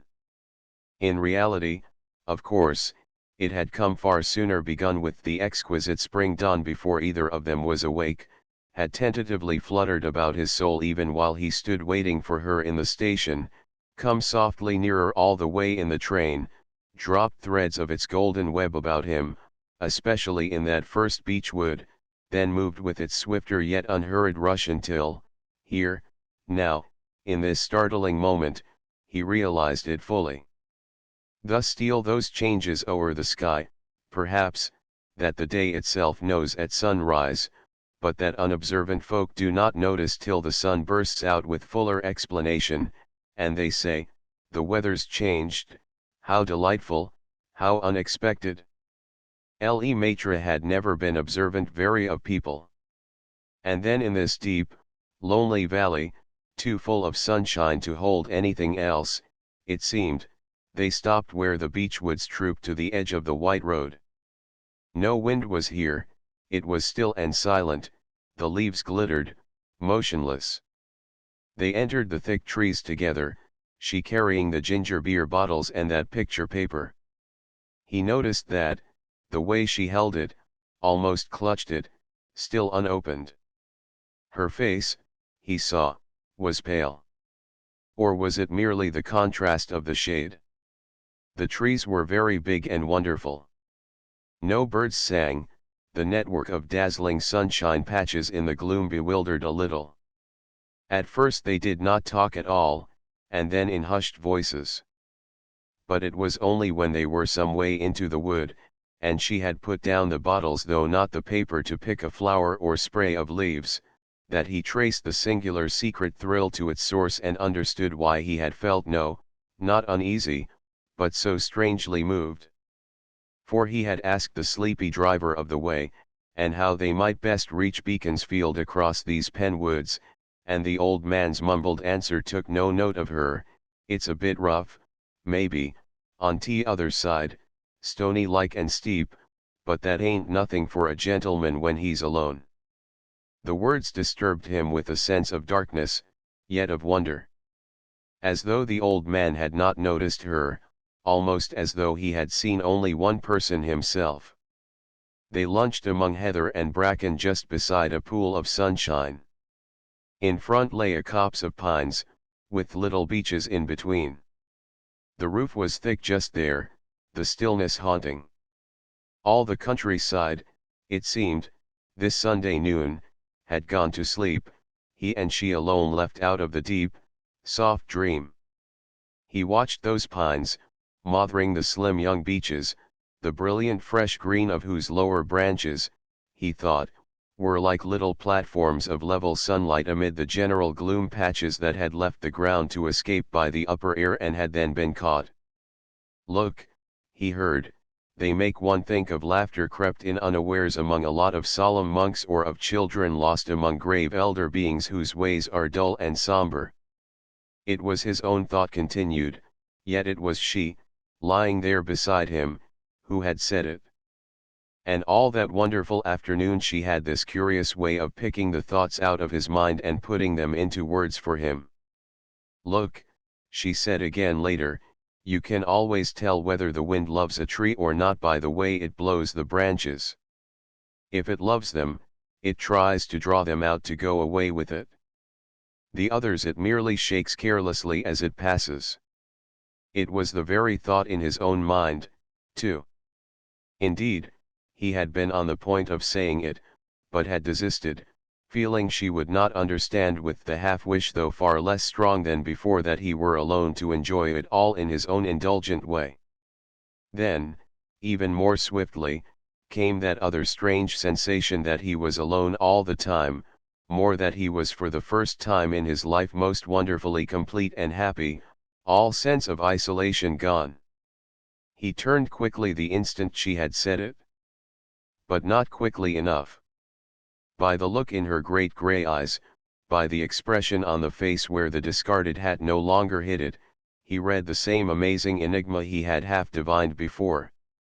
She, too, was alone. She had forgotten him again, forgotten his presence, radiant and happy without him, enjoying herself in her own way. She had merely uttered her delightful thought aloud, as if speaking to herself. How the afternoon, with its long sunny hours, passed so quickly away, he never understood, nor how they made their way eventually to Beaconsfield through other woods and over other meadows. He remembers only that the whole time he kept forgetting that she was with him, and then suddenly remembering it again. And once on the grass, when they rested to drink the cold tea from his rather musty flask, he lit his pipe, and after a bit he dozed. He actually slept, for 10 minutes at her side. Yes, he slept. He heard her laughing at him, but the laughter was faint and very far away. It might just as well have been the wind in the cow parsley that said, "If you sleep, I shall change you while you sleep." And for some minutes after he woke again, it hardly seemed queer to him that he did not see her, for when he noticed her coming towards him from the hedgerow, her arms full of flowers and things, he only thought, "Oh, there she is," as though her absence, or his own absence in sleep, were not quite the common absences of the world. And he remembered that on the walk to the village her shoe hurt her, and he offered to carry her, and that then she took her shoe off and ran along the grass beside the lane the whole way. But it was at the inn where they had their supper that the oddest thing of all occurred, for the deaf and rather stupid servant girl would insist on laying the table on the lawn for one. "Oh, expectin' someone, are yer?" she said at last. "Is that it, and so brought plates and knives for two?" The girl never once looked at his companion, almost as though she did not see her and seemed unaware of her presence. Le Maître began to feel that he was dreaming. This was a dream country, where the people had curious sight. He remembered the driver. In the dusk they made their way to the station. They spoke no word. He kept losing sight of her. Once or twice he forgot who he was. But the whole amazing thing blazed into him most strongly, showing how it had seized upon his mind, when he stood before the ticket window and hesitated for a second how many tickets he should buy. He stammered at length for 2 first class, but he was absurdly flustered for a second. It had actually occurred to him that they needed only 1 ticket. And suddenly in the train he understood, and his heart came up in his throat. They were alone. He turned to her where she lay in the corner, feet up, weary, crumpled among the leaves and flowers she had gathered. Like a hedgerow flower she looked, tired by the sunshine and the wind. In one hand was the picture paper, still unopened and unread, symbol of everyday reality. She was dozing certainly, if not actually asleep. So he woke her with a touch, calling her name aloud. There were no words at first. He looked at her, coming up very close to do so, and she looked back at him straight into his eyes, just as she did at home when they were working and he was explaining something important. And then her own eyes dropped, and a deep blush spread over all her face. "I wasn't asleep really," she said, as he took her at last into his arms. "I was wondering when you'd find out." "Come to myself, you mean?" he asked tremblingly. "Well," she hesitated, as soon as she got breath, "that I am yourself and that you are me. Of course, we're really only one. I knew it years and years ago, 15 ancient lights from Southwater, where he left the train. The road led due west. That he knew, for the rest he trusted to luck, being one of those born walkers who dislike asking the way. He had that instinct, and as a rule it served him well. A mile or so due west along the sandy road till you come to a stile on the right, then across the fields. You'll see the red house straight before you. He glanced at the postcard's instructions once again, and once again he tried to decipher the scratched-out sentence without success. It had been so elaborately inked over that no word was legible. Inked-out sentences in a letter were always enticing. He wondered what it was that had to be so very carefully obliterated. The afternoon was boisterous, with a tearing, shouting wind that blew from the sea, across the Sussex Weald. Massive clouds with rounded, piled-up edges, cannoned across gaping spaces of blue sky. Far away the line of downs swept the horizon, like an arriving wave. Shanktonbury Ring rode their crest a scudding ship, hull down before the wind. He took his hat off and walked rapidly, breathing great draughts of air with delight and exhilaration. The road was deserted, no horsemen, bicycles, or motors, not even a tradesman's cart, no single walker. But anyhow he would never have asked the way. Keeping a sharp eye for the stile, he pounded along, while the wind tossed the cloak against his face, and made waves across the blue puddles in the yellow road. The trees showed their under leaves of white. The bracken and the high new grass bent all one way.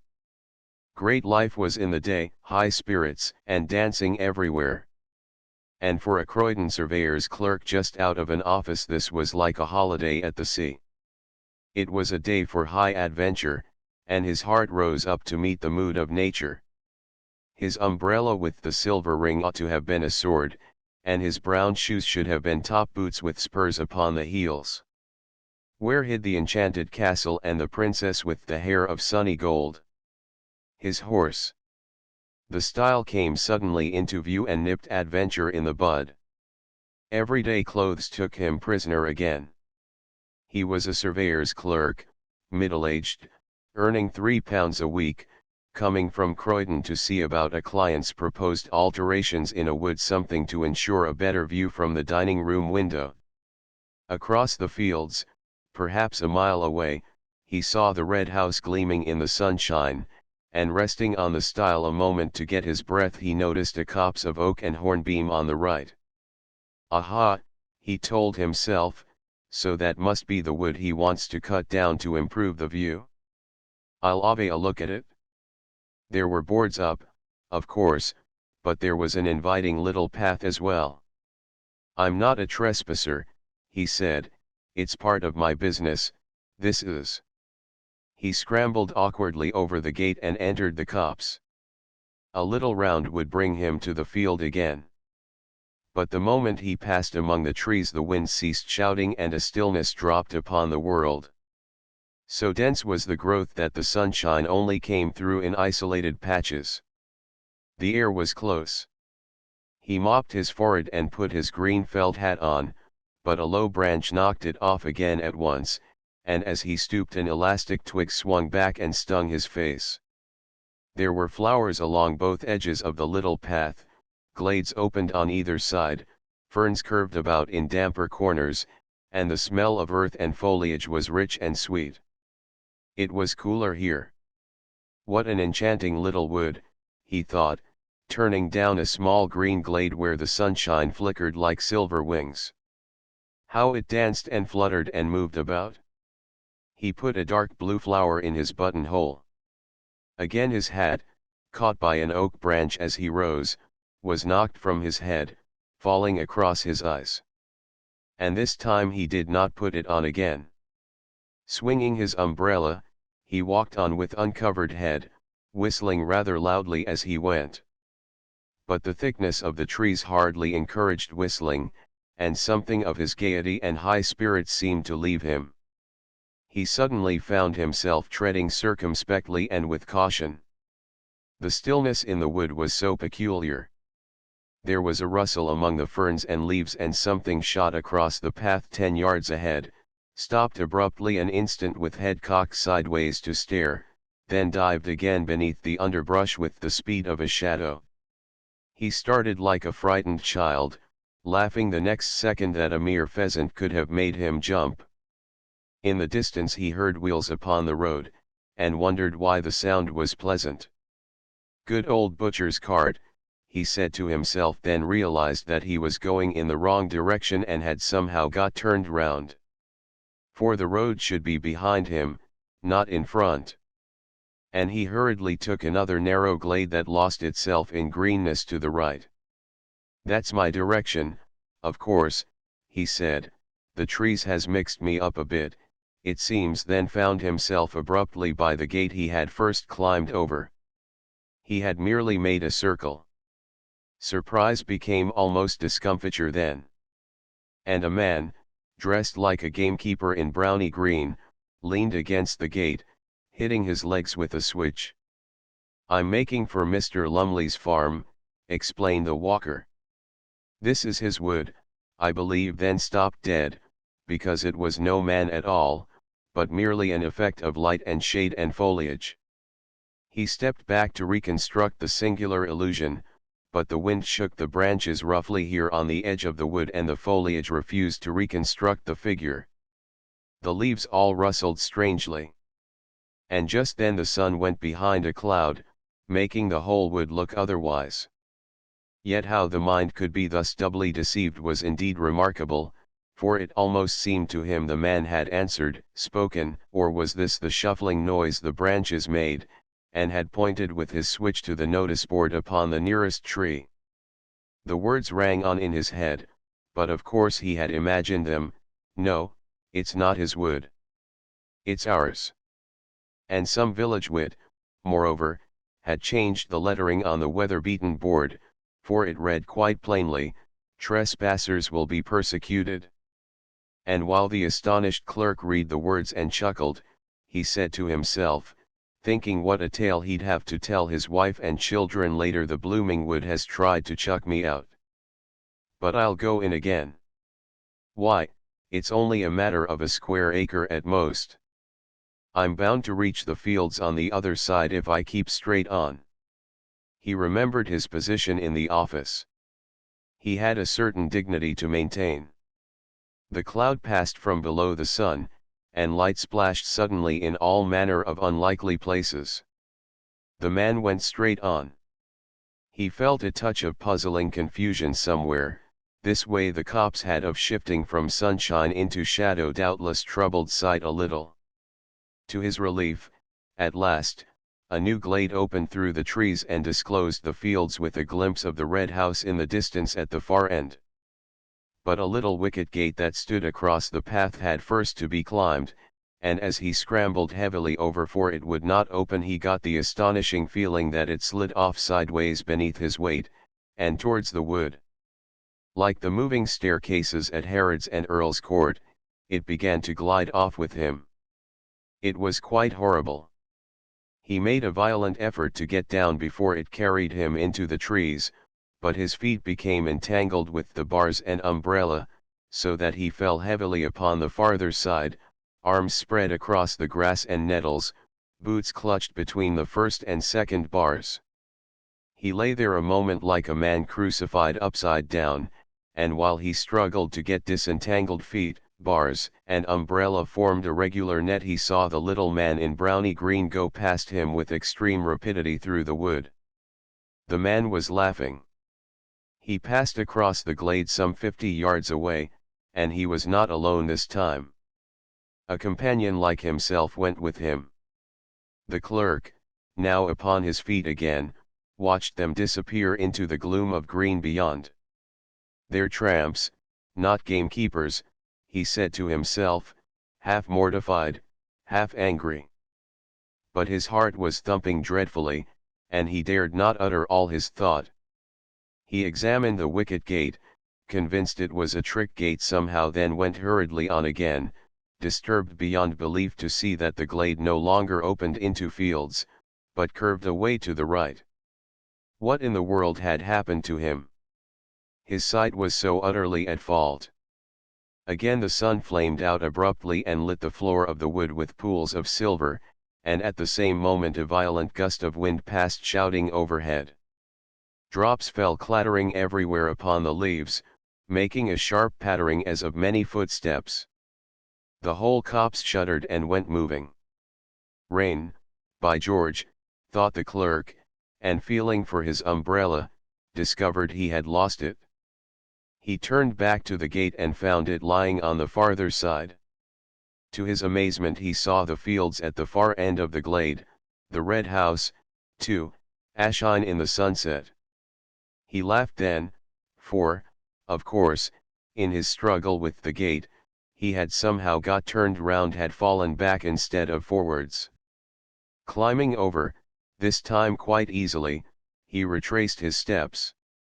The silver band, he saw, had been torn from the umbrella. No doubt his foot, a nail, or something had caught in it and ripped it off. The clerk began to run, he felt extraordinarily dismayed.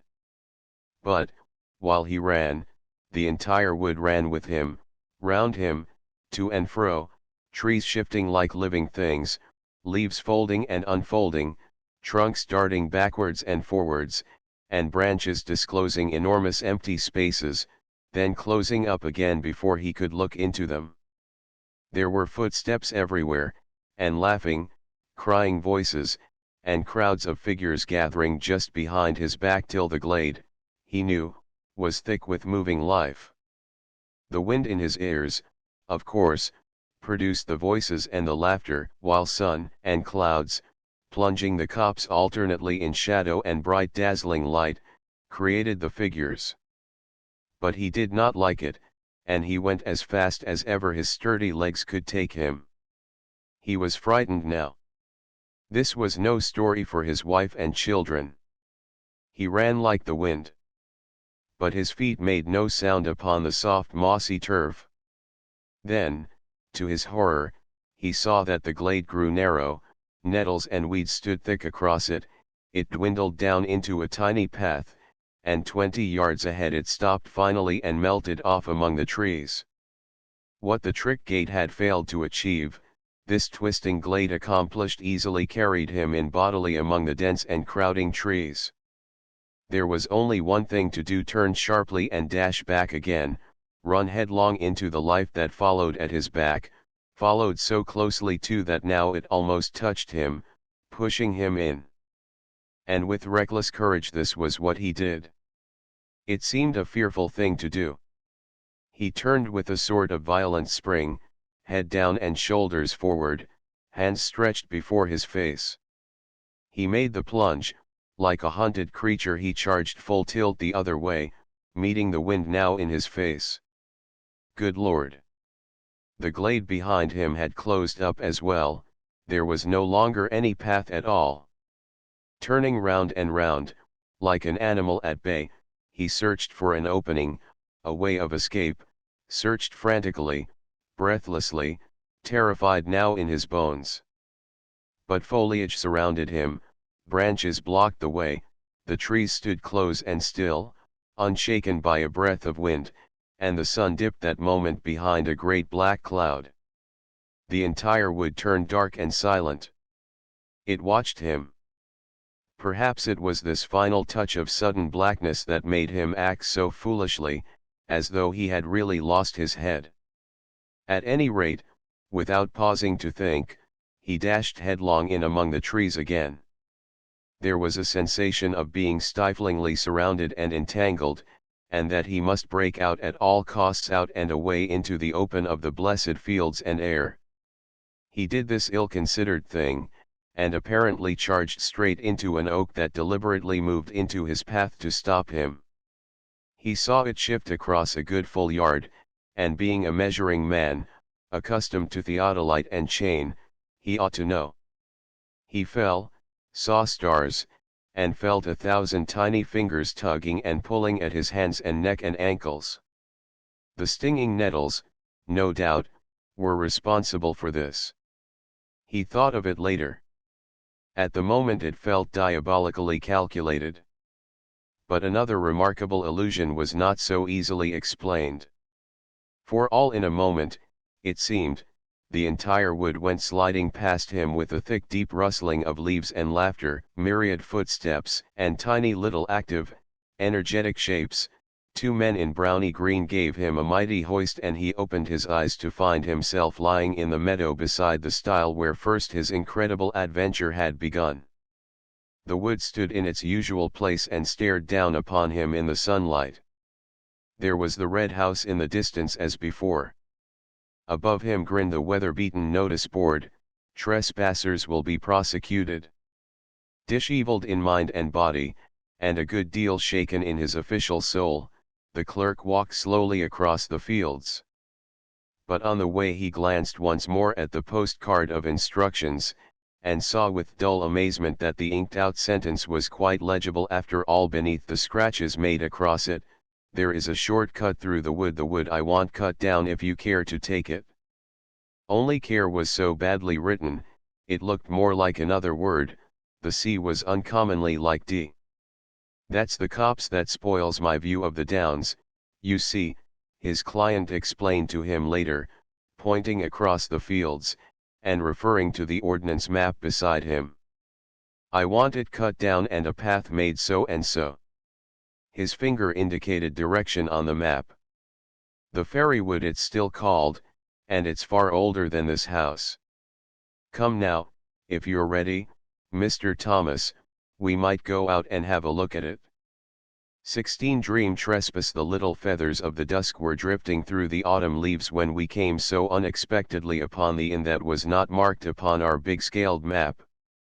And most opportunely, for Duckamune, my friend, was clearly overtired.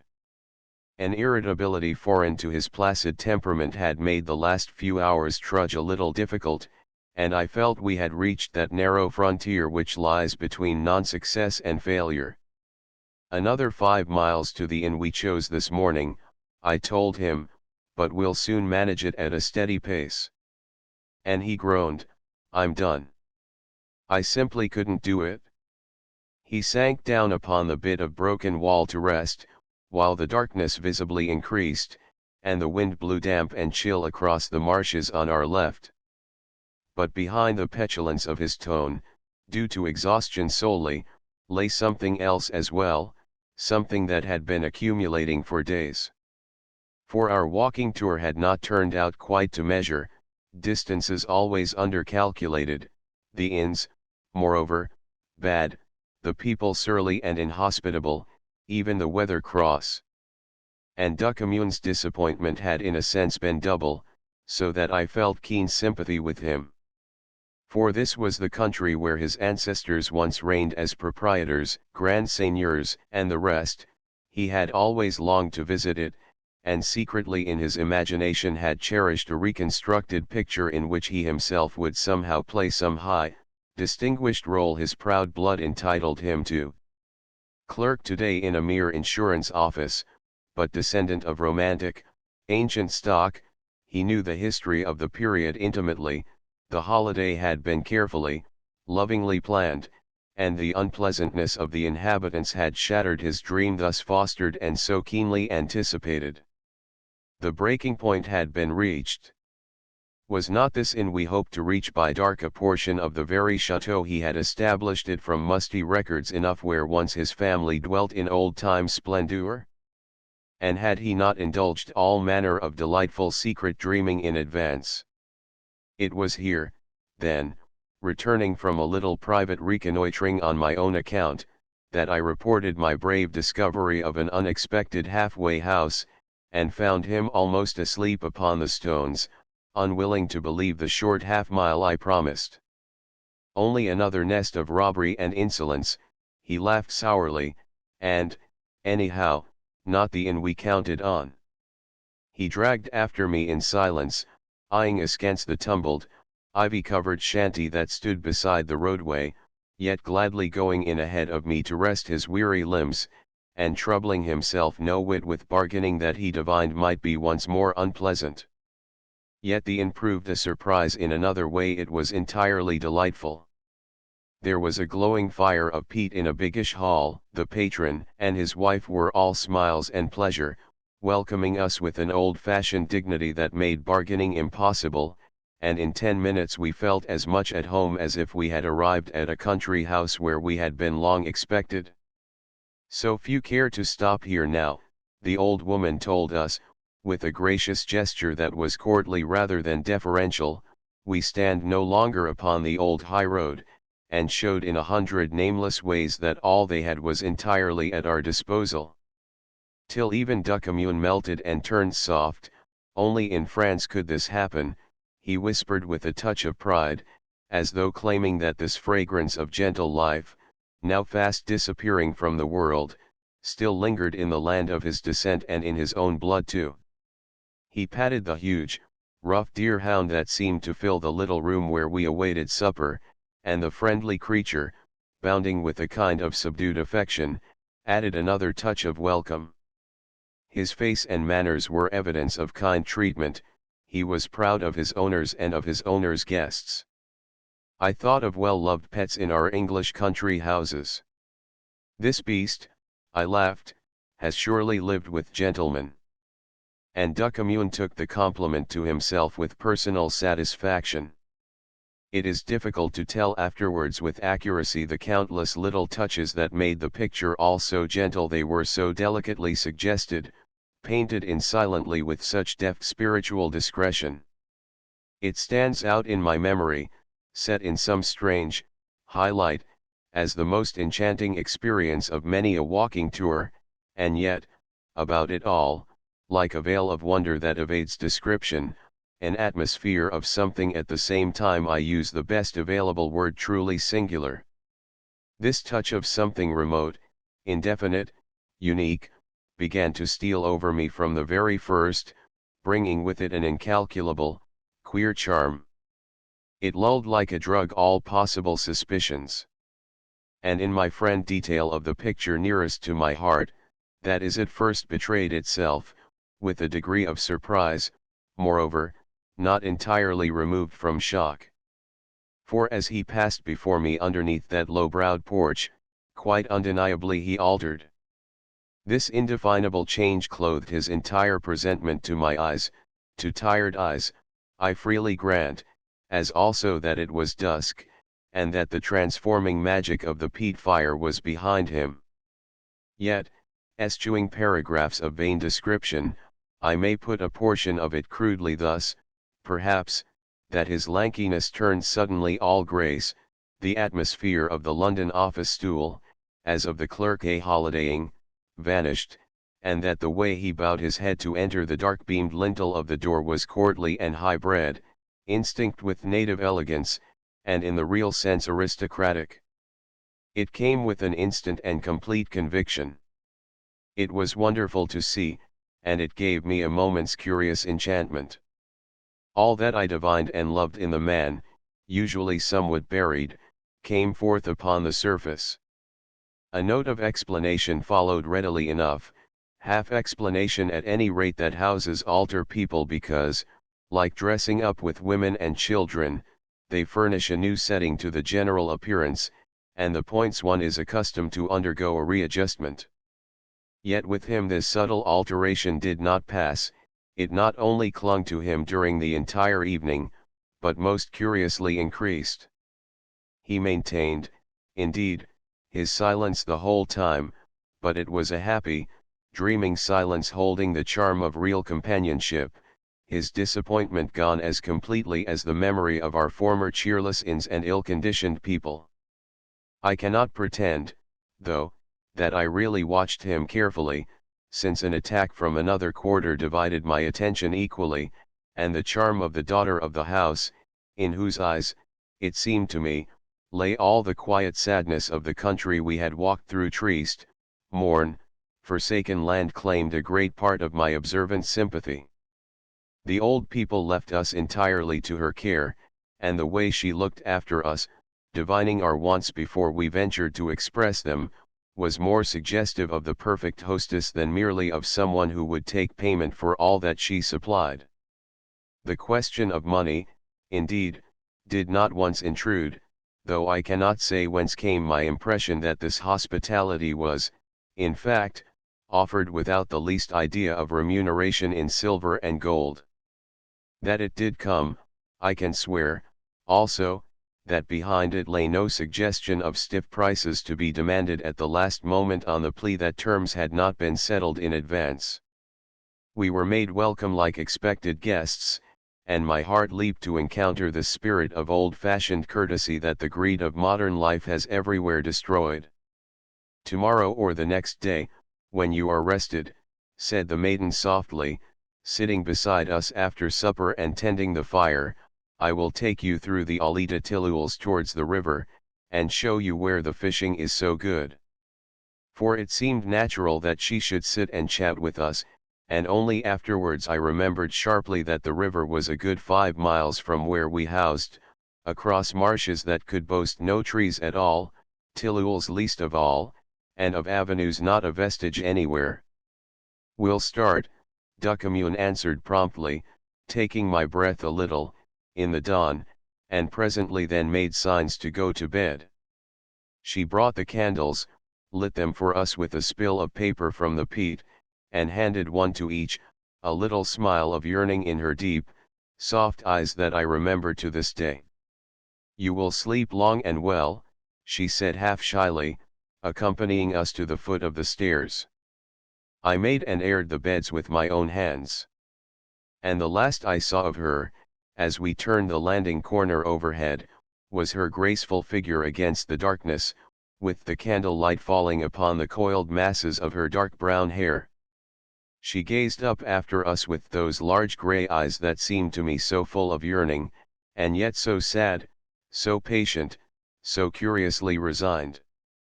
Duckamune pulled me almost roughly by the arm. "Come," he said with sudden energy, and as though everything was settled.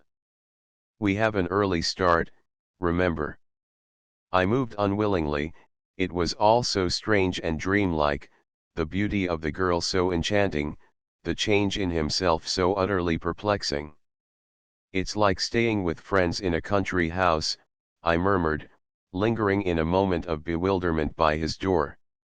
"Old family retainers almost, proud and delighted to put one up, eh?"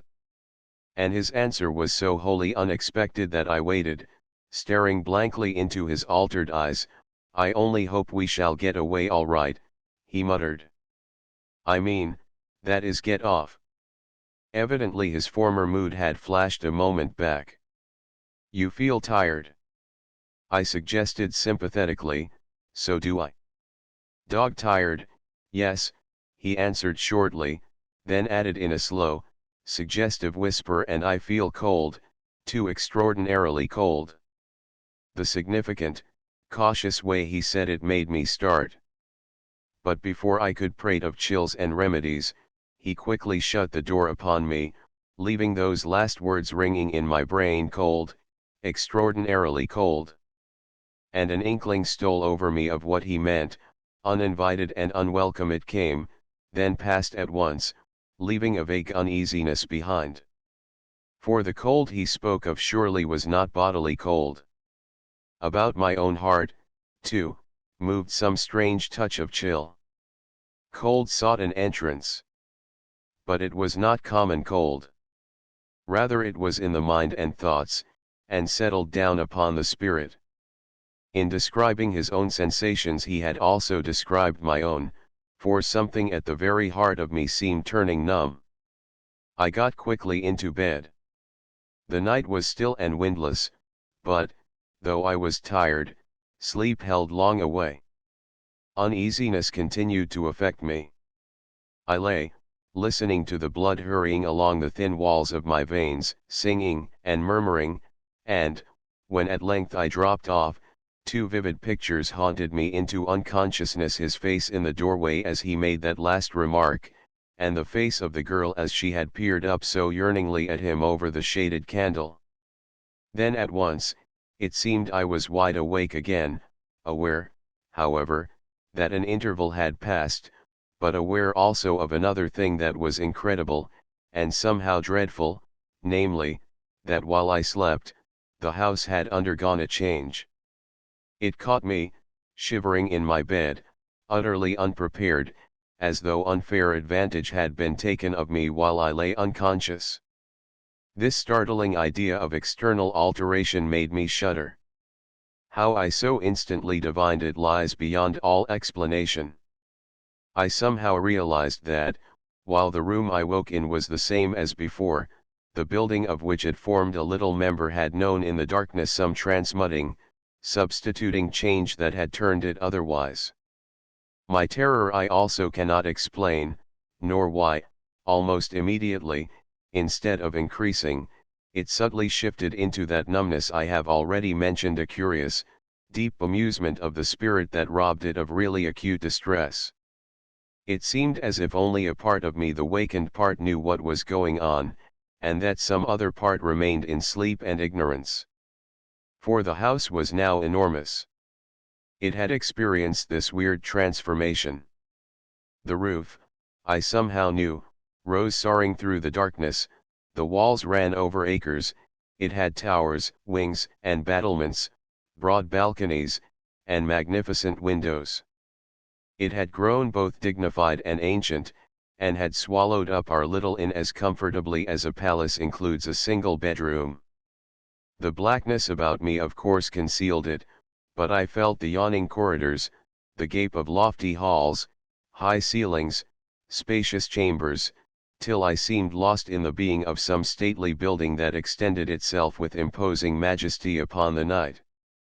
Then came the instinct, more, perhaps, a driving impulse than a mere suggestion, to go out and see. See what? I asked myself, as I made my way towards the window, gropingly, unwilling or afraid to strike a light. And the answer, utterly without explanation, came hard and sharp like this to catch them on the lawn. And the curious phrase I knew was right, for the surroundings had changed equally with the house. I drew aside the curtain and peered out upon a lawn that a few hours ago had been surely a rather desolate, plain roadway, and beyond it into spacious gardens, bounded by park-like timber, where before had been but dreary, half-cultivated fields. Through a risen mist the light of the moon shone faintly, and everywhere my sight confirmed the singular impression of extension I have mentioned, for away to the left another mass of masonry that was like the wing of some great mansion rose dimly through the air, and beneath my very eyes a projecting balcony obscured pathways and beds of flowers. Next, where a gleam of moonlight caught it, I saw the broad, slow bend of river edging the lawn through clumps of willows. Even the river had come close. And while I stared, striving to force from so much illusion a single fact that might explain, a little tree upon the lawn just underneath moved slightly nearer, and I saw it was a human figure, a figure that I recognized. Wrapped in some long, loose garment, the daughter of the house stood there in an attitude of waiting. And the waiting was at once explained, for another figure, this time the figure of a man that seemed to me both strange and familiar at the same time, emerged from the shadows of the house to join her. She slipped into his arms. Then came a sound of horses neighing in their stalls, and the couple moved away with sudden swiftness, silently as ghosts, disappearing in the mist, while 3 minutes later I heard the crunch of hoofs on gravel, dying rapidly away into the distance of the night. And here a sudden, wild reaction, not easy of analysis, rushed over me, as if that other part of me that had not waked now came sharply to the rescue, set free from the inhibition of some drug.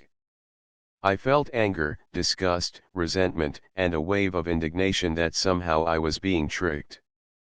Impulsively, there seemed no time for judgment or reflection, I crossed the landing, now so oddly deep and lofty, and, without knocking, ran headlong into my friend's room.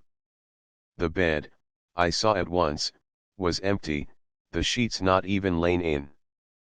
The furniture was in disorder, garments strewn about the floor, signs of precipitate flight in all directions. And Duckamune, of course, was gone.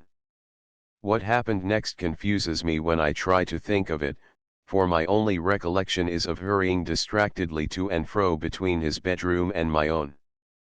there was a rush and scuttling in the darkness, and then I blundered heavily against walls or furniture or both, and the darkness rose up over my mind with a smothering thick curtain that blinded everything, and I came to my senses in the open road, my friend standing over me, enormous in the dusk, and the bit of broken wall where he had rested while I reconnoitred, just behind us.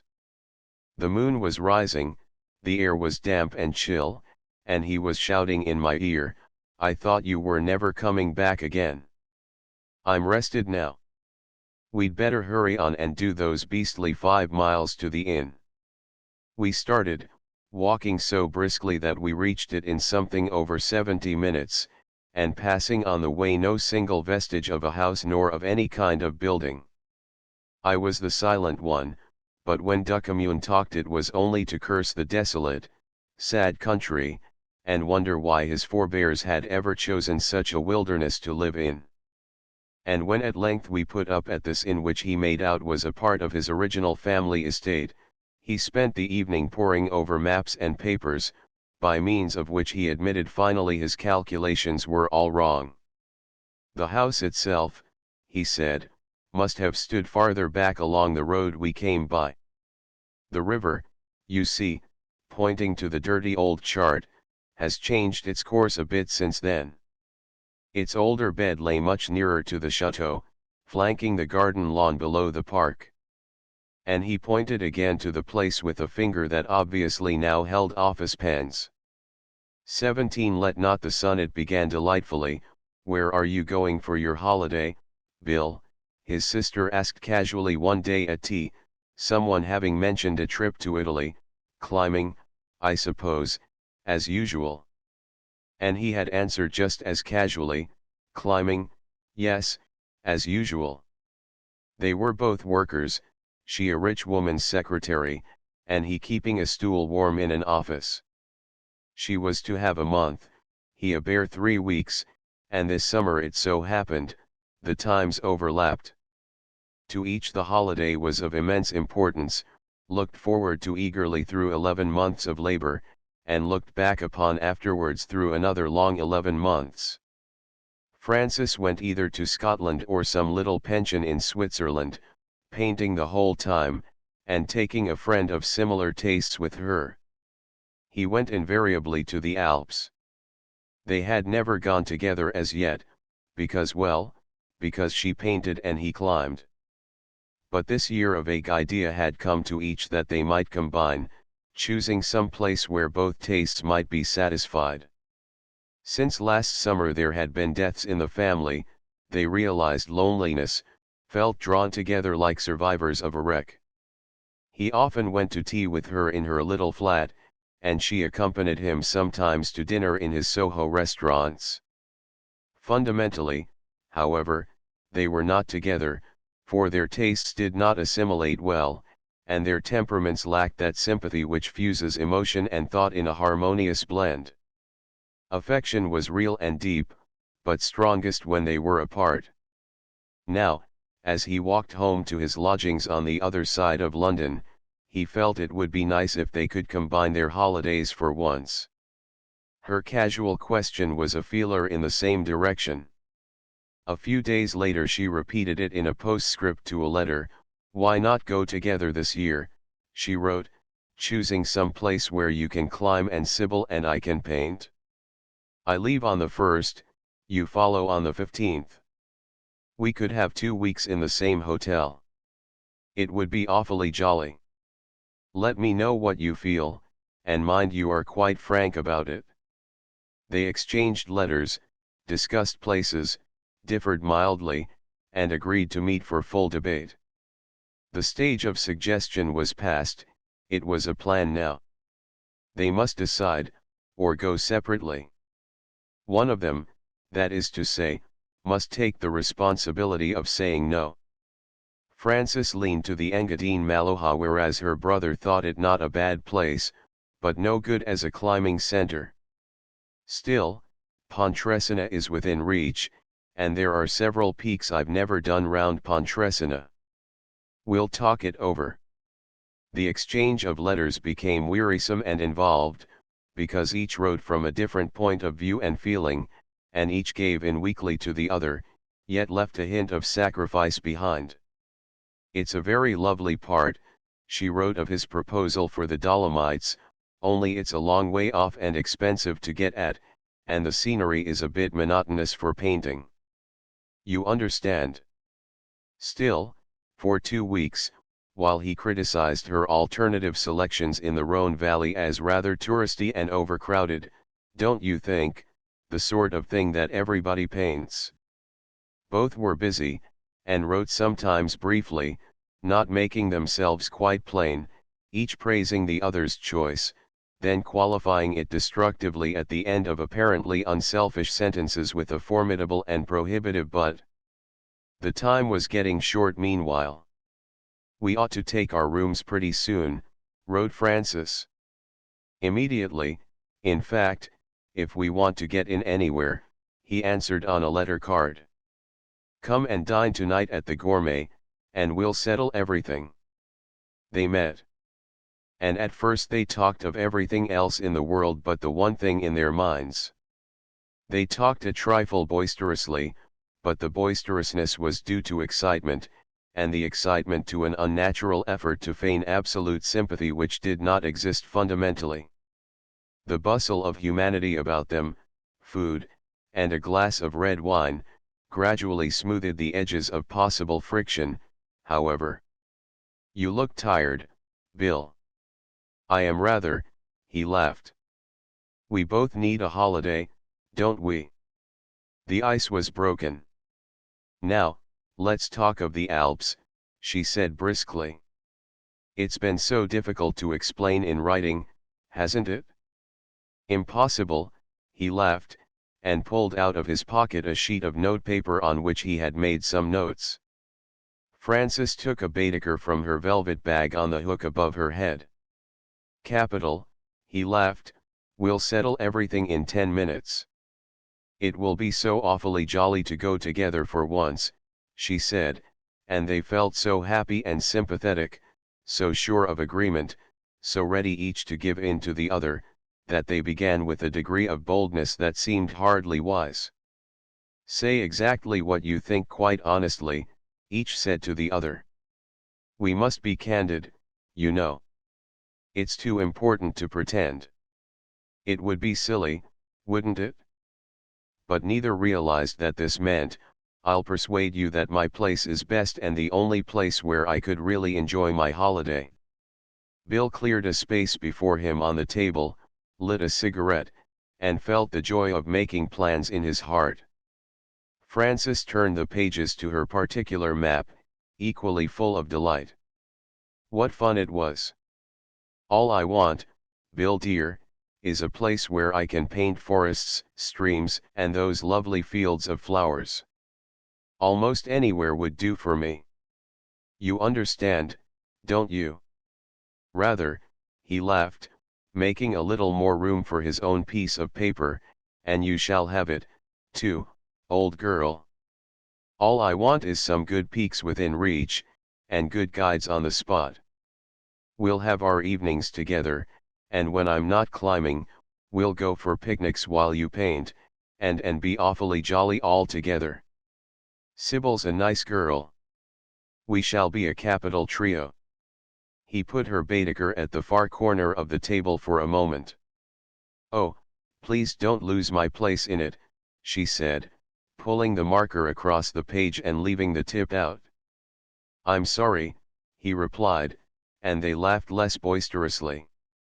"You tell me your ideas first," she decided, "and then I'll tell you mine. If we can't agree then, we're not fit to have a holiday at all."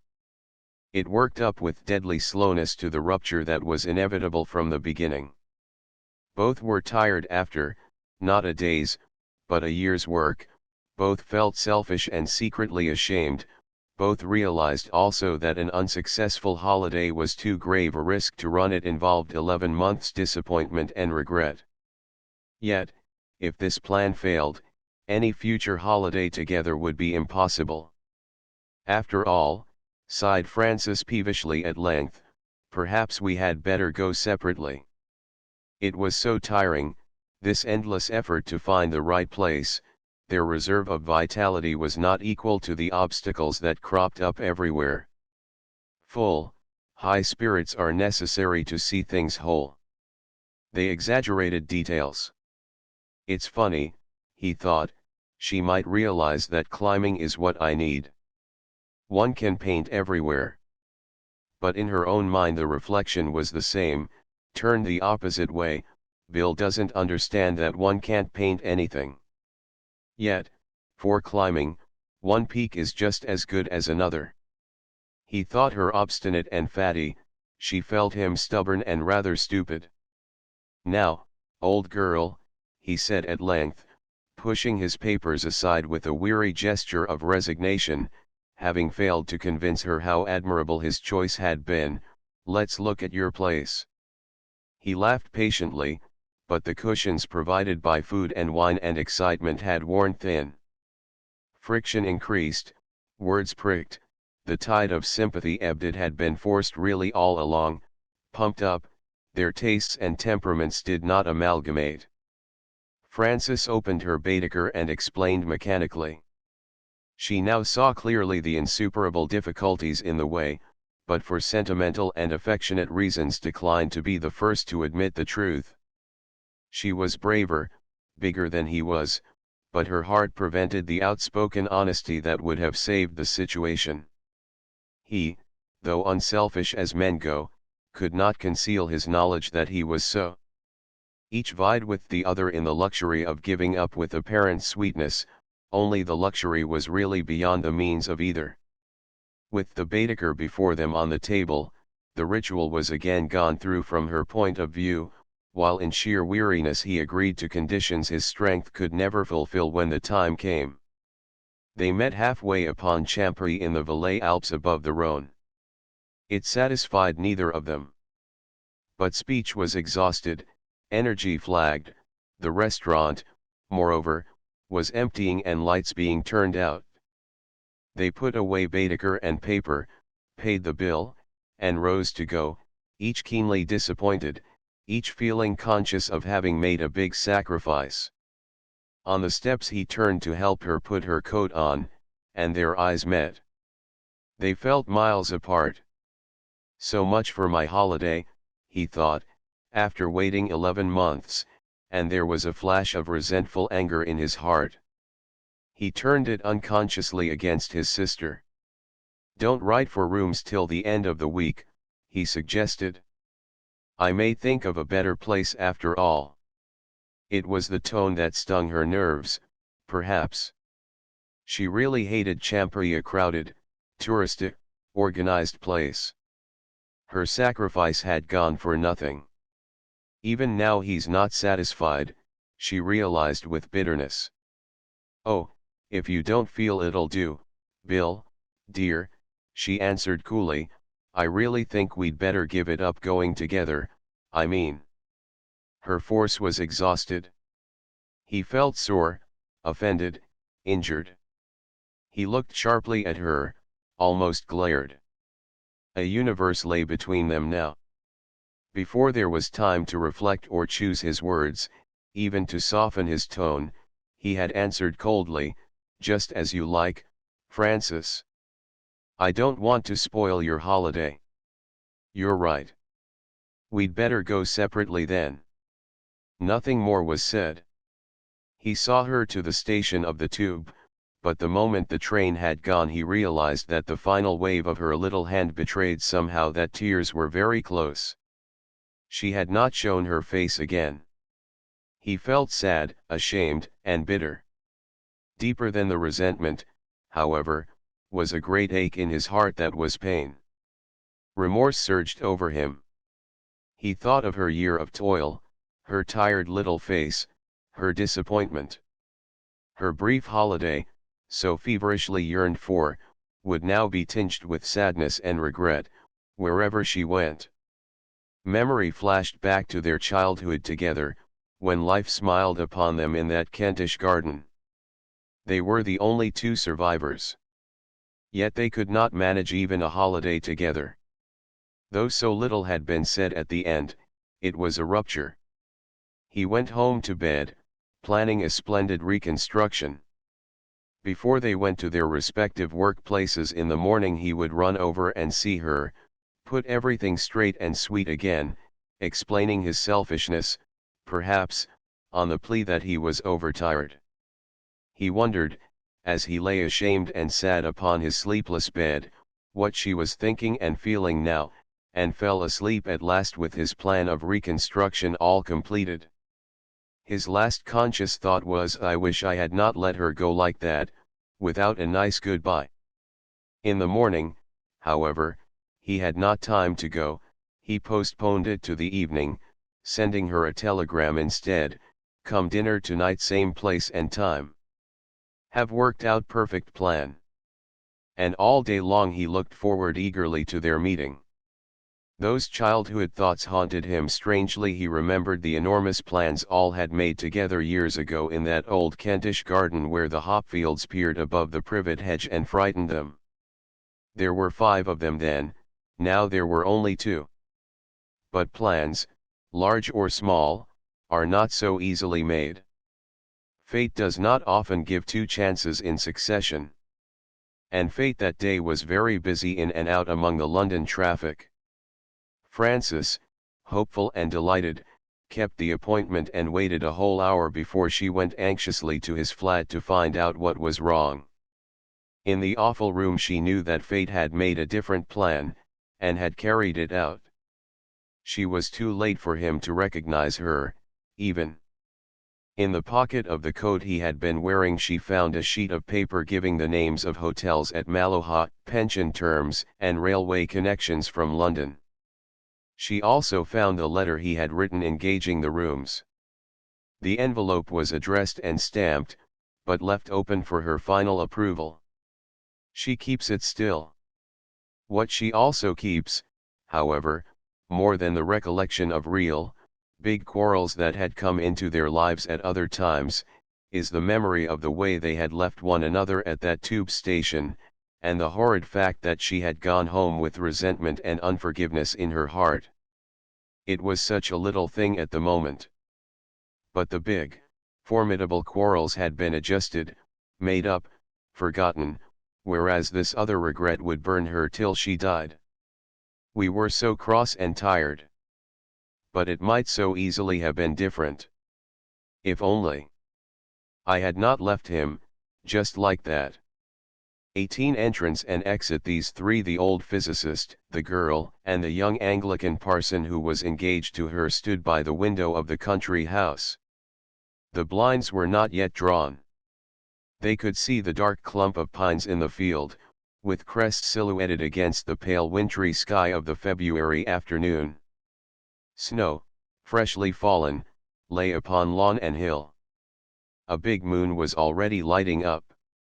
Yes, that's the wood, the old man said, and it was this very day 50 years ago, February 13, the man disappeared from its shadows, swept in this extraordinary, incredible fashion into invisibility, into some other place. Can you wonder the grove is haunted? A strange impressiveness of manner belied the laugh following the words. Oh, please tell us, the girl whispered, we're all alone now. Curiosity triumphed, yet a vague alarm betrayed itself in the questioning glance she cast for protection at her younger companion, whose fine face, on the other hand, wore an expression that was grave and singularly rapt. He was listening keenly.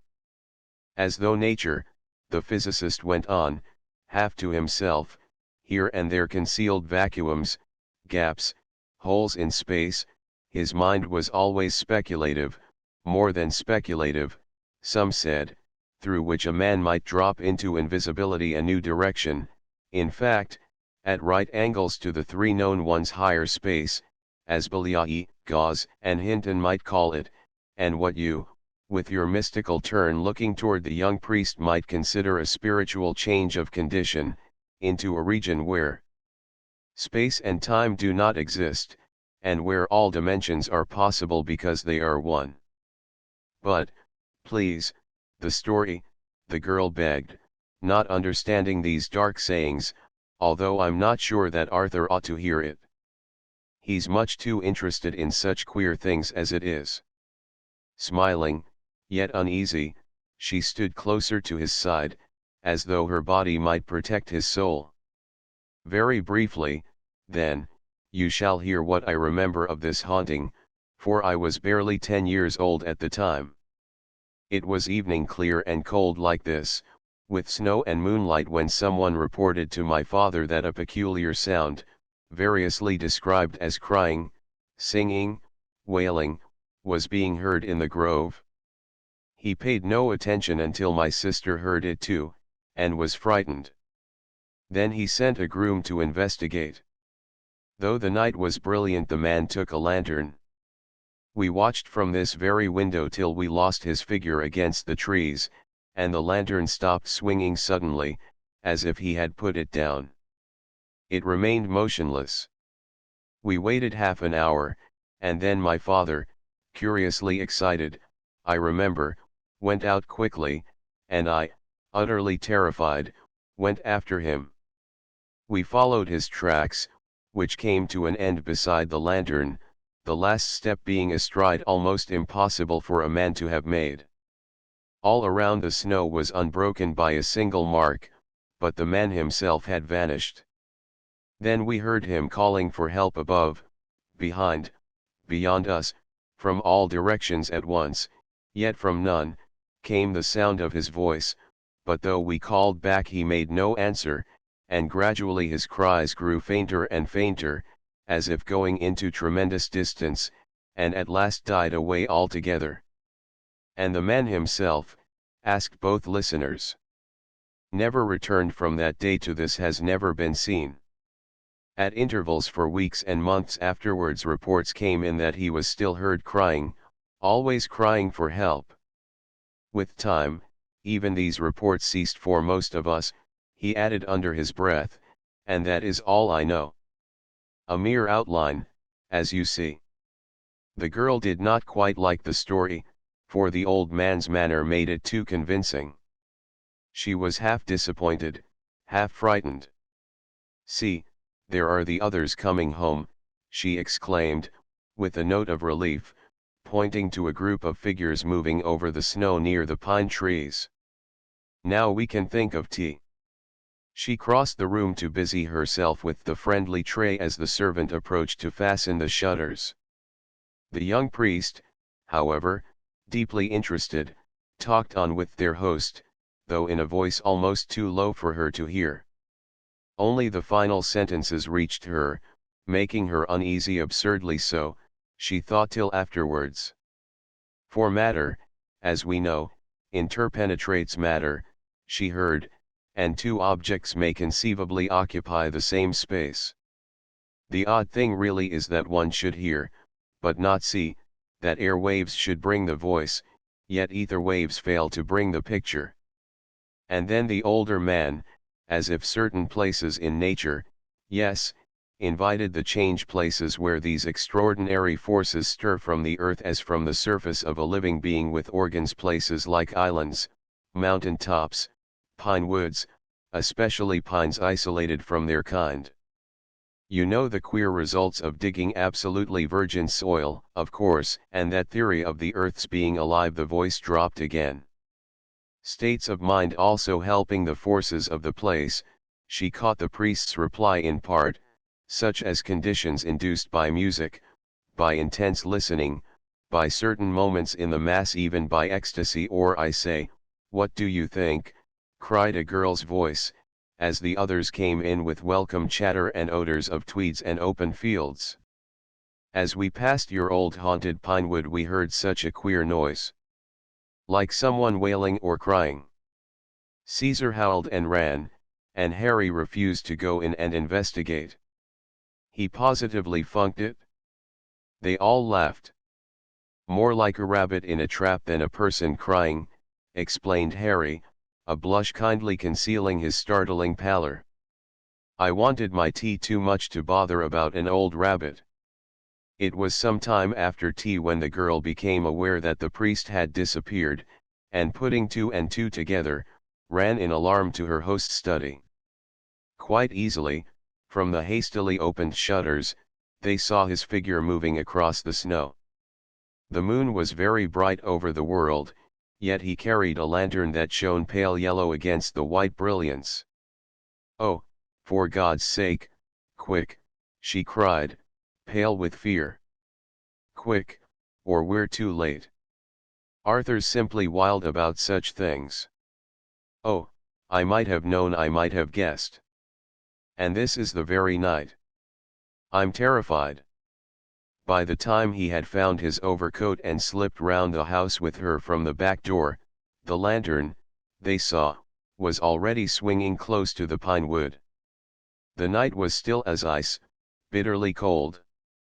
Breathlessly they ran, following the tracks halfway. His steps diverged, and were plainly visible in the virgin snow by themselves.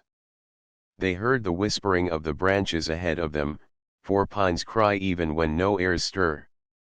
"Follow me close," said the old man sternly. The lantern, he already saw, lay upon the ground unattended. No human figure was anywhere visible. "See. The steps come to an end here," he whispered, stooping down as soon as they reached the lantern. The tracks, hitherto so regular, showed an odd wavering, the snow curiously disturbed. Quite suddenly they stopped. The final step was a very long one, a stride, almost immense, as though he was pushed forward from behind, muttered the old man, too low to be overheard, or sucked forward from in front as in a fall. The girl would have dashed forward but for his strong restraining grasp. She clutched him, uttering a sudden dreadful cry. "Hark! I hear his voice," she almost sobbed. They stood still to listen. A mystery that was more than the mystery of night closed about their hearts, a mystery that is beyond life and death, that only great awe and terror can summon from the deeps of the soul. Out of the heart of the trees, 50 feet away, issued a crying voice, half wailing, half singing, very faint. "Help, help," it sounded through the still night, "for the love of God, pray for me." The melancholy rustling of the pines followed, and then again the singular crying voice shot past above their heads, now in front of them, now once more behind. It sounded everywhere. It grew fainter and fainter, fading away, it seemed, into distance that somehow was appalling. The grove, however, was empty of all but the sighing wind, the snow unbroken by any tread. The moon threw inky shadows, the cold bit, it was a terror of ice and death, and this awful singing cry. "But why, pray?" screamed the girl, distracted, frantic with her bewildered terror. "Why, pray? Let us do something to help, do something." She swung round in a circle, nearly falling to the ground. Suddenly she perceived that the old man had dropped to his knees in the snow beside her and was praying. Because the forces of prayer, of thought, of the will to help, alone can reach and succor him where he now is, was all the answer she got. And a moment later both figures were kneeling in the snow, praying, so to speak, their very heart's life out. The search may be imagined, the steps taken by police, friends, newspapers, by the whole country in fact. But the most curious part of this queer higher space adventure is the end of it, at least, the end so far as at present known. For after 3 weeks, when the winds of March were a roar about the land, there crept over the fields towards the house the small dark figure of a man. He was thin, pallid as a ghost, worn and fearfully emaciated, but upon his face and in his eyes were traces of an astonishing radiance, a glory unlike anything ever seen. It may, of course, have been deliberate, or it may have been a genuine loss of memory only, none could say, least of all the girl whom his return snatched from the gates of death, but, at any rate, what had come to pass during the interval of his amazing disappearance he has never yet been able to reveal. "And you must never ask me," he would say to her and repeat even after his complete and speedy restoration to bodily health, "for I simply cannot tell. I know no language, You see, that could express it. I was near you all the time. But I was also elsewhere and otherwise. 19 You may telephone from here. She sent the servant to bed at 10:30, and sat up in the flat alone. I'll let my cousin in, she explained, she may be rather late. She read, knitted, began a letter, poked the fire, and examined her husband's photographs on the mantelpiece, but most of the time she looked about her nervously, sometimes going to the door to listen, sometimes lifting the corner of the blind to look out upon the lights of North Kensington struggling with the blackness. The fog was thicker than ever. A rumble of traffic feeling its way floated up to her from below. But at last the doorbell rang sharply, and she ran to let in the cousin who had promised to spend the 2 nights with her during her husband's absence in Paris. They kissed. Both began talking at once. I thought you were never coming, Sybil. The play was out late and the fog's bad. I sent on my box this afternoon on purpose. It came safely, and your room's quite ready. I do hope you'll manage all right without a maid. Oh, I'm so glad you've come, though. Foolish little country mouse. Oh, it's not that so much, though I admit that London still terrifies me at night rather, but you know this is the first time he's been away and I suppose I know, dear, I understand perfectly. The cousin was brisk and cheerful. You feel lonely, of course. They kissed again. Just unhook me, will you, she added, and I'll get into my dressing gown, and then we'll be cozy over the fire. I saw him off at Victoria at 8:45, said the little wife when the operation was over. New Haven and Dieppe. Yes. He gets to Paris at 7 in the morning. He promised to telephone the first thing. You expensive little monkey. Why? It's 10 shillings for 3 minutes, or something like that, and you have to go to the GPO or the Mansion House or some such place, I believe. But I thought it was the usual long-distance thing direct here to the flat. He never told me all that. Probably you didn't give him the chance.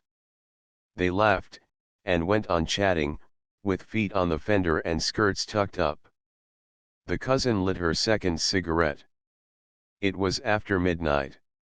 I'm afraid I'm not the least bit sleepy, said the wife apologetically. Nor am I, dear. For once the play excited me. She began to describe it vigorously. Halfway through the recital the telephone sounded in the hall. It tinkled faintly, but gave no proper ring. The other started. There it is again. It's always doing that ever since Harry put it in a week ago. I don't quite like it. She spoke in a hushed voice. The cousin looked at her curiously. Oh, you mustn't mind that, she laughed with a reassuring manner. It's a little way they have when the line gets out of order. You're not used to playing the telephone game yet. You should call up the exchange and complain. Always complain, you know, in this world if you want. There it goes again, interrupted her friend nervously. Oh, I do wish it would stop. It's so like someone standing out there in the hall and trying to talk. The cousin jumped up. They went into the hall together, and the experienced one briskly rang up the exchange and asked if there was anybody trying to get through. With fine indignation she complained that no one in the flat could sleep for the noise. After a brief conversation she turned, receiver in hand, to her companion. The operator says he's very sorry, but your line's a bit troublesome tonight for some reason. Got mixed, or something. He can't understand it. Advises you to leave the receiver unhooked till the morning. Then it can't possibly ring, you see. They left the receiver swinging, and went back to the fire. I'm sorry I'm such a timid donkey, the wife said, laughing a little, but I'm not used to it yet. There was no telephone at the farm, you know. She turned with a sudden start, as though she heard the bell again. And tonight, she added in a lower voice, though with an obvious effort at self-control, for some reason or other I feel uncomfortable, rather excited, queer, I think. How? Queer. I don't know exactly, almost as if there was someone else in the flat, someone besides ourselves and the servant, I mean. The cousin moved abruptly. She switched on the electric lights in the wall beside her. Yes, but it's only imagination, really, she said with decision. It's natural enough. It's the fog and the strangeness of London after the loneliness of your farm life, and your husband being away, and all that. Once you analyze these queer feelings they always go hark, exclaimed the wife under her breath. Wasn't that a step in the passage? She sat bolt upright, her face pale, her eyes very bright. They listened a moment. The night was utterly still about them. Rubbish, cried the cousin loudly. It was my foot knocking the fender, like this, look. She repeated the sound vigorously. I do believe it was, the other said, only half convinced. But it is queer. You know, I feel exactly as though someone had come into the flat quite recently, since you came, I mean just before that tinkling began, in fact. Come, laughed the cousin, you'll give us both the jumps. At 1 o'clock in the morning it's easy to imagine anything. You'll be hearing elephants on the stairs next. She looked sharply about her. Let's brew our chocolate and get to bed, she added. We shall sleep like tops. 1 o'clock already? Then Harry's halfway across by now, said the wife, smiling at her friend's language. But I'm so glad, oh, so glad, you're here, she added, and I think it's most awfully sweet of you to give up a comfy big house. They kissed again and laughed. Soon afterwards, having scalded their throats with hot chocolate, they went to bed. It simply can't ring now, remarked the cousin triumphantly as they passed the receiver dangling in mid-air. That's a relief, her friend said. I feel less nervous. Really, I'm too ashamed of myself for anything. Fog's clearing, too, Sybil added, peering for a moment through the narrow window by the front door. An hour later the little flat was still as the grave. No sound of traffic was heard. Even the tinkling of the telephone seemed a whole 24 hours away, when suddenly it began again, first with little soft tentative noises, very faint, troubled, hurried, buried almost out of hearing inside the box, then louder and louder, with sharp jerks, finally with a challenging and alarming peal. And the wife, who had kept her door open, without pretense of sleep, heard it from the very beginning. In a moment she found herself in the passage, and Sybil, wakened by her cry, was at her heels. They turned up the lights and stood facing one another. The hall smelt as things only smell at night, cold, musty. What's the matter? You frightened me.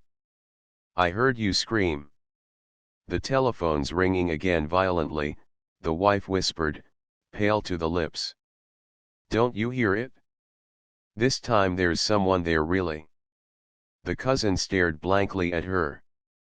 The laugh choked in her throat. I hear nothing, she said defiantly, yet without confidence in her voice. Besides, the thing's still disconnected. It can't ring, look.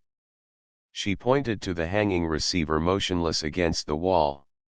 You're white as a ghost, though, she added, coming quickly forward. Her friend moved suddenly to the instrument and picked up the receiver. It's someone for me, she said, with terror in her eyes. It's someone who wants to talk to me. Oh, hark. Hark how it rings. Her voice shook. She placed the little disc to her ear and waited while her friend stood by and stared in amazement, uncertain what to do. She had heard no ringing. "You, Harry," whispered the wife into the telephone, with brief intervals of silence for the replies. "You? But how in the world so soon? Yes, I can just hear, but very faintly. Miles and miles away your voice sounds. What a wonderful journey. And sooner than you expected, not in Paris?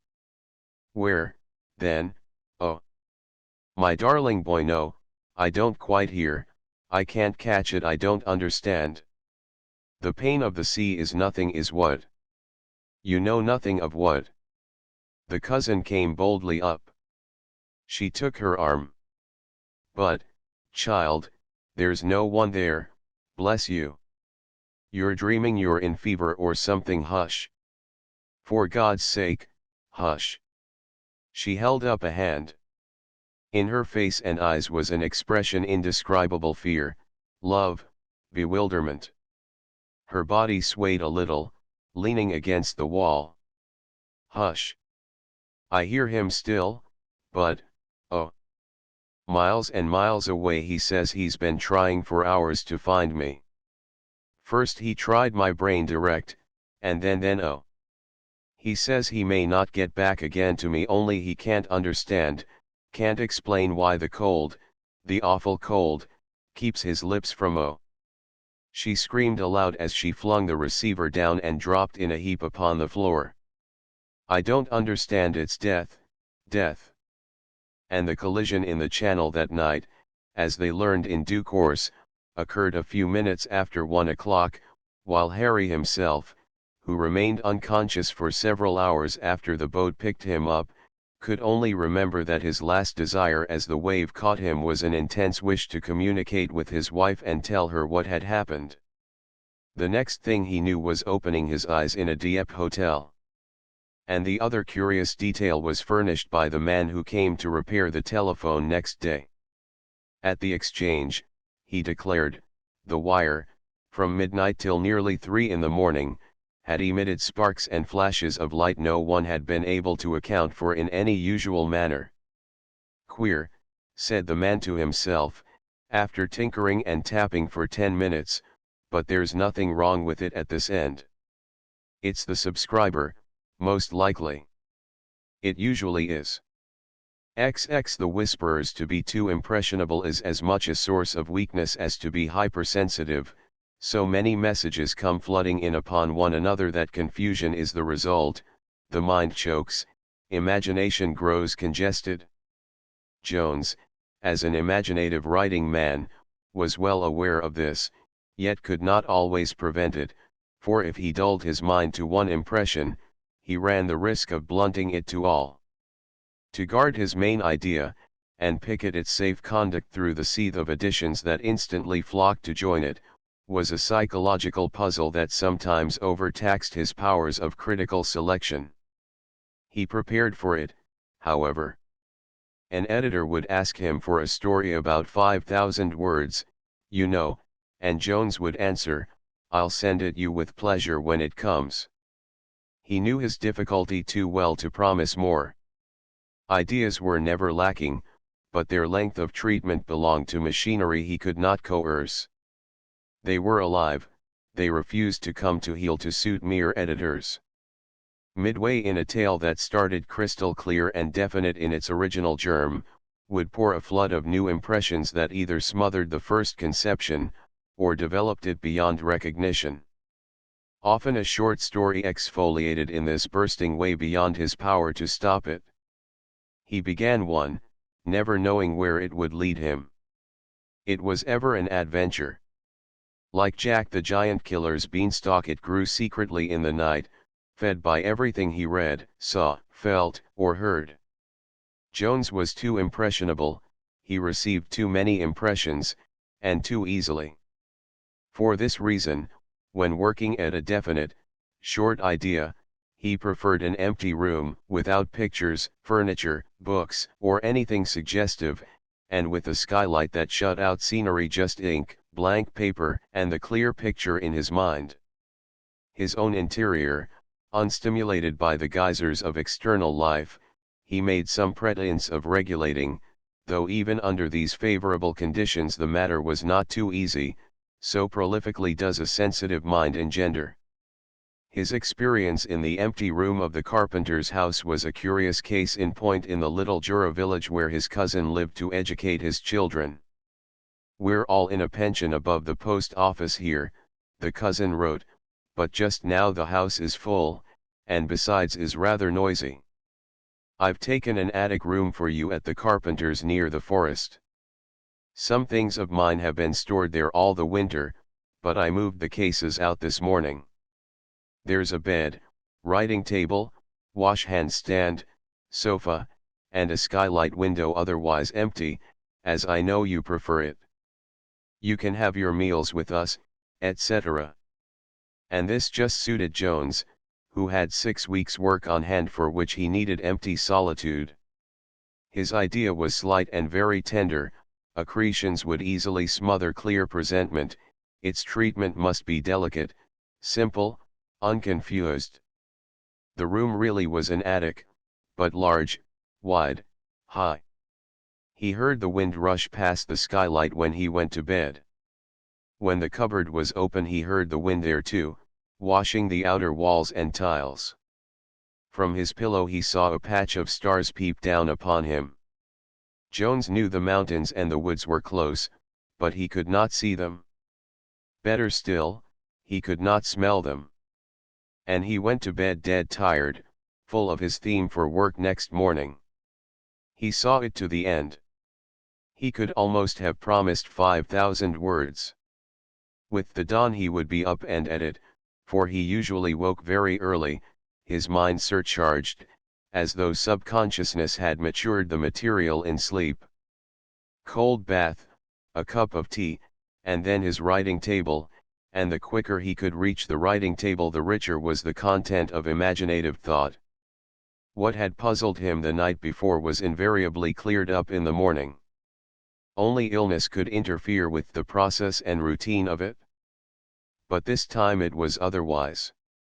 He woke, and instantly realized, with a shock of surprise and disappointment, that his mind was groping. It was groping for his little lost idea. There was nothing physically wrong with him, he felt rested, fresh, clear-headed, but his brain was searching, moreover, in a crowd. Trying to seize hold of the train it had relinquished several hours ago, it caught at an evasive, empty shell. The idea had utterly changed, or rather it seemed smothered by a host of new impressions that came pouring in upon it, new modes of treatment, points of view, in fact development. In the light of these extensions and novel aspects, his original idea had altered beyond recognition. The germ had marvelously exfoliated, so that a whole volume could alone express it. An army of fresh suggestions clamored for expression. His subconsciousness had grown thick with life, it surged active, crowded, tumultuous. And the darkness puzzled him. He remembered the absence of accustomed windows, but it was only when the candlelight brought close the face of his watch, with 2 o'clock upon it, that he heard the sound of confused whispering in the corners of the room, and realized with a little twinge of fear that those who whispered had just been standing beside his very bed. The room was full. Though the candlelight proclaimed it empty, bare walls, bare floor, 5 pieces of unimaginative furniture, and 50 stars peeping through the skylight, it was undeniably thronged with living people whose minds had called him out of heavy sleep. The whispers, of course, died off into the wind that swept the roof and skylight, but the whisperers remained. They had been trying to get at him, waking suddenly, he had caught them in the very act. And all had brought new interpretations with them, his thought had fundamentally altered, the original idea was snowed under, new images brimmed his mind, and his brain was working as it worked under the high pressure of creative moments. Jones sat up, trembling a little, and stared about him into the empty room that yet was densely packed with these invisible whisperers. And he realized this astonishing thing, that he was the object of their deliberate assault, and that scores of other minds, deep, powerful, very active minds, were thundering and beating upon the doors of his imagination. The onset of them was terrific and bewildering, the attack of aggressive ideas obliterating his original story beneath a flood of new suggestions. Inspiration had become suddenly torrential, yet so vast as to be unwieldy, incoherent, useless. It was like the tempest of images that fever brings. His first conception seemed no longer delicate, but petty. It had turned unreal and tiny, compared with this enormous choice of treatment, extension, development, that now overwhelmed his throbbing brain. Fear caught vividly at him, as he searched the empty attic room in vain for explanation. There was absolutely nothing to produce this tempest of new impressions. People seemed talking to him all together, jumbled somewhat, but insistently. It was obsession, rather than inspiration, and so bitingly, dreadfully real. "Who are you all?" his mind whispered to blank walls and vacant corners. Back from the shouting floor and ceiling came the chorus of images that stormed and clamored for expression. Jones lay still and listened. He let them come. There was nothing else to do. He lay fearful, negative, receptive. It was all too big for him to manage, set to some scale of high achievement that submerged his own small powers. It came, too, in a series of impressions, all separate, yet all somehow interwoven. In vain he tried to sort them out and sift them. As well sort out waves upon an agitated sea. They were too self-assertive for direction or control. Like wild animals, hungry, thirsty, ravening, they rushed from every side and fastened on his mind. Yet he perceived them in a certain sequence. For, first, the unfurnished attic chamber was full of human passion, of love and hate, revenge and wicked cunning, of jealousy, courage, cowardice, of every vital human emotion ever longed for, enjoyed, or frustrated, all clamoring for expression. Flaming across and through these, incongruously threaded in and out, ran next a yearning softness of incredible beauty that sighed in the empty spaces of his heart, pleading for impossible fulfillment. And, after these, carrying both one and other upon their surface, huge questions flashed and dived and thundered in a patterned, wild entanglement, calling to be unraveled and made straight. Moreover, with every set came a new suggested treatment of the little clear idea he had taken to bed with him 5 hours before. Jones adopted each in turn. Imagination writhed and twisted beneath the stress of all these potential modes of expression he must choose between. His small idea exfoliated into many volumes, work enough to fill a dozen lives. It was most gorgeously exhilarating, though so hopelessly unmanageable. He felt like many minds in one. Then came another chain of impressions, violent, yet steady owing to their depth. The voices, questions, pleadings turned to pictures, and he saw, struggling through the deeps of him, enormous quantities of people, passing along like rivers, massed, herded, swayed here and there by some outstanding figure of command who directed them like flowing water. They shrieked, and fought, and battled, then sank out of sight, huddled and destroyed in blood. And their places were taken instantly by white crowds with shining eyes, and yearning in their faces, who climbed precipitous heights towards some radiance that kept ever out of sight, like sunrise behind mountains that clouds then swallow. The pelt and thunder of images was destructive in its torrent. His little, first idea was drowned and wrecked. Jones sank back exhausted, utterly dismayed. He gave up all attempt to make selection. The driving storm swept through him, on and on, now waxing, now waning, but never growing less, and apparently endless as the sky. It rushed in circles, like the turning of a giant wheel. All the activities that human minds have ever battled with since thought began came booming, crashing, straining for expression against the imaginative stuff whereof his mind was built. The walls began to yield and settle. It was like the chaos that madness brings. He did not struggle against it, he let it come, lying open and receptive, pliant and plastic to every detail of the vast invasion. And the only time he attempted a complete obedience, reaching out for the pencil and notebook that lay beside his bed, he desisted instantly again, sinking back upon his pillows with a kind of frightened laughter. For the tempest seemed then to knock him down and bruise his very brain. Inextricable confusion caught him. He might as well have tried to make notes of the entire Alexandrian library in half an hour.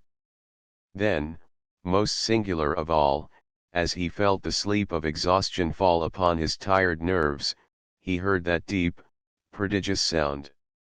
All that had preceded, it gathered marvelously in, mothering it with a sweetness that seemed to his imagination like some harmonious, geometrical skein including all the activities men's minds have ever known. Faintly he realized it only, discerned from infinitely far away. Into the streams of apparent contradiction that warred so strenuously about him, it seemed to bring some hint of unifying, harmonious explanation. And, here and there, as sleep buried him, he imagined that chords lay threaded along strings of cadences, breaking sometimes even into melody music that rose everywhere from life and wove thought into a homogeneous whole. "Sleep well?" his cousin inquired, when he appeared very late next day for déjeuner. "Think you'll be able to work in that room all right?" "I slept, yes, thanks," said Jones. "No doubt I shall work there right enough when I'm rested. By the by," he asked presently, "what has the attic been used for lately?" "What's been in it, I mean?" "Books, only books," was the reply. "I've stored my library there for months, without a chance of using it. I move about so much, you see. 500 books were taken out just before you came. I often think," he added lightly, "that when books are unopened like that for long, the minds that wrote them must get restless." "And what sort of books were they?" Jones interrupted. "Fiction, poetry, philosophy, history, religion, music. I've got 200 books on music alone.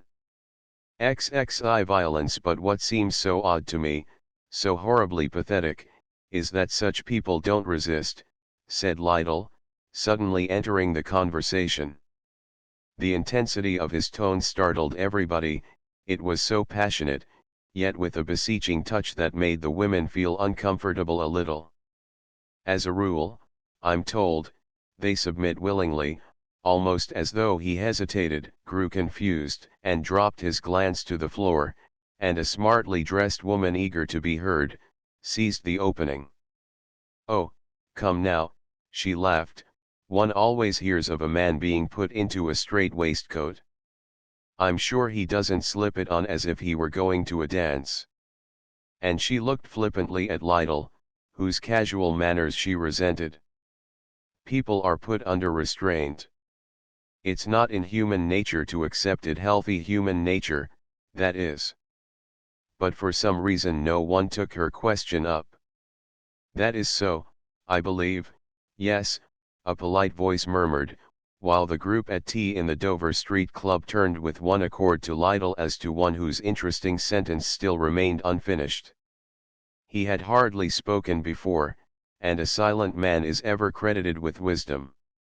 "As though you were just saying, Mr. Lytle," a quiet little man in a dark corner helped him. "As though, I meant, a man in that condition of mind is not insane all through," Lytle continued stammeringly, "but that some wise portion of him watches the proceeding with gratitude, and welcomes the protection against himself. It seems awfully pathetic. Still, again hesitating and fumbling in his speech. It seems queer to me that he should yield quietly to enforced restraint, the waistcoat, handcuffs, and the rest. He looked round hurriedly, half suspiciously, at the faces in the circle, then dropped his eyes again to the floor. He sighed, leaning back in his chair. "I cannot understand it," he added, as no one spoke, but in a very low voice, and almost to himself. "One would expect them to struggle furiously." Someone had mentioned that remarkable book, The Mind That Found Itself, and the conversation had slipped into the serious vein. The women did not like it. What kept it alive was the fact that the silent Lytle, with his handsome, melancholy face, had suddenly wakened into speech, and that the little man opposite to him, half invisible in his dark corner, was assistant to one of London's great hypnotic doctors, who could, and he would, tell interesting and terrible things. No one cared to ask the direct question, but all hoped for revelations, possibly about people they actually knew. It was a very ordinary tea party indeed. And this little man now spoke, though hardly in the desired vein. He addressed his remarks to Lytle across the disappointed lady. "I think, probably, your explanation is the true one," he said gently, "for madness in its commoner forms is merely want of proportion. The mind gets out of right and proper relations with its environment. The majority of madmen are mad on one thing only, while the rest of them is as sane as myself or you." The words fell into the silence. Lytle bowed his agreement, saying no actual word. The ladies fidgeted. Someone made a jocular remark to the effect that most of the world was mad anyhow, and the conversation shifted with relief into a lighter vein: the scandal in the family of a politician. Everybody talked at once. Cigarettes were lit. The corner soon became excited and even uproarious. The tea party was a great success, and the offended lady no longer ignored, led all the skirmishes towards herself. She was in her element. Only Lytle and the little invisible man in the corner took small part in it, and presently, seizing the opportunity when some new arrivals joined the group, Lytle rose to say his adieus, and slipped away, his departure scarcely noticed. Dr. Hancock followed him a minute later. The two men met in the hall. Lytle already had his hat and coat on. "I'm going west, Mr. Lytle. If that's your way too, and you feel inclined for the walk, we might go together." Lytle turned with a start.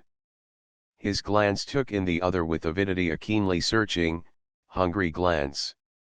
He hesitated for an imperceptible moment, then made a movement towards him, half inviting, while a curious shadow dropped across his face and vanished. It was both pathetic and terrible. The lips trembled. He seemed to say, "God bless you, do come with me." But no words were audible. "It's a pleasant evening for a walk," added Dr. Hancock gently, "clean and dry underfoot for a change. I'll get my hat and join you in a second." And there was a hint, the merest flavor, of authority in his voice. That touch of authority was his mistake. Instantly Lytle's hesitation passed. "I'm sorry," he said abruptly, "but I'm afraid I must take a taxi. I have an appointment at the club and I'm late already." "Oh, I see," the other replied, with a kindly smile, "then I mustn't keep you. But if you ever have a free evening, won't you look me up, or come and dine? You'll find my telephone number in the book. I should like to talk with you about those things we mentioned at tea." Lytle thanked him politely and went out. The memory of the little man's kindly sympathy and understanding eyes went with him. Who was that man, someone asked, the moment Lytle had left the tea table. "Surely he's not the Lytle who wrote that awful book some years ago?" "Yes, The Gulf of Darkness." "Did you read it?" They discussed it and its author for 5 minutes, deciding by a large majority that it was the book of a madman. Silent, rude men like that always had a screw loose somewhere, they agreed. Silence was invariably morbid. And did you notice Dr. Hancock? He never took his eyes off him. That's why he followed him out like that. I wonder if he thought anything. I know Hancock well, said the lady of the wounded vanity. I'll ask him and find out. They chattered on, somebody mentioned a risque play, the talk switched into other fields, and in due course the tea party came to an end. And Lytle, meanwhile, made his way towards the park on foot, for he had not taken a taxi after all. The suggestion of the other man, perhaps, had worked upon him. He was very open to suggestion. With hands deep in his overcoat pockets, and head sunk forward between his shoulders, he walked briskly, entering the park at one of the smaller gates. He made his way across the wet turf, avoiding the paths and people. The February sky was shining in the west, beautiful clouds floated over the houses, they looked like the shoreline of some radiant strand his childhood once had known. He sighed, thought dived and searched within, self-analysis, that old, implacable demon, lifted its voice, introspection took the reins again as usual. There seemed a strain upon the mind he could not dispel. Thought circled poignantly. He knew it was unhealthy, morbid, a sign of these many years of difficulty and stress that had marked him so deeply, but for the life of him he could not escape from the hideous spell that held him. The same old thoughts bored their way into his mind like burning wires, tracing the same unanswerable questions. From this torture, waking or sleeping, there was no escape. Had a companion been with him it might have been different. If, for instance, Dr. Hancock he was angry with himself for having refused furious, it was that vile, false pride his long loneliness had fostered. The man was sympathetic to him, friendly, marvelously understanding, he could have talked freely with him, and found relief. His intuition had picked out the little doctor as a man in 10,000. Why had he so curtly declined his gentle invitation? Dr. Hancock knew, he guessed his awful secret. But how? In what had he betrayed himself? The weary self-questioning began again, till he sighed and groaned from sheer exhaustion. He must find people, companionship, someone to talk to. The club it crossed his tortured mind for a second was impossible, there was a conspiracy among the members against him.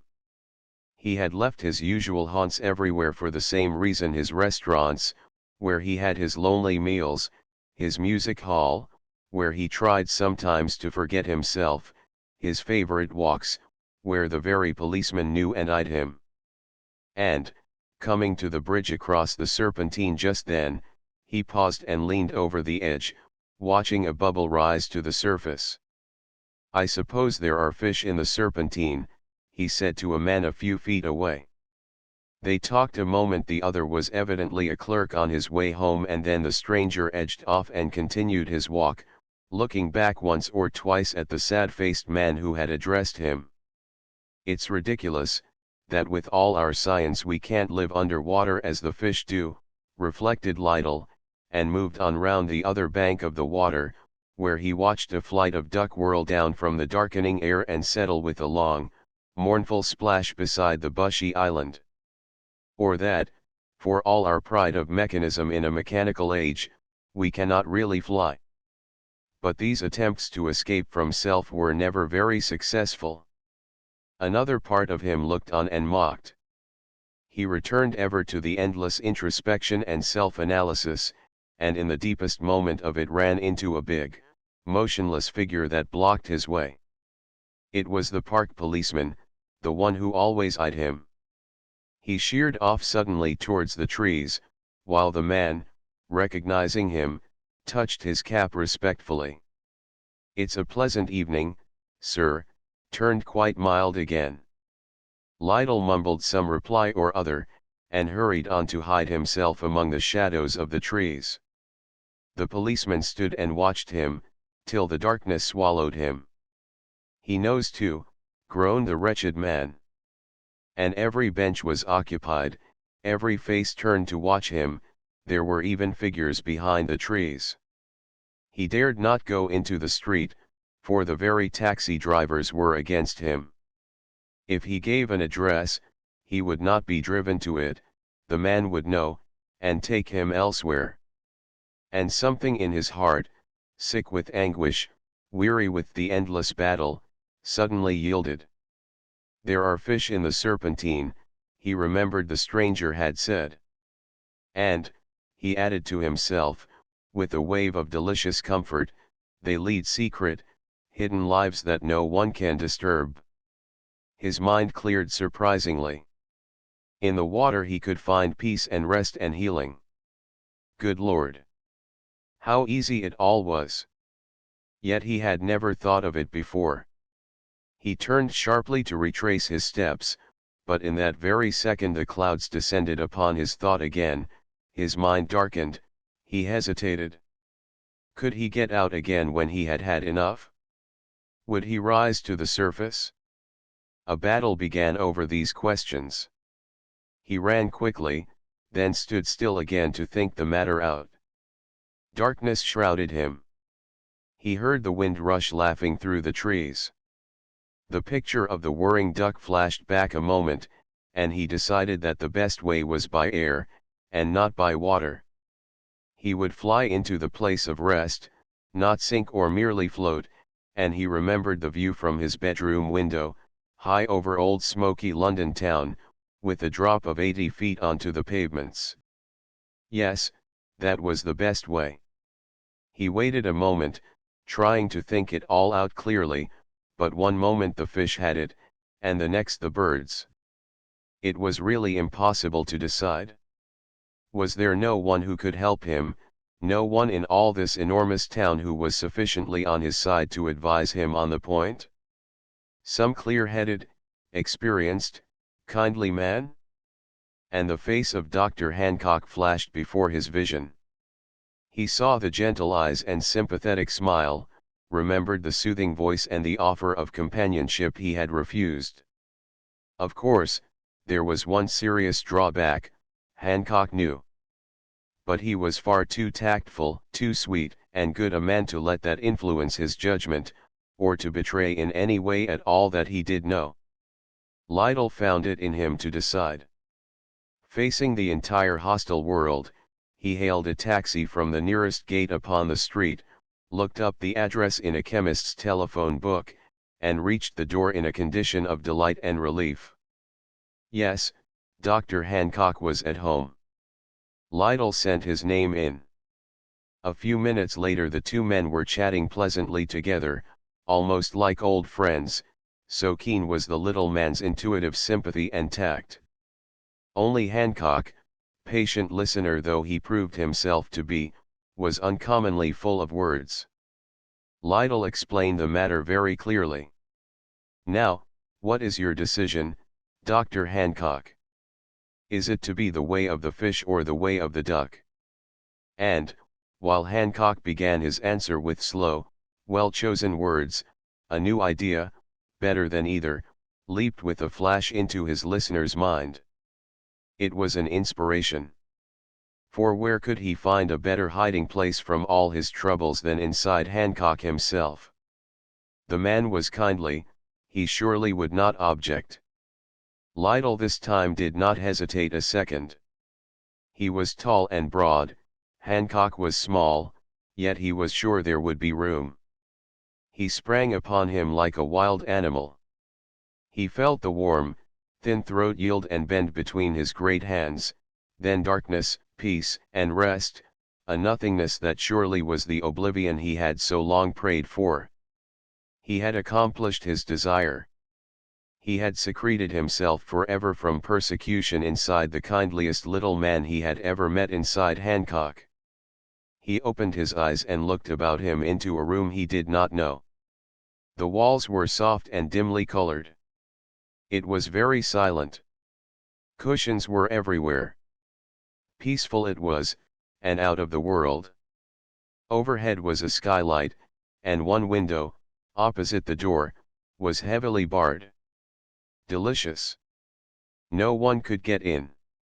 He was sitting in a deep and comfortable chair. He felt rested and happy. There was a click, and he saw a tiny window in the door drop down, as though worked by a sliding panel. Then the door opened noiselessly, and in came a little man with smiling face and soft brown eyes, Dr. Hancock. Lytle's first feeling was amazement. Then I didn't get into him properly after all. Or I've slipped out again, perhaps. The dear, good fellow. And he rose to greet him. He put his hand out, and found that the other came with it in some inexplicable fashion. Movement was cramped. Ah, then I've had a stroke, he thought, as Hancock pressed him, ever so gently, back into the big chair. Do not get up, he said soothingly but with authority, sit where you are and rest. You must take it very easy for a bit, like all clever men who have overworked. I'll get in the moment he turns, thought Lytle. I did it badly before. It must be through the back of his head, of course, where the spine runs up into the brain, and he waited till Hancock should turn. But Hancock never turned. He kept his face towards him all the time, while he chatted, moving gradually nearer to the door. On Lytle's face was the smile of an innocent child, but there lay a hideous cunning behind that smile, and the eyes were terrible. Are those bars firm and strong? Asked Lytle, so that no one can get in. He pointed craftily, and the doctor, caught for a second unawares, turned his head. That instant Lytle was upon him with a roar, then sank back powerless into the chair, unable to move his arms more than a few inches in any direction. Hancock stepped up quietly and made him comfortable again with cushions. And something in Lytle's soul turned round and looked another way. His mind became clear as daylight for a moment. The effort perhaps had caused the sudden change from darkness to great light. A memory rushed over him. Good God, he cried. I am violent. I was going to do you an injury, you who are so sweet and good to me. He trembled dreadfully, and burst into tears. For the sake of heaven, he implored, looking up, ashamed and keenly penitent, put me under restraint. Fasten my hands before I try it again. He held both hands out willingly, beseechingly, then looked down, following the direction of the other's kind brown eyes. His wrists, he saw, already wore steel handcuffs, and a strait waistcoat was across his chest and arms and shoulders. XXII The house of the past. One night a dream came to me and brought with her an old and rusty key. She led me across fields and sweet-smelling lanes, where the hedges were already whispering to one another in the dark of the spring, till we came to a huge, gaunt house with staring windows and lofty roof half hidden in the shadows of very early morning. I noticed that the blinds were of heavy black, and that the house seemed wrapped in absolute stillness. This, she whispered in my ear, is the house of the past. Come with me and we will go through some of its rooms and passages, but quickly, for I have not the key for long, and the night is very nearly over. Yet, perchance, you shall remember. The key made a dreadful noise as she turned it in the lock, and when the great door swung open into an empty hall and we went in, I heard sounds of whispering and weeping, and the rustling of clothes, as of people moving in their sleep and about to wake. Then, instantly, a spirit of intense sadness came over me, drenching me to the soul, my eyes began to burn and smart, and in my heart I became aware of a strange sensation as of the uncoiling of something that had been asleep for ages. My whole being, unable to resist, at once surrendered itself to the spirit of deepest melancholy, and the pain in my heart, as the things moved and woke, became in a moment of time too strong for words. As we advanced, the faint voices and sobbings fled away before us into the interior of the house, and I became conscious that the air was full of hands held aloft, of swaying garments, of drooping tresses, and of eyes so sad and wistful that the tears, which were already brimming in my own, held back for wonder at the sight of such intolerable yearning. "Do not allow all this sadness to overwhelm you," whispered the dream at my side. "It is not often they wake. They sleep for years and years and years. The chambers are all full, and unless visitors such as we come to disturb them, they will never wake of their own accord. But, when one stirs, the sleep of the others is troubled, and they too awake, till the motion is communicated from one room to another and thus finally throughout the whole house. Then, sometimes, the sadness is too great to be borne, and the mind weakens.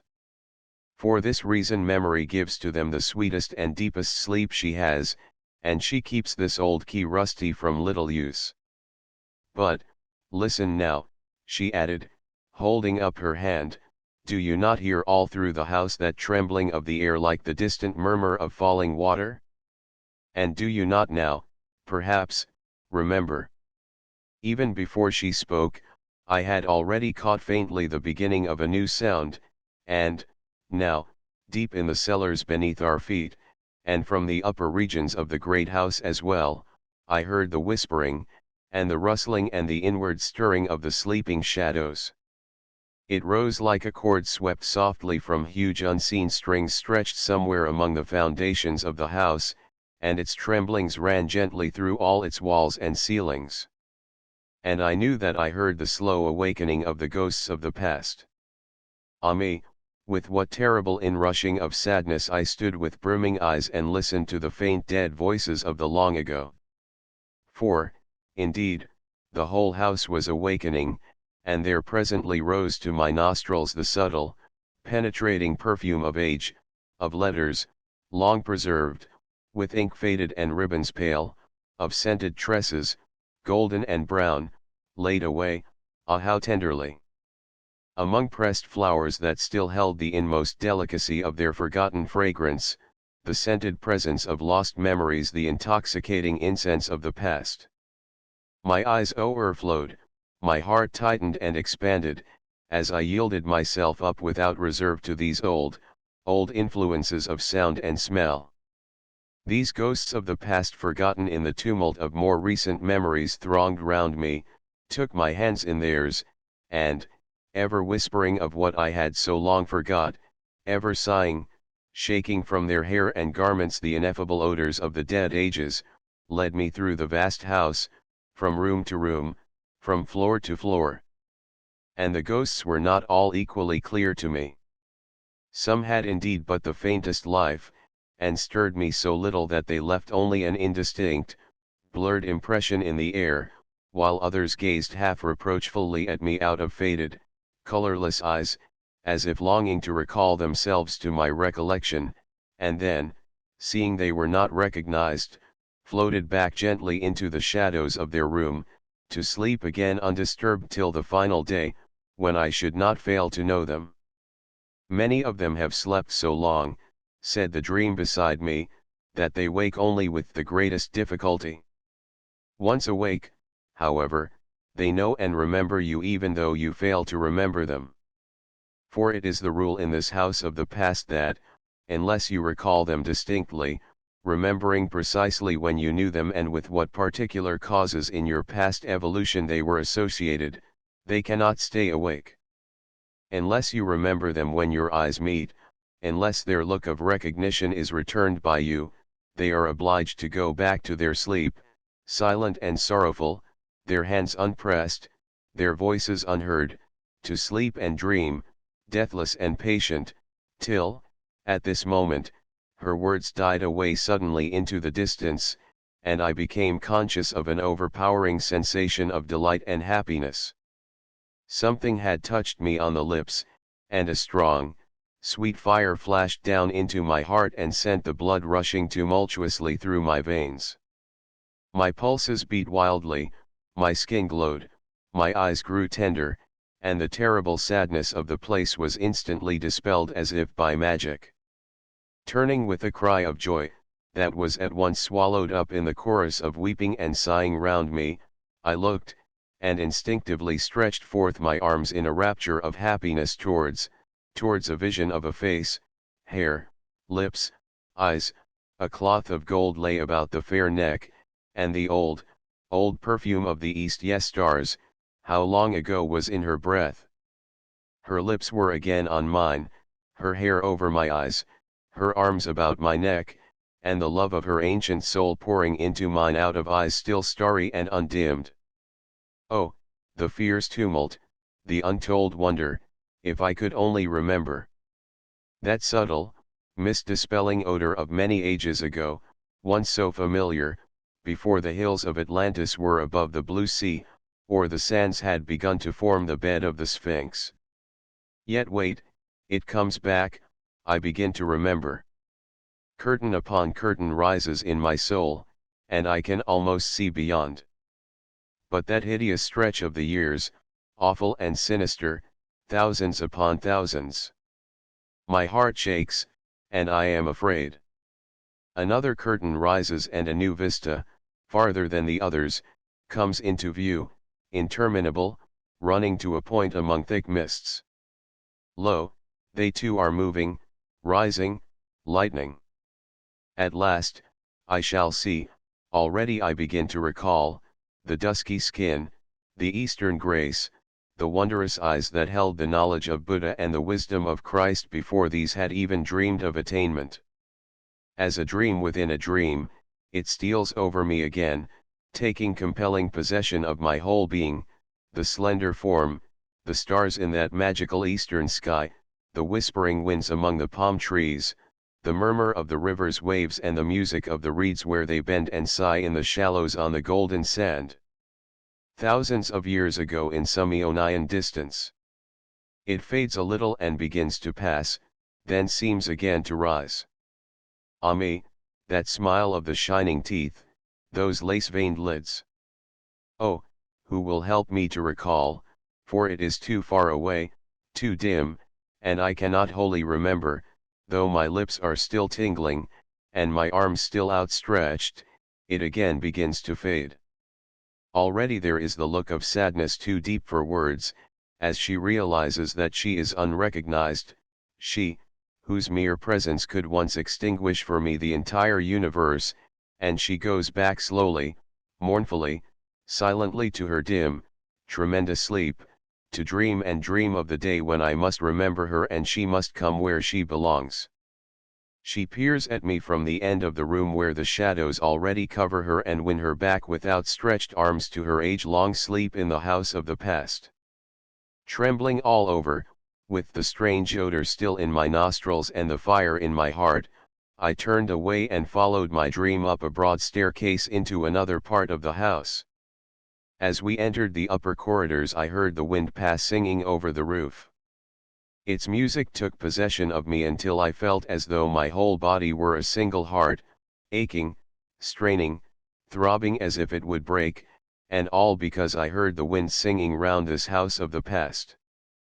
But, remember, whispered the dream, answering my unspoken wonder, that you are listening to the song it has sung for untold ages into untold myriad ears. It carries back so appallingly far, and in that simple dirge, profound in its terrible monotony, are the associations and recollections of the joys, griefs, and struggles of all your previous existence. The wind, like the sea, speaks to the inmost memory, she added, and that is why its voice is one of such deep spiritual sadness. It is the song of things forever incomplete, unfinished, unsatisfying. As we passed through the vaulted rooms, I noticed that no one stirred.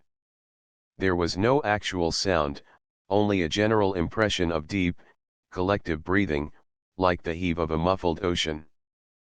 But the rooms, I knew at once, were full to the walls, crowded, rows upon rows.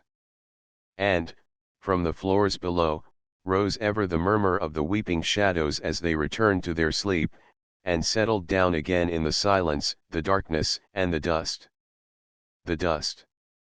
Ah, the dust that floated in this house of the past, so thick, so penetrating, so fine, it filled the throat and eyes without pain, so fragrant, it soothed the senses and stilled the aching of the heart, so soft, it parched the tongue, without offense, yet so silently falling, gathering, settling over everything, that the air held it like a fine mist and the sleeping shadows wore it for their shrouds.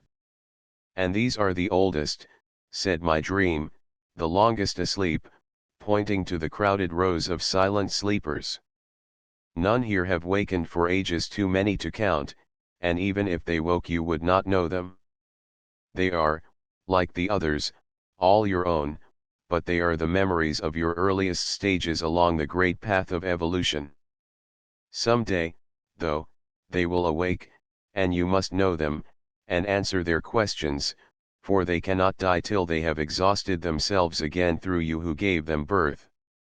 Ah me, I thought, only half listening to or understanding these last words, what mothers, fathers, brothers may then be asleep in this room, what faithful lovers, what true friends, what ancient enemies. And to think that some day they will step forth and confront me, and I shall meet their eyes again, claim them, know them, forgive, and be forgiven, the memories of all my past. I turned to speak to the dream at my side, but she was already fading into dimness, and, as I looked again, the whole house melted away into the flush of the eastern sky, and I heard the birds singing and saw the clouds overhead veiling the stars in the light of coming day. XXIII Jimbo's longest day. The longest day has in it for children a strange, incommunicable thrill. It begins so early in the morning, for one thing, that half of it, the first half, belongs to the mystery of night. It steals upon the world as though from fairyland, a thing apart from the rush and scurry of ordinary days. It is so long that nothing happens quickly in it. There is a delicious leisure throughout its shining hours that makes it possible to carry out 100 schemes unhurried. No voice can call times up, no one can urge be quick.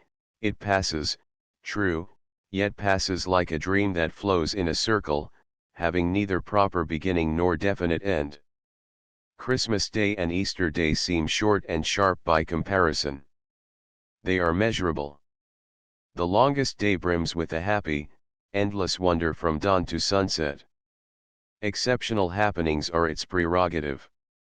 All this, and something more no elder can quite grasp, lay stealthily in Jimbo's question, "Uncle, tomorrow's the longest day. What shall we do?" He glanced across the room at his mother, prepared for a prohibitive remark of some sort. But mother, deep in a stolen book, paid no attention. He looked back at me.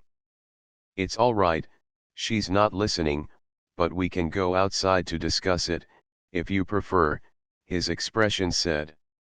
I beckoned him over to me, however, for safety's sake.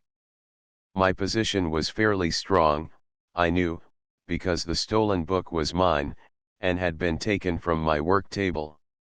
Jimbo's mother has this way with books, her passion almost unmoral.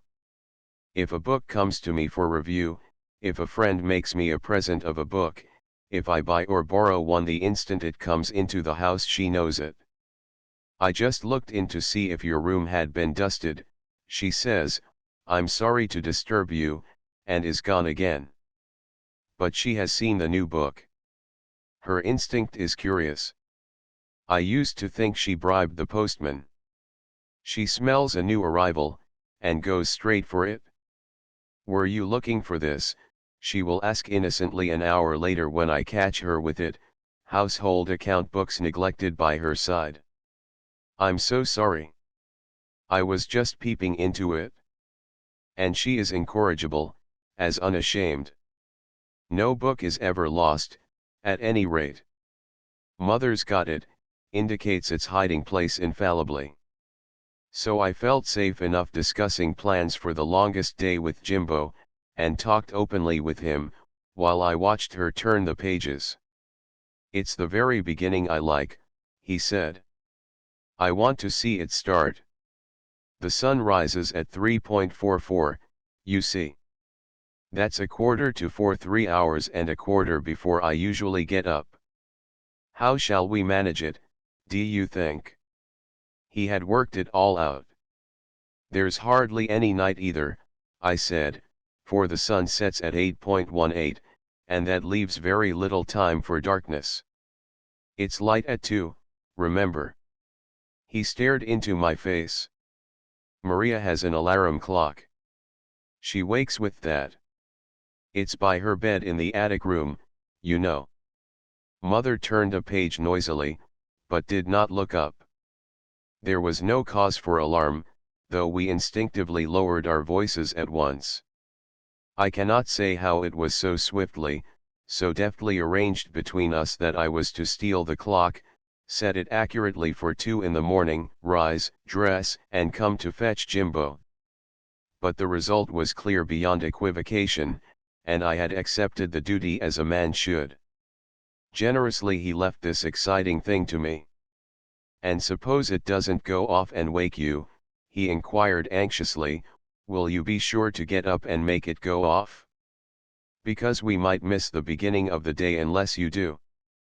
I explained something about the mechanism of the mind and the mechanism of an alarm clock that seemed to satisfy him, and then he asked another vital question: "What is exactly the longest day, uncle?"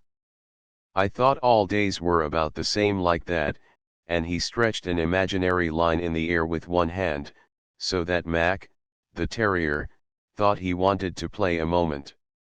I explained that too, to his satisfaction, whereupon he nestled much closer to me, glancing first over his shoulder at his mother, and inquired whether everything knew it was the longest day: birds, cows, and out-of-door things all over the world, rabbits, I mean, like that.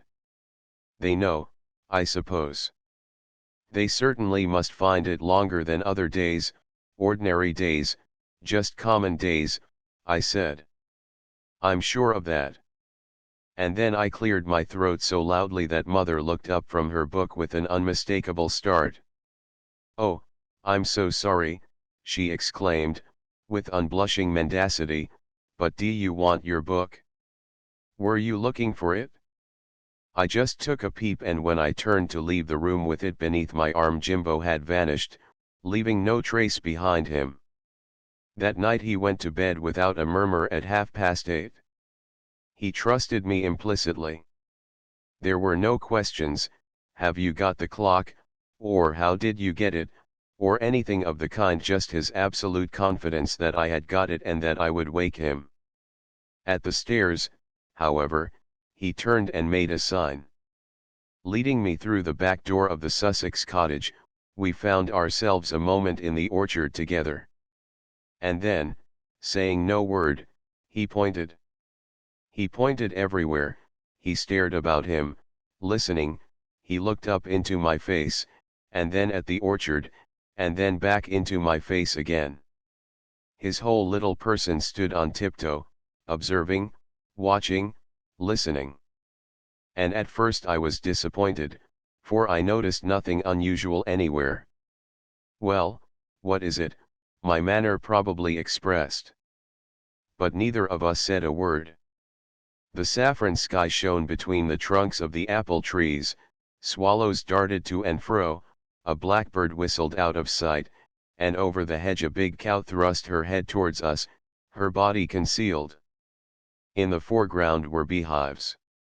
The air was very still and scented. My pipe smoke hung almost motionless. I moved from one foot to the other. "Aha!" I said mysteriously below my breath, "Aha!" And that was sufficient for him. He knew I had seen and understood. He came a step nearer to me, his face solemn and expectant. "It's begun already, you see. Isn't it wonderful? Everything knows. And is getting ready," I added, "for it's coming. The longest day," he whispered, looking about him with suppressed excitement, "and ready, if necessary, to believe the earth would presently stop turning. He gave one curious look at the sky, shuddered an instant with intense delight, gave my hand a secret squeeze, and disappeared like a goblin into the cottage. But behind him lingered something his little presence had evoked. Wonder and expectation are true words of power, and anticipation constructs the mold along which imagination later shall lead her fairy band. I realized what he had seen. The orchard, the cow, the beehives did look different. They were inviting, as though something was on the way. The very sky, as the summer dusk spread down it, wore coloring no ordinary June evening knew. Midsummer Eve set free the fairies, and Jimbo knew it. The roses seemed to flutter everywhere on wings. The very lilac blooms had eyes. I heard a rustle as of skirts high up among the peeping stars. How it came about is more than I can say, for I went to bed with a whir of wings and flowers in my head. The stillness of the night was magical, 4 short hours of transparent darkness that seemed to gleam and glimmer without hiding anything. Maria's alarm clock was not beside my bed, for the simple reason that I had not asked for it. Jimbo and the longest day between them had cast a glamour over me that had nothing to do with hours, minutes, seconds. It was delicious and inexplicable. Yet at other times I am an ordinary person, who knows that time is money and money is difficult to come by without uncommon effort. All this came for nothing. Jimbo did it. And what did I do for Jimbo? I cannot say. His is the grand old magical secret. He believed and wondered, he waited and asked no futile questions, time and space obeyed his imperious little will, waking or sleeping he dreamed, creating the world anew. I shut no eye that night. I watched the wheeling constellations rise and pass. The whole, clear summer night was rich with the silence of the gods. I dreamed, perhaps, beside my open window, where the roses and the clematis climbed, shining like lamps of starry beauty above the tiny lawn. And at 1:30, when the east began to whisper stealthily that someone was on the way, I left my chair and stole quietly down the narrow passageway to Jimbo's room. I was clever in my wickedness. I knew that if I waked him, whispering that the longest day was about to break, he would open half an eye, turn over in his thick childhood sleep, and murmur, as in dream, "Then let it come." And so, a little weary, if the truth be told, I did all this, and to my intense surprise discovered Jimbo perched, wide awake and staring, at the casement window. He had never closed an eye, nor half an eye. He was watchful and alert, but undeniably tired out, as I was. "Jimbo," I whispered, stealing in upon him, "the longest day is very near. It's so close you can hear it coming down the sky. It's softer than any dream you ever dreamed in your life. Come out if you will, we'll see it from the orchard." He turned towards me in his little nightshirt like a goblin. His eyes were very big, but the eyelids held open with an effort. "Uncle," he said in a tiny voice, "do you think it's really come at last? It's been terribly slow, but I suppose that's because it's such an awful length. Wasn't it wonderful?" And I tucked him up. Before the sheet was round his shoulder he was asleep, and next morning when we met at breakfast, he just asked me slyly, "Do you think Mother guessed or saw anything of what we saw?" We glanced across the table, full of secret signs, together. Mother's letters were piled beside her plate, a book beneath them. It was my stolen book. She had clearly sat up half the night devouring it. "No," I whispered, "I don't think Mother guesses anything at all. Besides," I added, "today is the longest day, so in any case she'd be a very long time finding out." And, as he seemed satisfied, I felt my conscience clear, and said no more about it.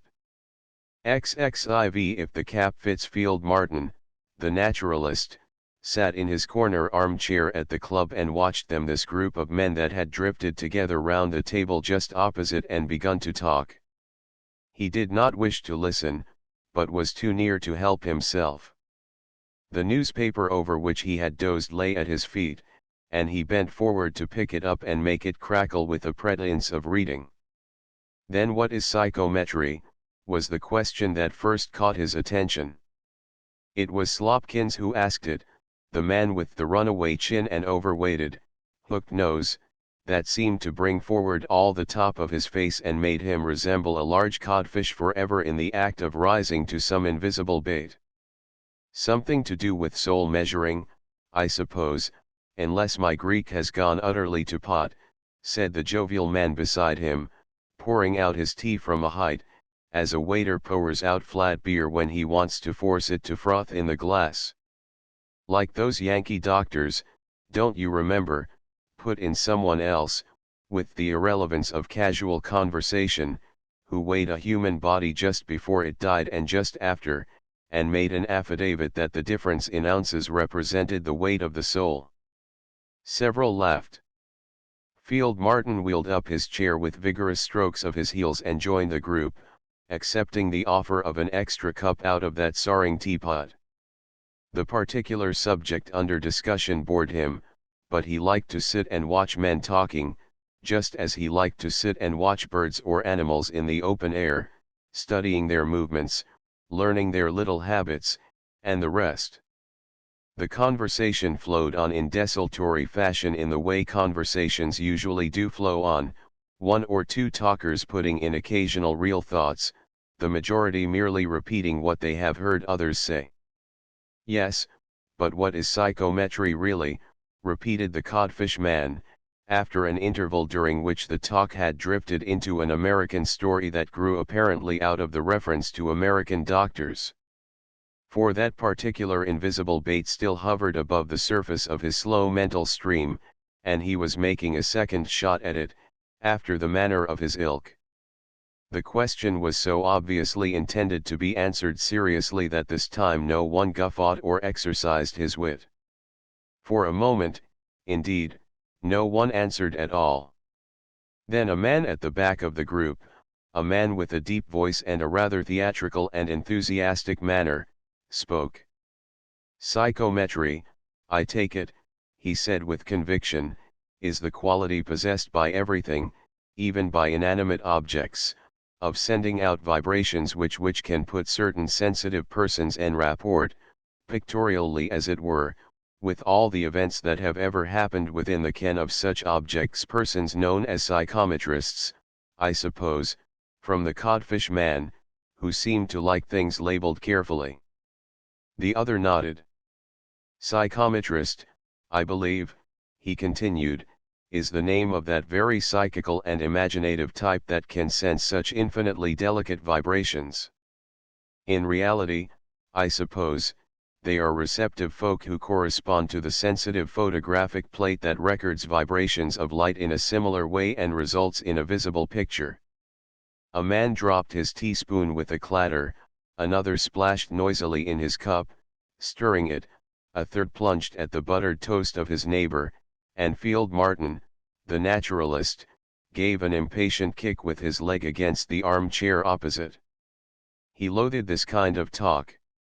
The speaker evidently was one of those who knew by heart the patter of psychical research, or what passes for it among credulous and untrained minds, master of that peculiar jargon, quasi-scientific, about vibrations and the rest, that such persons affect. But he was too lazy to interrupt or disagree. Wondering vaguely who the speaker might be, he drank his tea, and listened with laughter and disgust about equally mingled in his mind. Others, besides the codfish, were asking questions. Answers were not behindhand.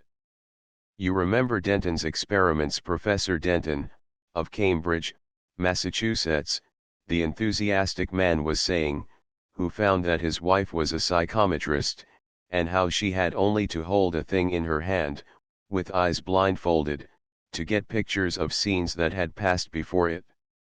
A bit of stone he gave her brought vivid and gorgeous pictures of processions and pageants before her inner eye, I remember, and at the end of the experiment her husband told her what the stone was. By Jove! And what was it? Asked Codfish. A fragment from an old temple at Thebes, was the reply. Telepathy, suggested someone. Quite possible, was the reply.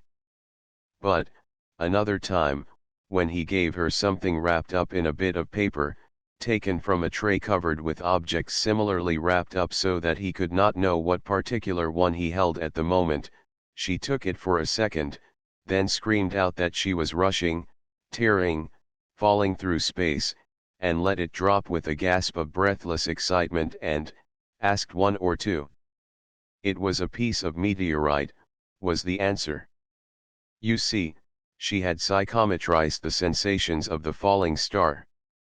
I know, for instance, another woman who is so sensitive to the atmospheres of things and people, that she can tell you every blessed thing about a stranger who's just vacated chair she sits down in. I've known her leave a bus, too, when certain people have got in and sat next to her, because Field Martin paid for his neighbor's tea by mistake and moved away, hoping his contempt was not too clearly marked for politeness. Everything, you see, has an atmosphere charged with its own individual associations.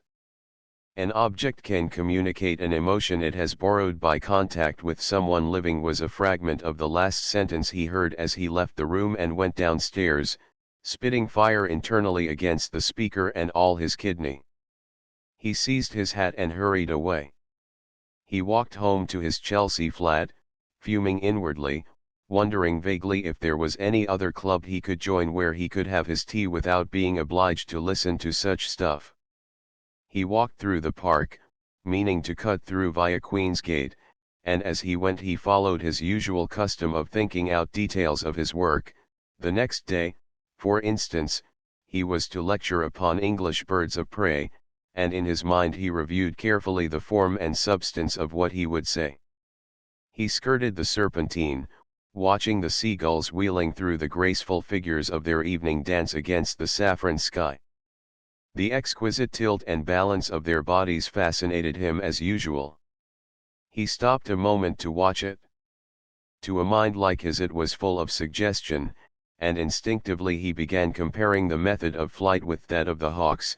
1 or 2 points occurred to him that he could make good use of in his lecture, when he became aware that something drew his attention down from the sky to the water, and that the interest he felt in the birds was being usurped by thoughts of another kind.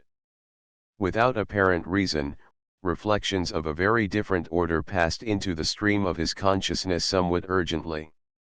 Seagulls, hawks, birds of prey, and the rest faded from his mental vision. Wings and details of flight departed, his eye, and with it his thought, dropped from the sky to the surface of the water, shimmering there beneath the last tints of the sunset. The emotion of the naturalist, stirred into activity by the least symbol of his lifelong study, a bird, an animal, an insect, had been curiously replaced, and the transition was abrupt enough to touch him with a sense of surprise, almost, perhaps, of shock. Now, vigorous imagination, the kind that creates out of next to nothing, was not an ingredient of his logical and scientific cast of mind, and Field Martin, slightly puzzled, was at a loss to explain this irregular behavior of his usually methodical system. He stepped back farther from the brink where the little waves splashed, yet, even as he did so, he realized that the force dictating the impulse was of a protective character, guiding, directing, almost warning. In words, had he been a writer, he might have transposed it thus: be careful of that water. For the truth was it had suddenly made him shrink. He continued his way, puzzled and disturbed. Of the mutinous forces that lie so thinly screened behind life, dropping from time to time their faint, wireless messages upon the soul, Field Martin hardly discerned the existence. and this passing menace of the water was disquieting all the more so because his temperament furnished him with no possible instrument of measurement. A sense of deep water, cold, airless, still, invaded his mind. He thought of its suffocating mass lying over mouth and ears, he realized something of the struggle for breath, and the frantic efforts to reach the surface and keep afloat that a drowning man. But what nonsense is this? Where do these thoughts suddenly come from? He exclaimed, hurrying along. He had crossed the road now, so as to put a greater distance, and a stretch of wholesome human traffic, between him and that sheet of water lying like painted glass beneath the fading sky. Yet it pulled and drew him back again to the shore, inviting him with a curious, soft insistence that rendered necessary a distinct effort of will to resist it successfully. Birds were utterly forgotten. His very being was steeped in water to the neck, to the eyes, his lungs filled, his ears charged with the rushing noises of singing and drumming that come to complete the dread bewilderment of the drowning man. Field Martin shook and trembled as he crossed the bridge by Kensington Gardens. That impulse to throw himself over the parapet was the most outrageous and unaccountable thing that had ever come upon him, and as he hurried down Queensgate he tried to calculate whether there was time for him to see his doctor that very night before dinner, or whether he must postpone it to the first thing in the morning. For, assuredly, this passing disorder of his brain must have immediate attention, such results of overwork could not be seen to quickly enough. If necessary, he would take a holiday at once. He decided to say nothing to his wife, and yet the odd thing was that before dinner was half over the whole mood had vanished so completely, and his normal wholesome balance of mind recovered such perfect control, that he could afford to laugh at the whole thing, and did laugh at it. What was more, even made his wife laugh at it too. The fact remained to puzzle and perplex, but the reality of it was gone. But that night, when he went to the club, the hall porter stopped him. "Beg pardon, sir, but Mr. Finson thought you might have taken his hat by mistake last night." His hat. The name Finson was unknown to him. "He wears a green felt hat like yours, sir, and they were on adjoining pegs." Field Martin took off his head covering and discovered his mistake. Finson's name was inside in small gold letters. He explained matters with the porter, and left the necessary directions for the exchange to be effected. Upstairs he ran into Slopkins. "That chap Finson was asking for you," he remarked. "It seems you exchanged hats last night by mistake, and the porter thought possibly who is Finson. You remember, he was talking so wonderfully last night about psychometry. Oh, is that Finson?" "Yes," replied the other. "Interesting man, but a bit queer, you know. Gets melancholia and that sort of thing, I believe. It was only a week or two ago, don't you remember, that he tried to drown himself?" "Indeed," said Field Martin dryly, and went upstairs to look at the evening papers. XXV News v Nourishment. The first thing I saw of him was the dome of his bald head and the strip of wandering black hair that strayed across it like a bit of seaweed left by an ebbing tide. The rest was hidden behind the opened newspaper which he devoured while waiting for his luncheon. He was a little man. I saw the tips of square boots with knobs on them projecting beneath the table, and later I noted that his nose was aquiline, and that he had large comfortable ears. He may have been something in a forwarding office, he was not spruce enough for banking or insurance circles. He read that evening edition as if the future of the race depended on it. Then the girl, a lackadaisical, bird-like creature, brought his plate of braised beef and carrots swimming in thick brown gravy, and set it down with noisy clatter upon the marble table. He was so absorbed that the dishes came as a surprise, and as he looked up, startled, the paper descended softly upon the thick brown gravy. This was the first disaster, for when he lifted it to find his place the columns of print resembled a successful flypaper. He looked round at everybody, bewildered. For the moment, however, I was so interested in the wandering strip of seaweed on his skull that I hardly noticed his efforts to free the newspaper, himself, his neighbors, and the cruet stand from the adhesive entanglement of this portion of his luncheon. There was a sound of scattering, then the girl had somehow managed it for him with her grimy napkin. But that remnant of a tide forgotten, as I came to regard it, fascinated me. It strayed, lonely as a cloud, it was so admirably fastened down, the angle, curve, and general adjustment had been evidently chosen with so much care. Its lie upon that dome of silence had been calculated to a nicety, so that it should relieve with the best possible effect the open waste around it. It was like a mathematical problem. Only when his grave, dark eyes met mine did I realize that I was staring rudely. But long before my own hurried luncheon came, the difficulties in which the stranger opposite was involved had fascinated me afresh. The contents of the now mutilated evening paper absorbed him to the point of positive conflict. It may have been the racing news, police reports, or a breach of promise case, it may have been some special article and leader, or it may have been merely advertisements, perhaps, I cannot say. But his efforts to read and eat at the same time made me wonder with a growing excitement for the final issue of the battle. Had I not been alone, I would have laid a bet with odds, I think, against braised beef and carrots. He did it all so gravely and so earnestly, aware of the claims of both contestants, yet determined to be conscientious. Determined he most certainly was. A man doing anything with all his heart is always interesting to watch, but a man solemnly doing two things at once wins admiration and respect as well. My sympathies went out to him. I longed to give him hints. And the only time my attention wandered from this contest between news and nourishment was when I watched that strip of lonely seaweed rise and fall, vanish and reappear, with the movement of his head in eating. The way it dived to meet the fork, then rose again to greet the paper, was like the motion of a swimmer among waves. He arranged his sight so cleverly, dividing it in some swift, extraordinary manner, yet without squinting, between the occupants of the arena.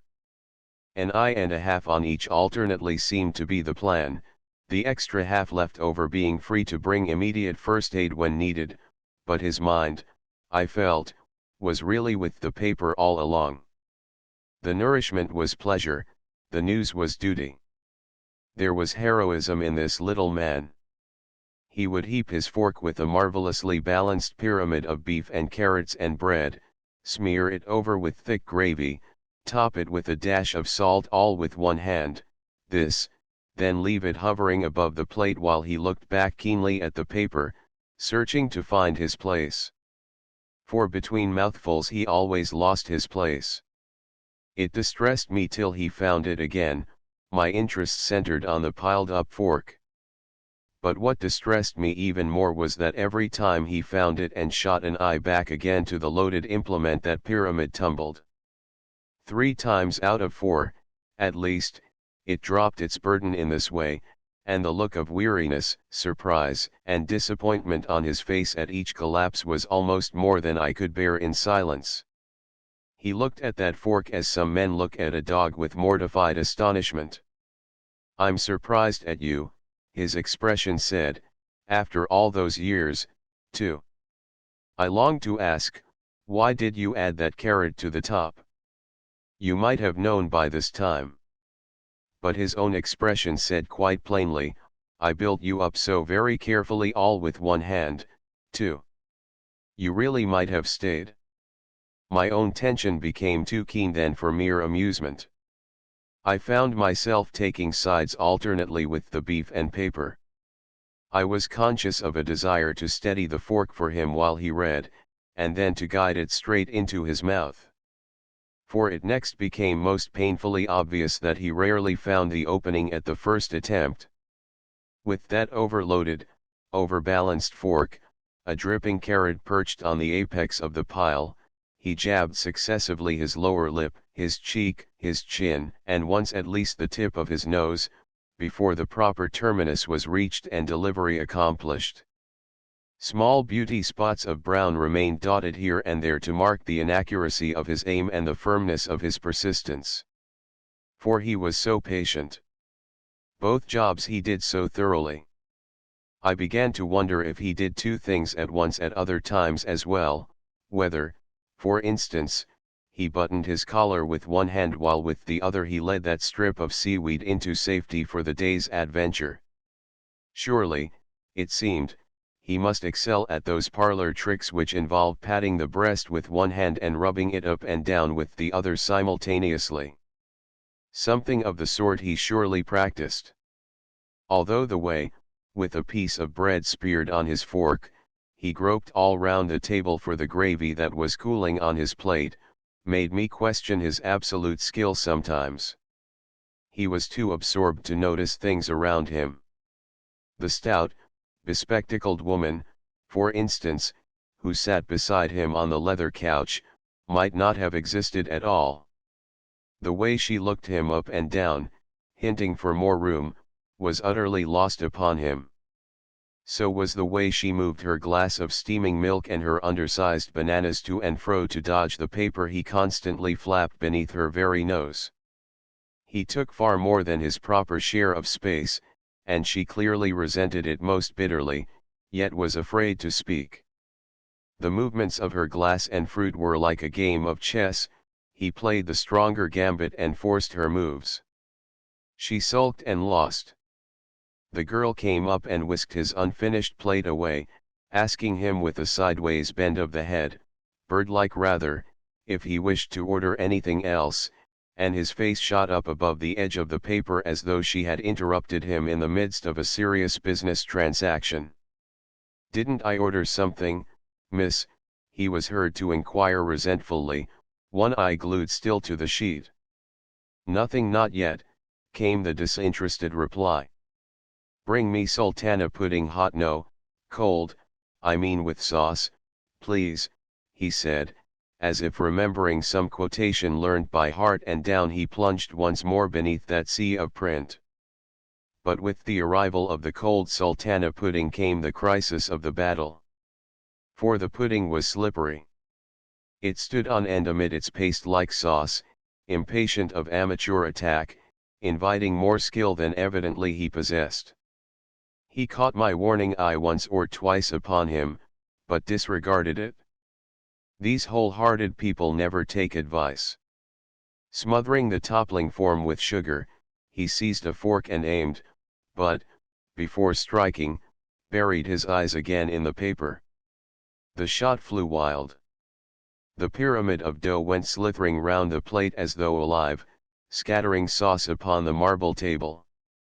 A second shot, delivered with impatience, took off the top and side. He speared the broken piece still without looking up to direct it properly, gathered a little sauce and sugar on the way, then, flushed with success, the face turned sideways towards the paper, rushed recklessly for his mouth and bit an empty fork. The load had slipped aside en route, or, rather, the paper, holding the best position in the field, had taken it prisoner. For it fell with a soft and sticky thud into the column nearest to his waistcoat. This time he spooned it up, and for a little time after that he had success. The paper and the pudding ran neck and neck along the home stretch. He read with absorbing interest, he ate without waste of attention. I watched him with amazement. This performance of a divided personality must be given somewhere every day at the luncheon hour. The mood of the afternoon hung probably upon its accomplishment without disaster. The pudding had dwindled to its last titbit without attempting further osfluge, and his eyes had just begun to feast upon a freshly turned page of the newspaper, when, crash, bang, there came complete discomfiture. Drunk with success, he made a violent misdirected shot. He had waited long for that titbit, had nursed it carefully, keeping a little pool of sauce and sugar especially for it, when this careless aim sent it flying off the plate several inches into the middle of the table. The woman with the milk and the banana gave a little scream of indignation. He turned abruptly, noticing her presence for the first time. He realized that he had edged her almost off the couch. He also realized, with the other eye, that the bit of pudding lay beyond redemption or recapture. Several people were watching him. He could not possibly, without total loss of dignity, restore it to an edible condition. He shunted down the seat with the sideways movement of a penguin, quietly replaced the errant morsel on his plate, called for his bill, then waited resignedly with a sigh, a defeated man. Our eyes met in that moment full and square across the room. "I told you so," mine said, "you were too reckless with it." But in his own there shone a look of misery and regret I shall not easily forget. For a single instant his face vanished behind the crumpled but victorious paper, to emerge, scarlet, a moment later with the strip of seaweed drawn out of its normal bed into an unaccustomed root towards one tilted eyebrow. In his distress the man had passed a hand absent-mindedly across his forehead. The woman, putting on her spectacles, eyed with relief his preparations for departure. He went. But he took the paper with him. And through the window I caught my final glimpse of him as he climbed outside a passing omnibus. He was small and rotund. His eyes shone in a flushed and disappointed face. His coat-tails spread sideways in the wind. Like an irate and very swollen sparrow he looked, defeated in some wretched gutter combat, yet eager for more, and certain to return to the arena as long as life should last about the luncheon hour. XXVI wind. It is a curious reflection, though of course an obvious one, that wind in itself is silent, and that only from the friction against objects set in its path comes the multiform music instantly associated with its name.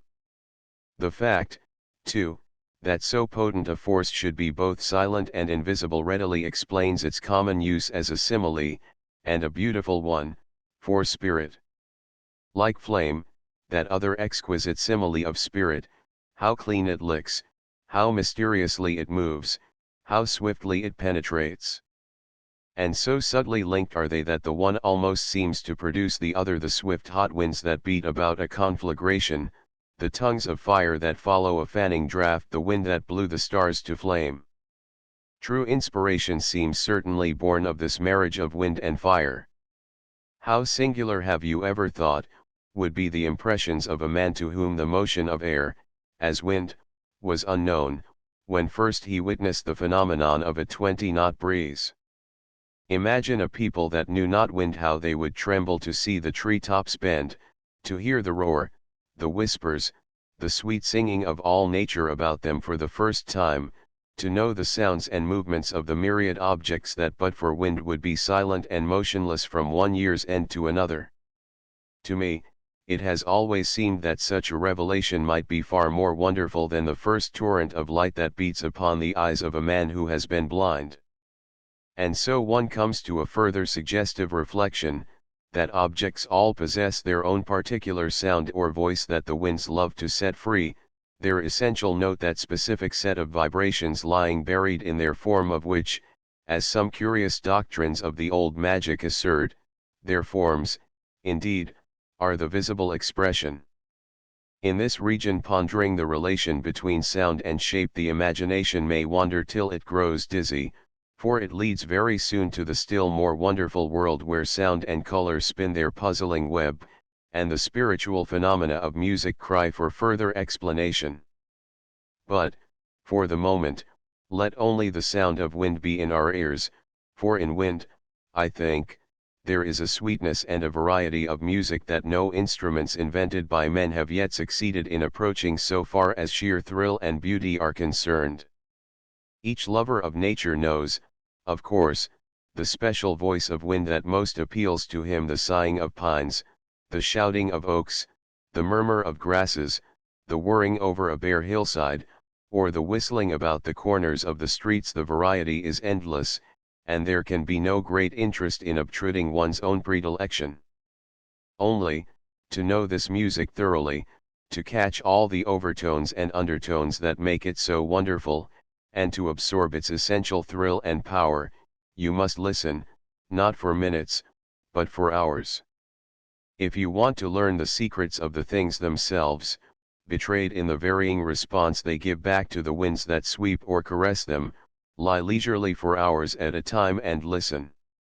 How, from the high desolation of mountain peaks it blows out terror, yet from the sea of bearded grain calls with soft whispering sounds such as children use for their tales of mystery, from old buildings the melancholy of all dead human passion, yet from the rigging of ships the abandon of wild and passionate adventure, wind, clapping its mighty hands among the flapping sails, or running with weary little feet among the ruined towers of broken habitations, sighing with long, gentle music over English lawns, or rushing, full of dreams, across vast prairies overseas, kissing a garden into music, or blundering blind-eyed through dark London squares, racing with thoughts of ice down precipices and dropping, as through spaces of sleep, into little corners of oblivion in wastelands of loneliness and desolation, or sighing with almost human melody through the keyhole and down the farmhouse chimney.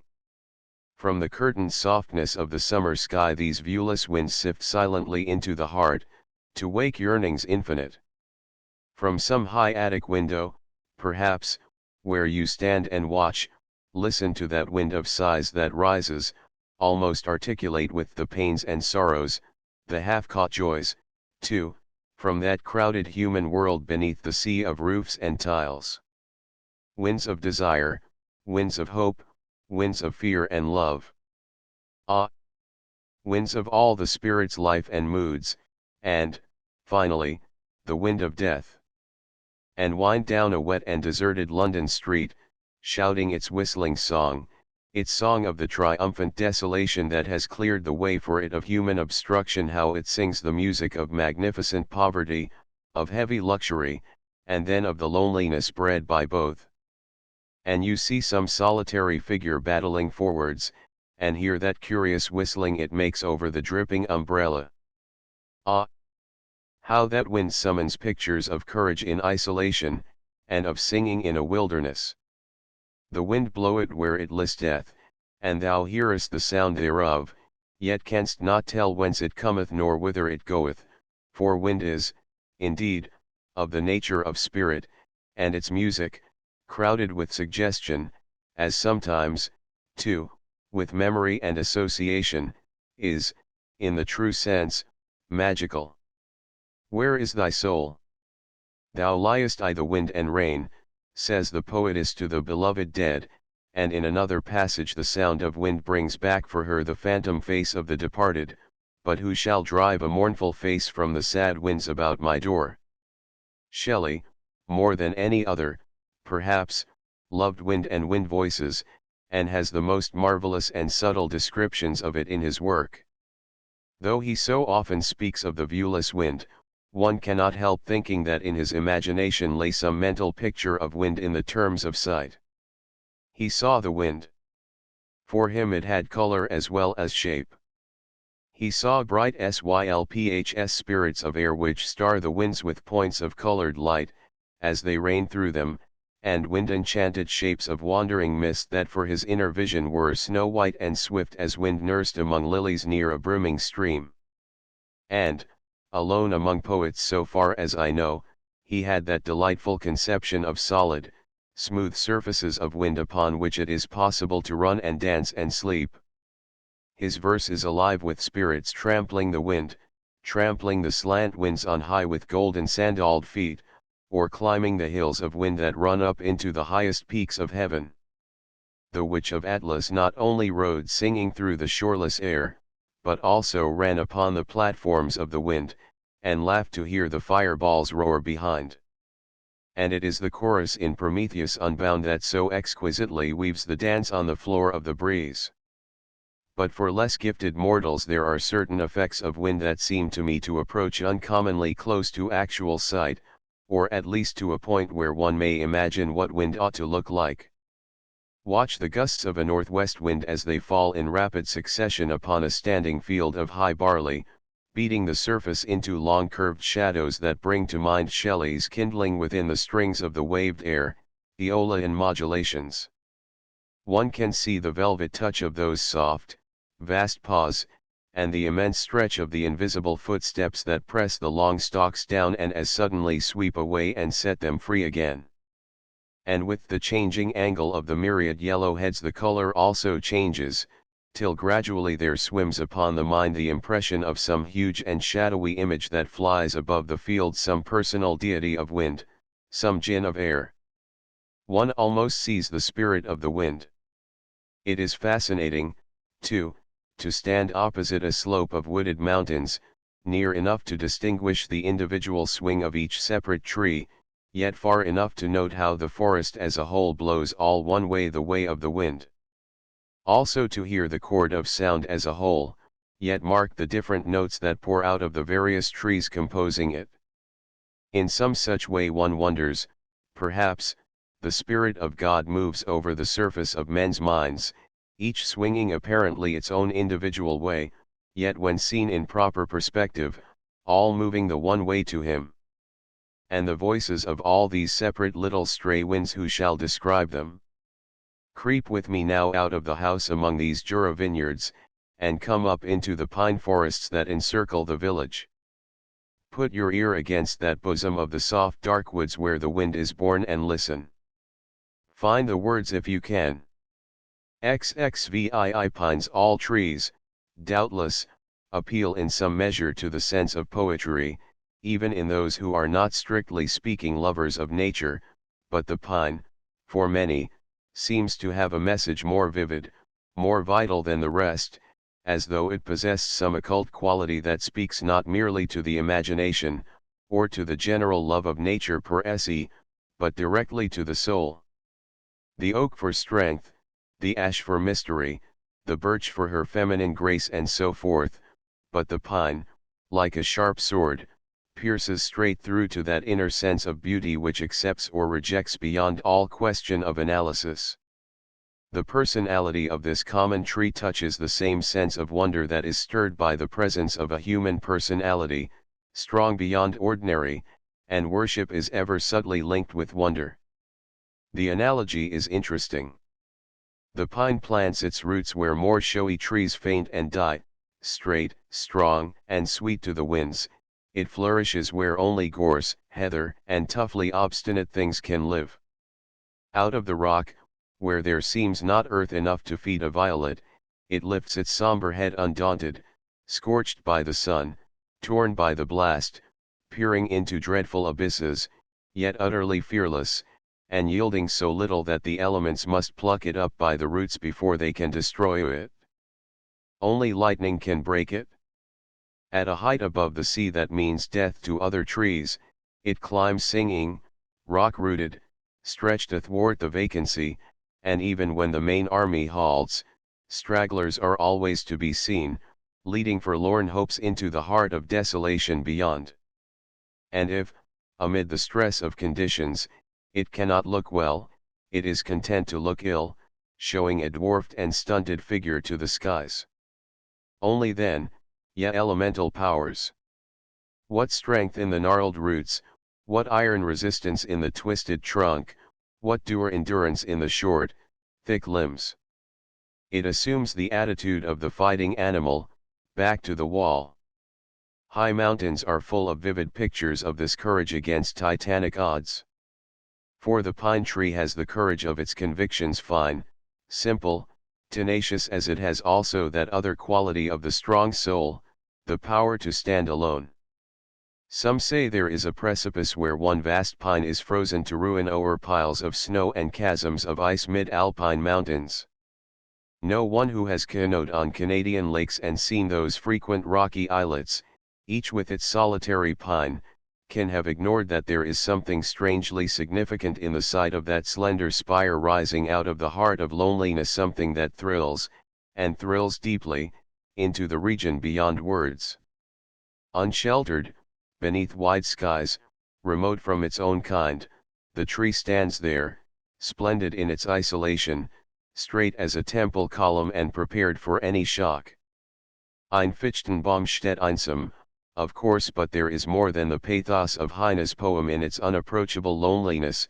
There is the spiritual suggestion of personality. This upright, self-sufficing tree upon a rock, buffeted by winds and waves, asking no sympathy and dreading no possible fate.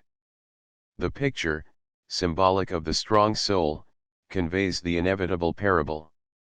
Compared with other trees, too, the pine does not change.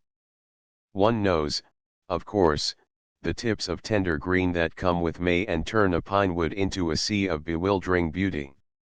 But, though deciduous, one is never aware that anything is lost. Its branches never thin, it puts out, properly speaking, no buds. And the monotony of a pine forest is merely a defect of its great quality of constancy.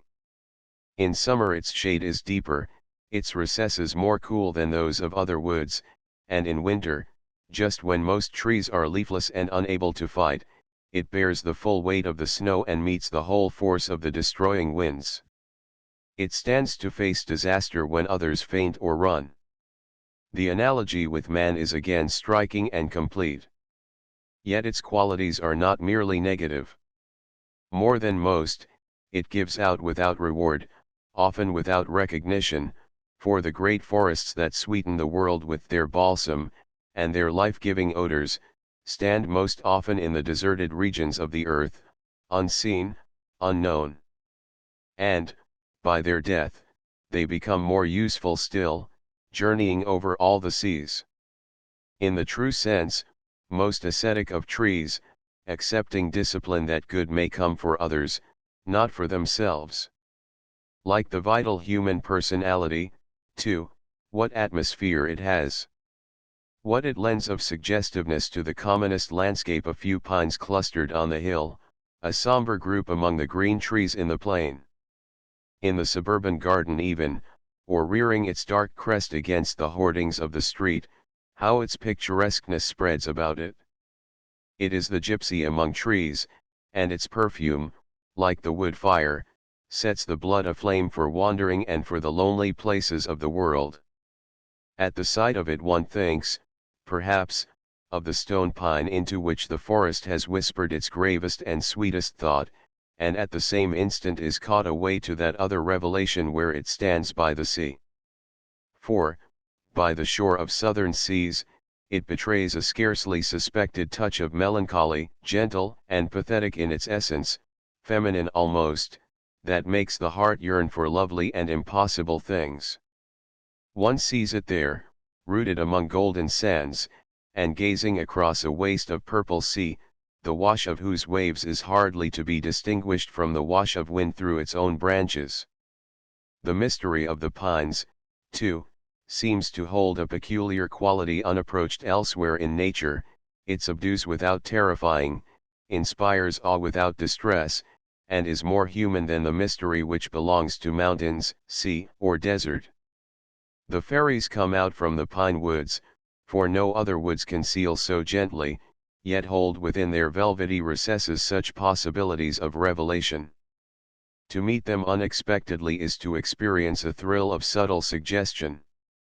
Among tamer trees, suddenly to come upon these black, vigorous things, contemptuous of soil, independent of sympathy, thriving where others droop or die, is to know a leap of the imagination, an increase of vitality, as when, among a crowd of common souls, one finds a man strong, radiating confidence and hope. Their very darkness stimulates. One cannot conceive such trees stooping to any kind of show. Lowland trees, says the author of Modern Painters, may show themselves gay with blossoms and glad with pretty charities of fruitfulness, but the pines have harder work to do for man and must do it in close-set troops. While other trees may turn their paleness to the sky if but a rush of rain passes them by, the pines must live carelessly amidst the wrath of clouds, and only wave their branches to and fro when a storm pleads with them, as men toss their arms in a dream. You cannot reach them, cannot cry to them, these trees never heard human voice, he says, speaking of their inaccessible multitudes among the precipices, they are far above all sound but of the winds. No foot ever stirred fallen leaf of theirs. All comfortless they stand, between the two eternities of vacancy and the rock, yet with such iron will that the rock itself looks bent and shattered beside them, fragile, weak, inconsistent, compared to their dark energy of delicate life, and monotony of enchanted pride unnumbered, unconquerable. And there is no sound in nature quite so wonderful as that faint spiritual singing of pine trees, that gentle whirring of a forest when soft airs are moving, that sauceln, susurrament, whispering. Midway in the wood, of course, a pine forest shouting in a free wind is simply the sea shouting on a sandy shore. Close the eyes, and it is impossible to tell the difference. It is tumbling surf, mellowed by distance, tossing, instead of spray, the flying odors of their needles frank incense. But when only stray puffs come a-wandering, and other trees are silent, listen at the skirts of a pine grove, and hear those ghosts of sound that fall from nowhere, that thin away to a mere ghost of sighing, and then come running back to you over the motionless crests. For pines can answer the wind apparently without moving. No other sound can faint as this does or sing alone. Among the stragglers at the edge of the wood you may hear distinct solos. Isolated pines respond to a wind you cannot feel, and a tree at your side will sigh and murmur, while another 6 feet away keeps silent. Almost as though the wind can consciously pick and choose when and where it shall shake the clinging music from their boughs, so that low, sweet sounds, like the farewell of ghosts, are heard.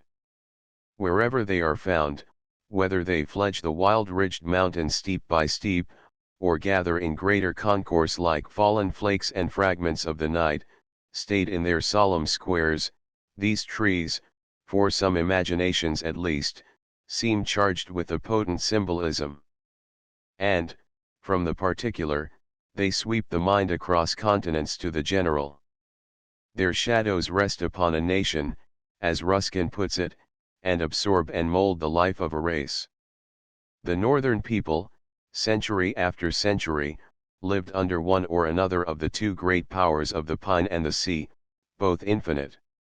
Whatever elements of imagination, or of warrior strength, or of domestic justice, were brought down by the Norwegian and the Goth against the dissoluteness or degradation of the south of Europe, were taught them under the green roofs and wild penetralia of the pine. XXVIII The winter Alps with an audacity of outline denied to them in the softer seasons, the Alps rear themselves aloft in winter more grandly self-revealed than at any other time, still with their brave and ancient pretense of being unconquerable.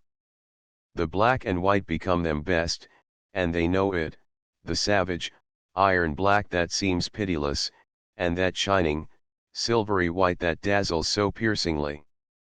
They are really not summer things at all, but creatures of the winter, the short, brilliant day of icy keenness, and the long night of tempest, wind, and drifting snows. Then, at least, clothed so simply in their robes of jet and ermine, they stand in something of their old true majesty, solemn, forbidding, terrible. Summer, as it were, overdresses them, with its skirts of emerald bright meadows and fringe of purple forests, and all its flying scarves of painted air and mist. The colors are so brilliant, the skies so soft, the flowers climb so high. Then winter comes, undressing them slowly, from the head and shoulders downwards, till they emerge, austere in black and white, naked and unashamed beneath the skies.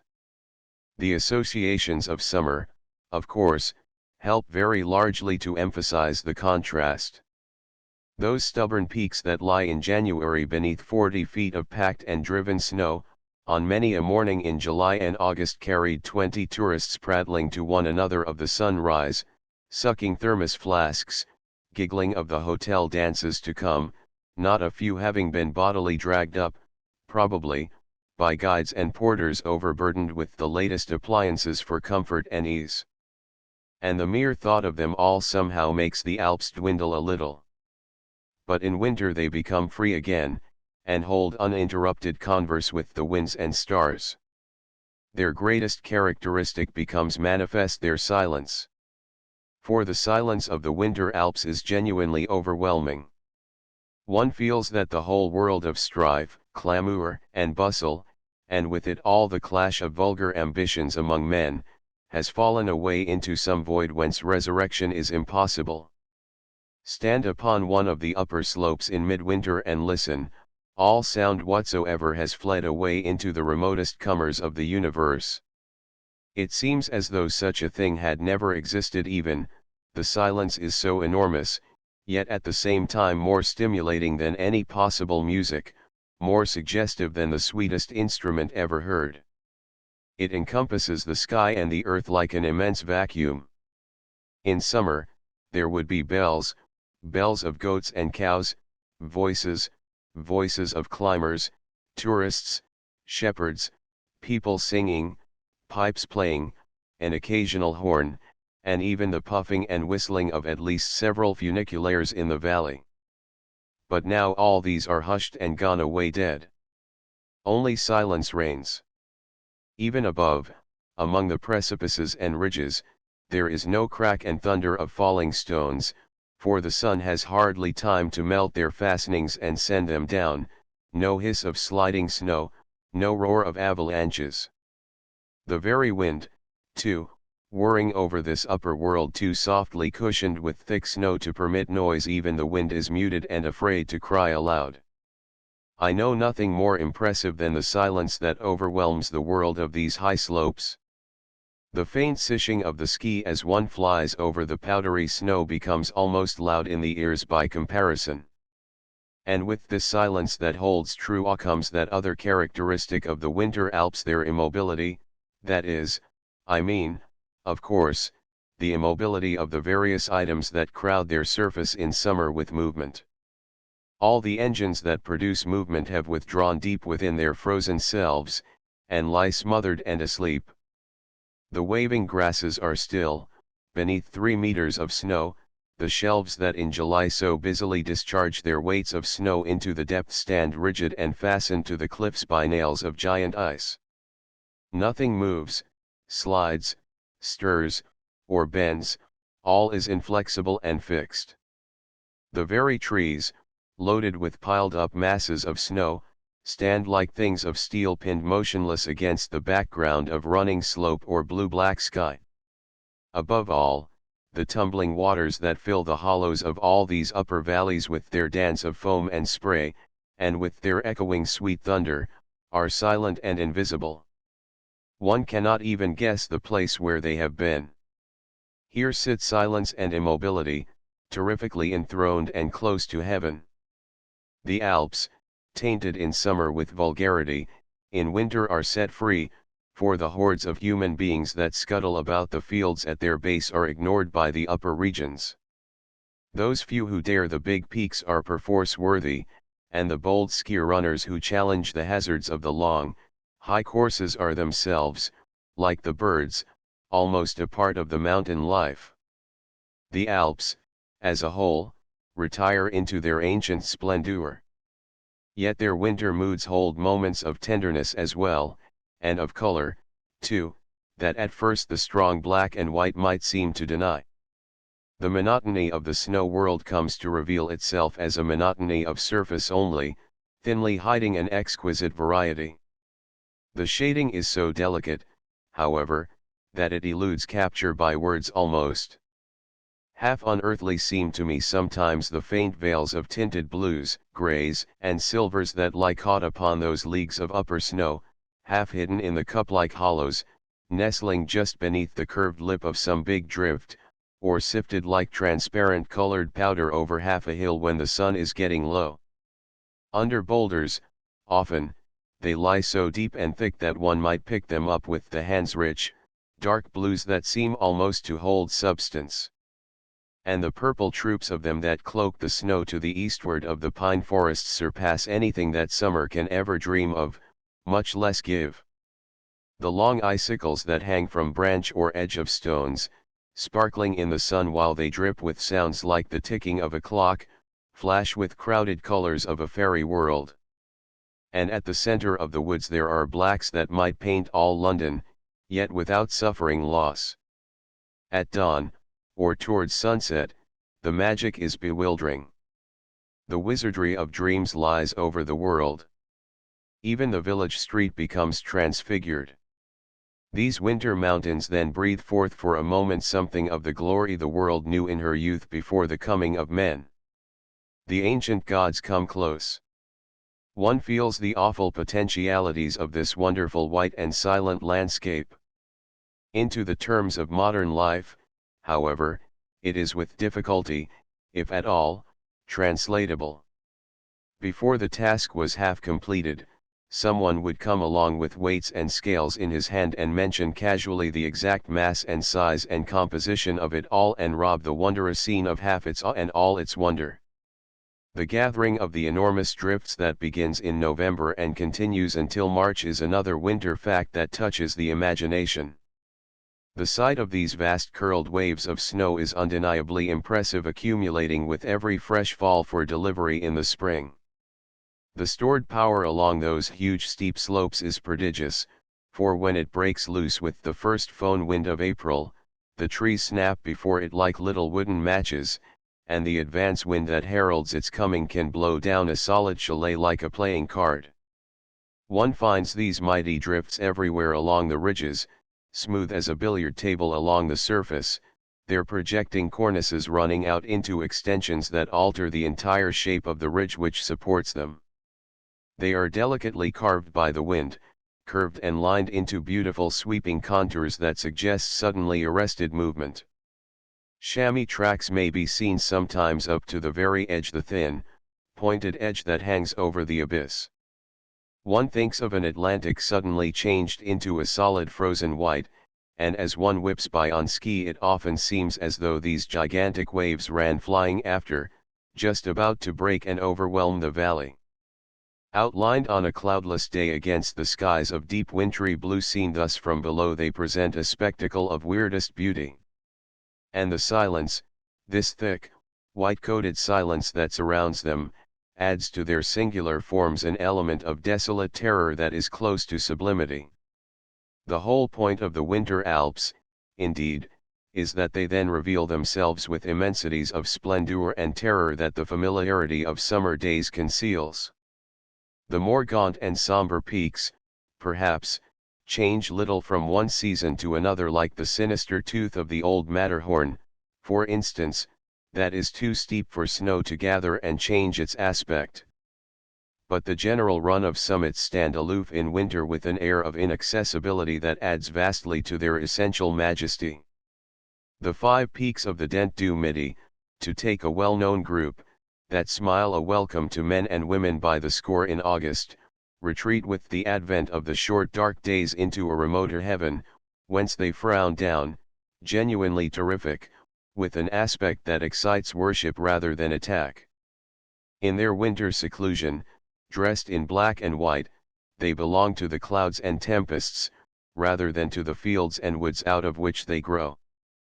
Watch them, for instance, on a January morning in the dawn, when the wild winds toss the frozen powdery snow hundreds of feet into the air from all their summits, and upon this exaggerated outline of the many-toothed ridge the sunrise strikes in red and gold, and you may see a sight that is not included in the very finest of the summer's repertoire. But it is at night, beneath the moon, that the winter Alps become really supreme. The shadows are pitch black, the snow dazzling as with a radiance of its own, the battlements that on their front bear stars loom awfully out of the sky. In close-shuttered chalets the peasants sleep. In the brilliant overheated salons of hotels hundreds of little human beings dance and make music and play bridge. But out there, in this silent world of ice and stars, the enormous mountains dream solemnly upon their ancient thrones, unassailable, alone in the heavens, forgotten. The Alps, in these hours of the long winter night, come magnificently into their own.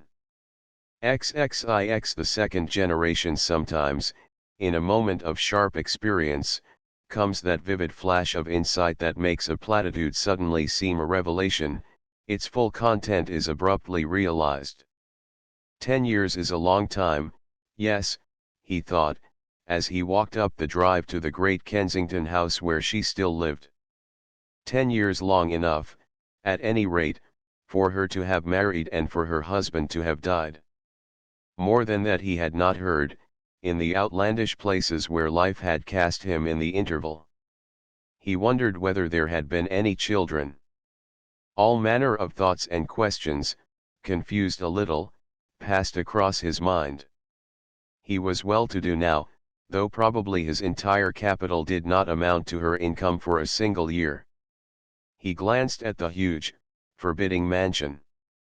Yet that pride was false which had made of poverty an insuperable obstacle. He saw it now. He had learned values in his long exile. But he was still ridiculously timid. This confusion of thought, of mental images rather, was due to a kind of fear, since worship ever is akin to awe. He was as nervous as a boy going up for a viva voce, and with the excitement was also that unconquerable sinking, that horrid shrinking sensation that excessive shyness brings. Why in the world had he come? Why had he telegraphed the very day after his arrival in England? Why had he not sent a tentative, tactful letter, feeling his way a little? Very slowly he walked up the drive, feeling that if a reasonable chance of escape presented itself he would almost take it. But all the windows stared so hard at him that retreat was really impossible now, and though no faces were visible behind the curtains, all had seen him. Possibly she herself. His heart beat absurdly at the extravagant suggestion. Yet it was odd, he felt so certain of being seen, and that someone watched him. He reached the wide stone steps that were clean as marble, and shrank from the mark his boots must make upon their spotlessness. In desperation, then, before he could change his mind, he touched the bell. But he did not hear it ring mercifully. That irrevocable sound must have paralyzed him altogether. If no one came to answer, he might still leave a card in the letter box and slip away. Oh, how utterly he despised himself for such a thought. A man of 30 with such a chicken heart was not fit to protect a child, much less a woman. And he recalled with a little stab of pain that the man she married had been noted for his courage, his determined action, his inflexible firmness in various public situations, head and shoulders above lesser men. What presumption on his own part ever to dream! He remembered, too, with no apparent reason in particular, that this man had a grown-up son already, by a former marriage. And still no one came to open that huge, contemptuous door with its so menacing, so hostile air. His back was to it, as he carelessly twirled his umbrella, but he felt its sneering expression behind him while it looked him up and down. It seemed to push him away. The entire mansion focused its message through that stern portal: little timid men are not welcomed here. How well he remembered the house! How often in years gone by had he not stood and waited just like this, trembling with delight and anticipation, yet terrified lest the bell should be answered and the great door actually swung wide. Then, as now, he would have run, had he dared. He was still afraid, his worship was so deep. But in all these years of exile in wild places, farming, mining, working for the position he had at last attained, her face and the memory of her gracious presence had been his comfort and support, his only consolation, though never his actual joy. There was so little foundation for it all, yet her smile, and the words she had spoken to him from time to time in friendly conversation, had clung, inspired, kept him going. For he knew them all by heart. And, more than once, in foolish optimistic moods, he had imagined, greatly daring, that she possibly had meant more. He touched the bell a second time with the point of his umbrella. He meant to go in, carelessly as it were, saying as lightly as might be, "Oh, I'm back in England again. If you haven't quite forgotten my existence, I could not forego the pleasure of saying how do you do, and hearing that you are well, and the rest," then presently bow himself easily out into the old loneliness again. But he would at least have seen her, he would have heard her voice, and looked into her gentle, amber eyes, he would have touched her hand. She might even ask him to come in another day and see her. He had rehearsed it all 100 times, as certain feeble temperaments do rehearse such scenes. And he came rather well out of that rehearsal, though always with an aching heart, the old great yearnings unfulfilled. All the way across the Atlantic he had thought about it, though with lessening confidence as the time drew near. The very night of his arrival in London, he wrote, then, tearing up the letter, after sleeping over it, he had telegraphed next morning, asking if she would be in. He signed his surname such a very common name, alas. But surely she would know, and her reply, "Please call 4:30, struck him as oddly worded rather. Yet here he was. There was a rattle of the big door knob, that aggressive, hostile knob that thrust out at him insolently like a fist of bronze. He started, angry with himself for doing so. But the door did not open. He became suddenly conscious of the wilds he had lived in for so long. His clothes were hardly fashionable, his voice probably had a twang in it, and he used tricks of speech that must betray the rough life so recently left. What would she think of him now? He looked much older, too. And how brusque it was to have telegraphed like that. He felt awkward, gauche, tongue-tied, hot, and cold by turns. The sentences, so carefully rehearsed, fled beyond recovery. Good heavens, the door was open. It had been open for some minutes. It moved on big hinges noiselessly. He acted automatically, just like an automaton. He heard himself asking if her ladyship was at home, though his voice was nearly inaudible. The next moment he was standing in the great, dim hall, so poignantly familiar, and the remembered perfume almost made him sway. He did not hear the door close, but he knew.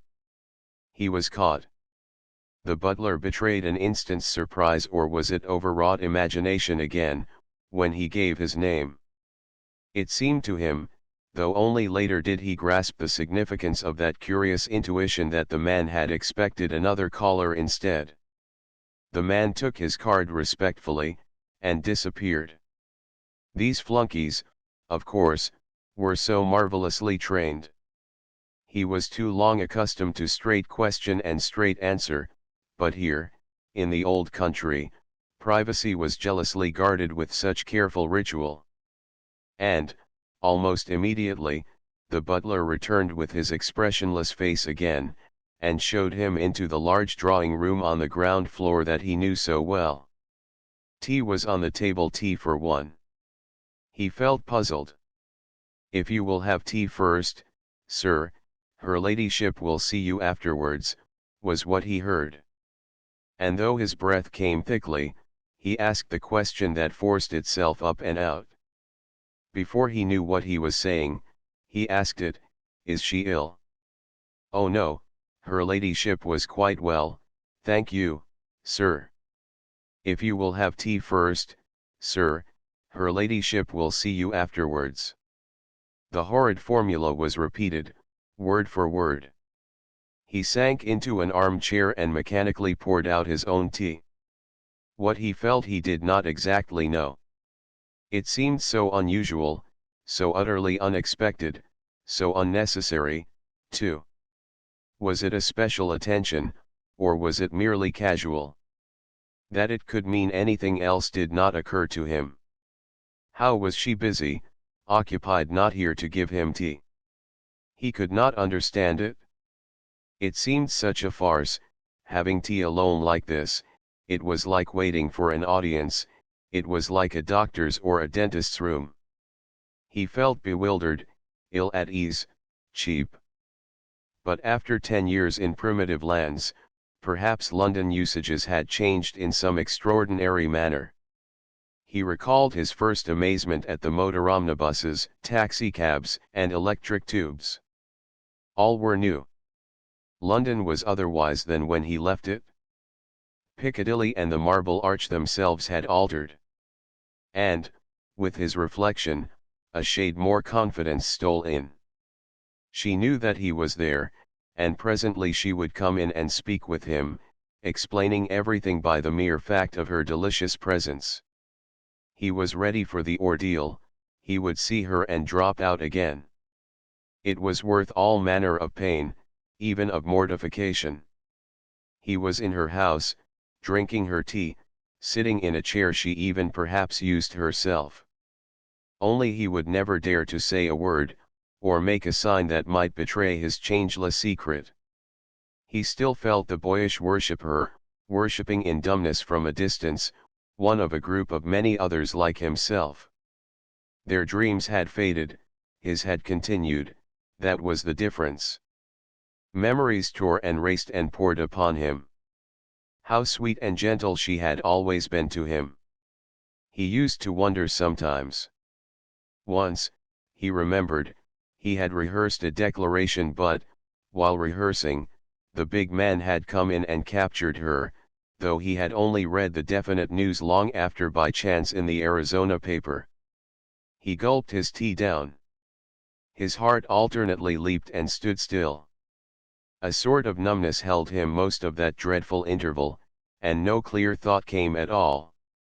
Every 10 seconds his head turned towards the door that rattled, seemed to move, yet never opened. But any moment now it must open, and he would be in her very presence, breathing the same air with her. He would see her, charge himself with her beauty once more to the brim, and then go out again into the wilderness of life without her, and not for a mere 10 years, but for always. She was so utterly beyond his reach. He felt like a backwoodsman. He was a backwoodsman. For one thing only was he duly prepared, though he thought about it little enough, she would, of course, have changed. The photograph he owned, cut from an illustrated paper, was not true now. It might even be a little shock perhaps. He must remember that. 10 years cannot pass over a woman without before he knew it. Then, the door was open, and she was advancing quietly towards him across the thick carpet that deadened sound. With both hands outstretched she came, and with the sweetest welcoming smile upon her parted lips he had seen in any human face. Her eyes were soft with joy. His whole heart leaped within him, for the instant he saw her it all flashed clear as sunlight that she knew and understood. His being melted in the utter bliss of it, shyness vanished. She had always known, had always understood. Speech came easily to him in a flood, had he needed it? But he did not need it. It was all so adorably easy, simple, natural, and true. He just took her hands, those welcoming, outstretched hands, in both his own, and led her to the nearest sofa. He was not even surprised at himself. Inevitable, out of depths of truth, this meeting came about. And he uttered a little, foolish commonplace, because he feared the huge revulsion that his sudden glory brought, and loved to taste it slowly. "So you live here still?" "Here, and here," she answered softly, touching his heart, and then her own. "I am attached to this house, too, because you used to come and see me here, and because it was here I waited so long for you, and still wait. I shall never leave it unless you change. You see, we live together here." He said nothing. He leaned forward to take and hold her. The abrupt knowledge of it all somehow did not seem abrupt, as though he had known it always, and the complete disclosure did not seem disclosure either, rather as though she told him something he had inexplicably left unrealized, yet not forgotten. He felt absolutely master of himself, yet, in a curious sense, outside of himself at the same time. His arms were already open when she gently held her hands up to prevent. He heard a faint sound outside the door. "But you are free," he cried, his great passion breaking out and flooding him, yet most oddly well controlled, and she interrupted him in the softest, quietest whisper he had ever heard, "You are not free, as I am free not yet." The sound outside came suddenly closer. It was a step. There was a faint click on the handle of the door. In a flash, then, came the dreadful shock that overwhelmed him, the abrupt realization of the truth that was somehow horrible, that time, all these years, had left no mark upon her, and that she had not changed. Her face was young as when he saw her last. With it there came cold and darkness into the great room that turned it instantly otherwise. He shivered with cold, but an alien, unaccountable cold. Some great shadow dropped upon the entire earth. And though but a second could have passed before the handle actually turned, and the other person entered, it seemed to him like several minutes. He heard her saying this amazing thing that was question, answer, and forgiveness all in one. This, at least, he divined before the ghastly interruption came, but, George, if you had only spoken. With ice in his blood, he heard the butler saying that her ladyship would be pleased to see him now if he had finished his tea, and would he be so good as to bring the papers and documents upstairs with him. He had just sufficient control of certain muscles to stand upright and murmur that he would come. He rose from a sofa that held no one but himself. But, all at once, he staggered. He really did not know exactly then what happened, or how he managed to stammer out the medley of excuses and semi-explanations that battered their way through his brain and issued somehow indefinite words from his lips. Somehow or other he accomplished it. The sudden attack, the faintness, the collapse. He vaguely remembered afterwards with amazement, too, the suavity of the butler, as he suggested telephoning for a doctor, and that he just managed to forbid it, refusing the offered glass of brandy as well, and that he contrived to stumble into the taxicab and give his hotel address, with a final explanation that he would call another day and bring the papers. It was quite dear that his telegram had been attributed to someone else, someone with papers, perhaps a solicitor or architect. His name was such an ordinary one. There were so many Smiths. It was also clear that she he had come to see, and had seen, no longer lived here in the flesh. And, just as he left the hall, he had the vision, mere fleeting glimpse it was, of a tall, slim, girlish figure on the stairs asking if anything was wrong, and realized vaguely through his atrocious pain that she was, of course, the wife of the son who had inherited. Printed by Morrison and Gibb Limited, Edinburgh, Murray's Shilling Library, in red cloth, Crown 8vo, 1/net, each new volume's golden string. A day book for busy men and women. Arranged by Susan, Countess of Malmesbury, and Miss Violet Brooke Hunt. An admirable selection of noble and inspiring thoughts. Westminster Gazette. Delightful little volume. One can find nothing but praise for a happy idea so admirably carried out. Ladies' Field. Running the Blockade. A personal narrative of adventures, risks, and escapes during the American Civil War. By Thomas E. Taylor. Frontispiece and map. Mr. Taylor's work is at once an absorbing record of personal adventure, and a real contribution to history, for it presents to us, from the pen of a principal actor, the most complete account we have of a great blockade in the early days of steam.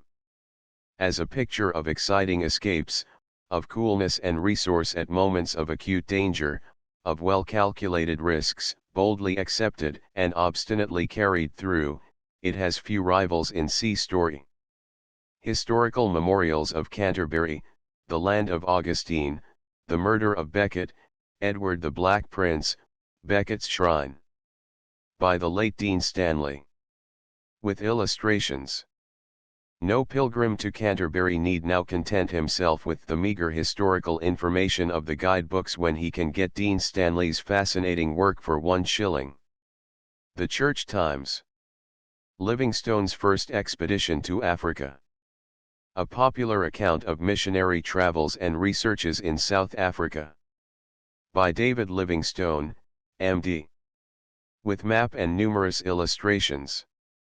This is the great missionary explorer's own narrative of his first travel experiences in Africa, and consists chiefly of a full account of his wonderful journeys in the years 1849 to 1856, in the course of which he discovered the Victoria Falls, and crossed the continent from west to east.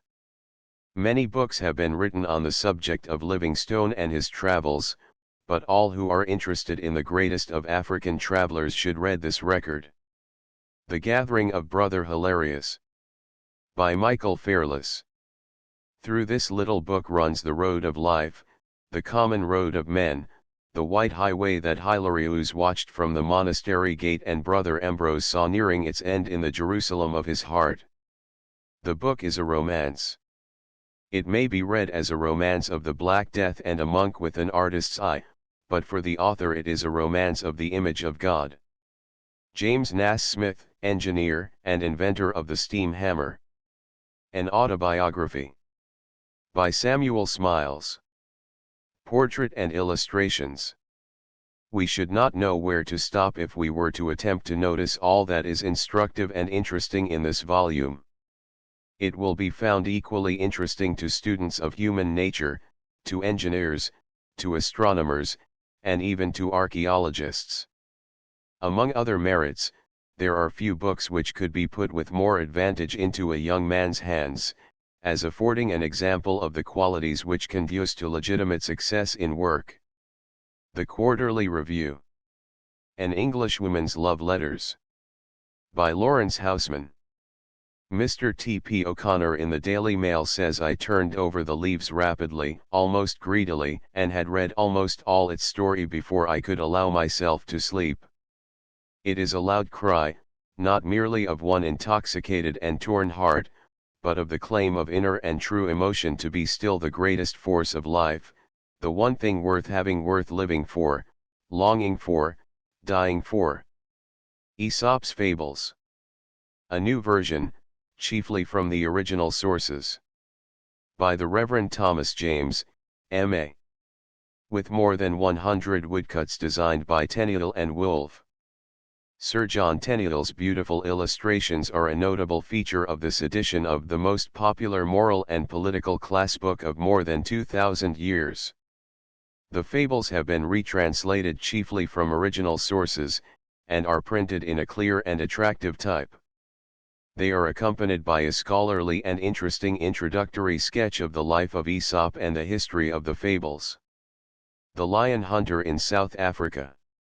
5 years' adventures in the far interior of South Africa, with notices of the native tribes and savage animals. By Roweline Gordon Cumming, of Altyre. With woodcuts. This sporting classic is a fascinating first-hand narrative of hunting expeditions in pursuit of big game and adventures with native tribes. A special interest now attaches to it by reason of the great changes which have come over the scene of the lion hunter's exploits in a comparatively short space of time in districts where his was the first white man's foot to tread. Our armies marched and fought in the late South African War, and prosperous towns are now established. Unbeaten tracks in Japan. An account of travels in the interior, including visits to the Aborigines of Uzo and the Shrine of Nico. By Mrs. Bishop, Isabella L. Bird. With illustrations. Written in the form of letters to her sister, this book gives practically the author's day-to-day experiences during journeys of over 104,000 miles in Japan. Mrs. Bird was the first European lady to visit many of the places described, and her journeys took place at what is perhaps the most interesting period of the country's history, when she was just beginning to awake to the glow of Western civilization. As a faithful and realistic description of old Japan by one of the most remarkable English women of her day, this book has an abiding interest. Notes from a Diary. First Series. By Sir Mountstuart E. Grant Duff. Sir Mountstuart Grant Duff, besides being a distinguished public servant, was a popular member of society with a genius for gathering and recording good stories. In his series of notes from a diary he jotted down the best things he heard, and thereby made some very enjoyable volumes, which in cheaper guise will repeat and increase the success they gained in their more expensive form. Lavengros, the Scholar, the Gypsy, the Priest. By George Borrow. With 6 pen and ink sketches by Percy Wadham. This edition contains the unaltered text of the original issue, with the addition of some suppressed episodes printed only in the editions issued by Mr. Murray, Ms. Variorum, vocabulary, and notes by the late Professor W. I. Knapp. Our English Bible. The Story of Its Origin and Growth. By H. W. Hamilton Hoare, late of Balliol College, Oxford, now an Assistant Secretary to the Board of Education, Whitehall. With specimen pages of old Bibles. An historical sketch of the lineage of our authorized version, which was published in 1901 under the title of The Evolution of the English Bible.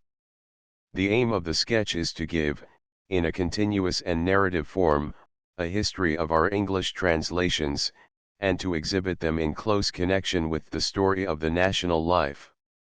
The Letters of Queen Victoria. A selection from Her Majesty's correspondence between the years 1837 and 1861.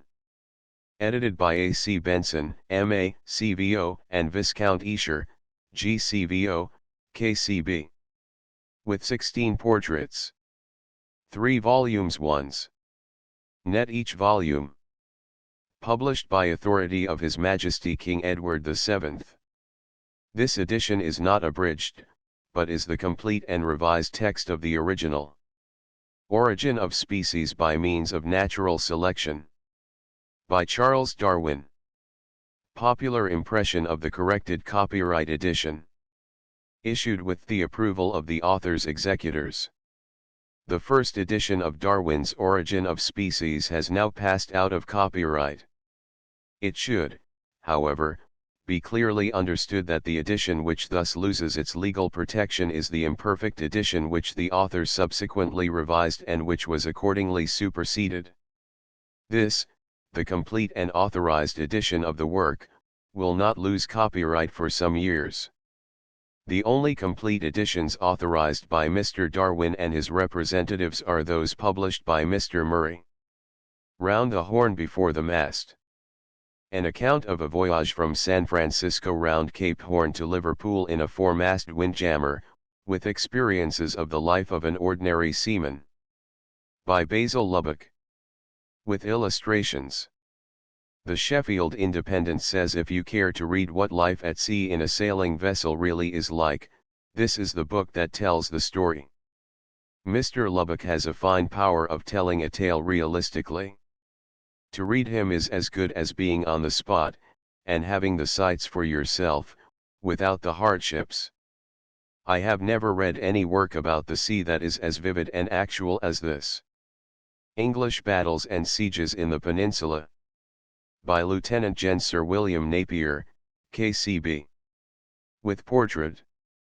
In spite of the countless books which have appeared on the Peninsular War, this great work has preserved its popularity as a standard book on the subject for over half a century and still holds its own when most rivals, which have appeared since, have faded into oblivion. Studies in the Art of Rat-Catching. By H. C. Barclay. Should the reader know of a schoolboy fond of ratting, the proud possessor possibly of a sharp terrier, and, maybe, a few ferrets, and wish to bestow a present upon him, the memory of which would last throughout his life, we could not do better than advise him to purchase this most pleasantly written book and bestow it upon him. Field. The Sermon on the Mount. By the Right Reverend Charles Gore, D.D., Doctor of Laws, Bishop of Oxford. The success of this book must constitute a record in modern sermonic literature. There can be no question, however, that its success is due to its own intrinsic value. Cultured and scholarly, and yet simple and luminous, eloquent in tone and graceful in diction, practical and stimulating, it is far and away the best exposition of the Sermon on the Mount that has yet appeared. The House of Quiet. An Autobiography. By A.C. Benson. The House of Quiet is an autobiography, and something more a series of very charming essays on people and life, particularly rural life. The writer has placed himself in the chair of an invalid, an individual possessed of full mental vigor and free from bodily pain, but compelled by physical weakness to shirk the rough and tumble of a careless, unheeding, workaday world. Cheerfully accepting the inevitable, he betakes himself to a little temple of solitude, where he indulges himself in mild criticism and calm philosophy, exercising a gift of keen observation to the full, but setting down all that comes within his ken, with quaint and tolerant humor and tender whimsicalness. He writes with a pen dipped in the milk of human kindness, and the result is a book to read time and again. The Thread of Gold. By A.C. Benson. The Guardian says the style of the writing is equally simple and yet dignified, from beginning to end an ease of movement charms the reader. The book is abundantly suggestive. The work is that of a scholar and a thinker, quick to catch a vagrant emotion, and should be read, as it was evidently written, in leisure and solitude. It covers a wide range: art, nature, country life, human character, poetry and the drama, morals and religion. The Painters of Florence. From the 13th to the 16th centuries. By Julia Cartwright, Mrs. Audie. With illustrations. Mrs. Audie is a competent and gifted writer on Italian painting, and presents in these 350 pages an excellent history of the splendid art and artists of Florence during the golden period from Cimabue and Giotto to Andrea del Sarto and Michelangelo. Those who are taking up the study of the subject could not wish for a more interesting and serviceable handbook. A Lady's Life in the Rocky Mountains. By Mrs. Bishop, Isabella L. Bird. With illustrations. The Irish Times says a lady's life in the Rocky Mountains needs no introduction to a public who have known and admired Mrs. Bishop, Isabella L. Bird, as a fearless traveler in the days when it was something of an achievement for a woman to undertake long and remote journeys. Mrs. Bishop is a charming and spirited writer, and this cheap edition of her work will be heartily welcomed.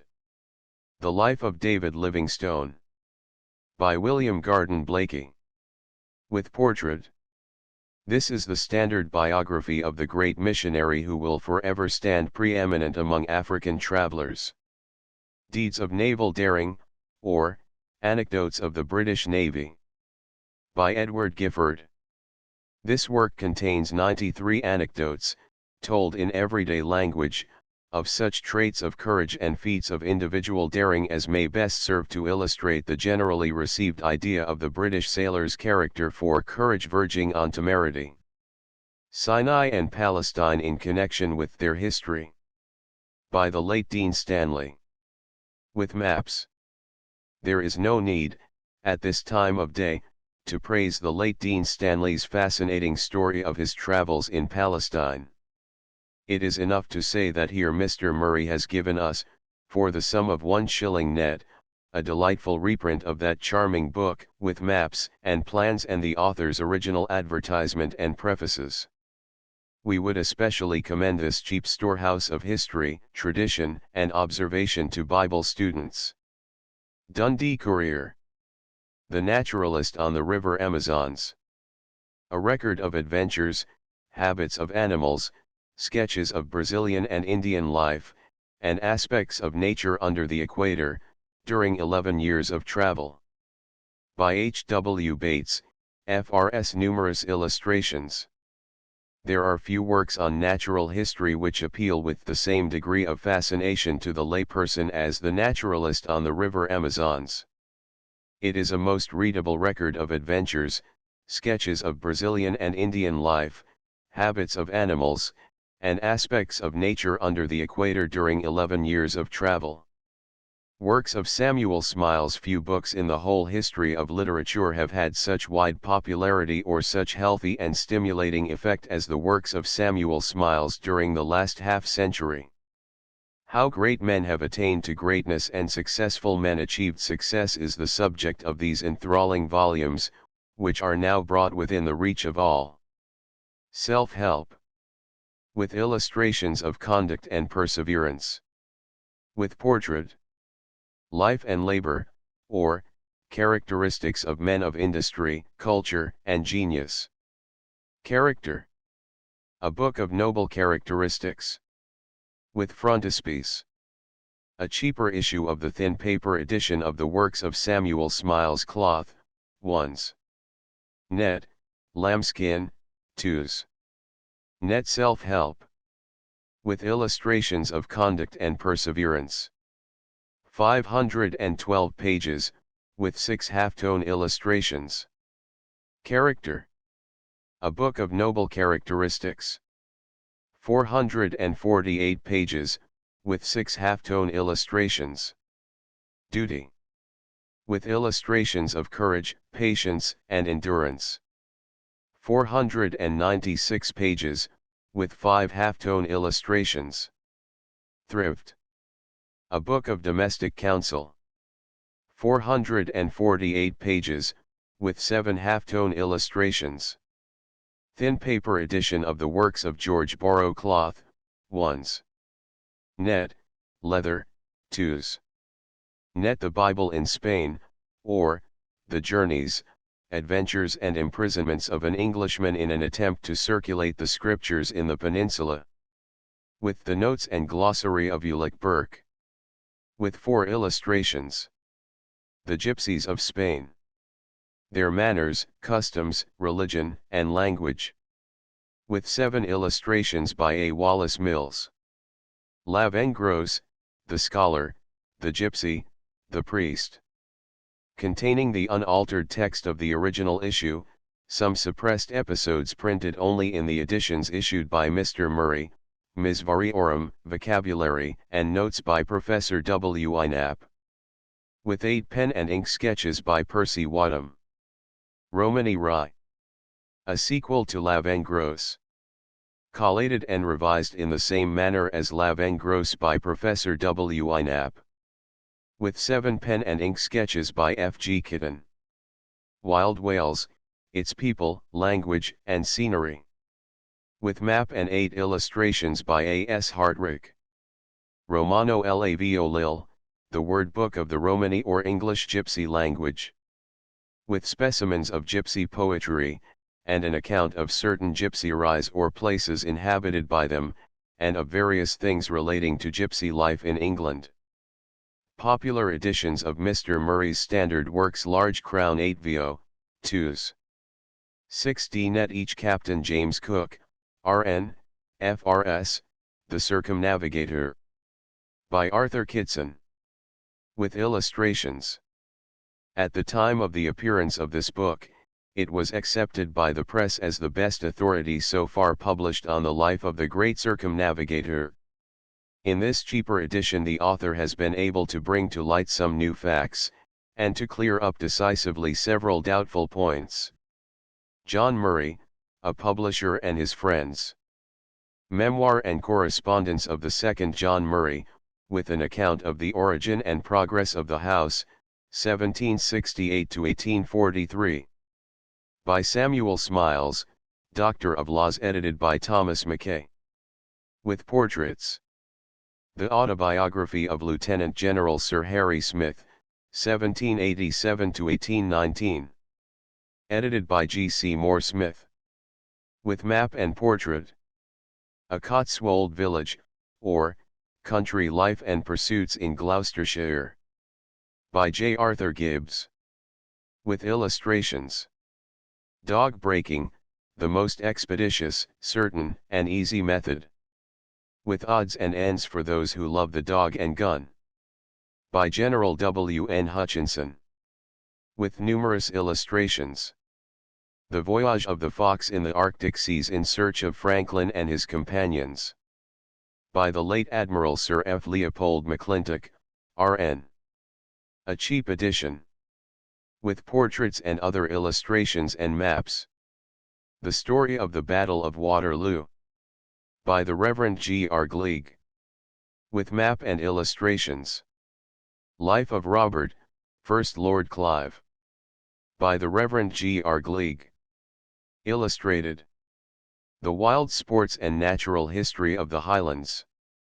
By Charles St. John. With illustrations. Complete list of the volumes in this series will be sent post-free on application. London, John Murray, Albemarle Street, W. Typographical errors corrected by the text transcriber, have wint essayed more equals have witnessed more. PG 86 Old Man's Mumbled Answer equals Old Man's Mumbled Answer PG 123 I know Hancock well equals I know Hancock well PG 193 Which accepts or rejects equals which accepts or rejects PG 245 The black and white becomes them best equals the black and white become them best PG 252.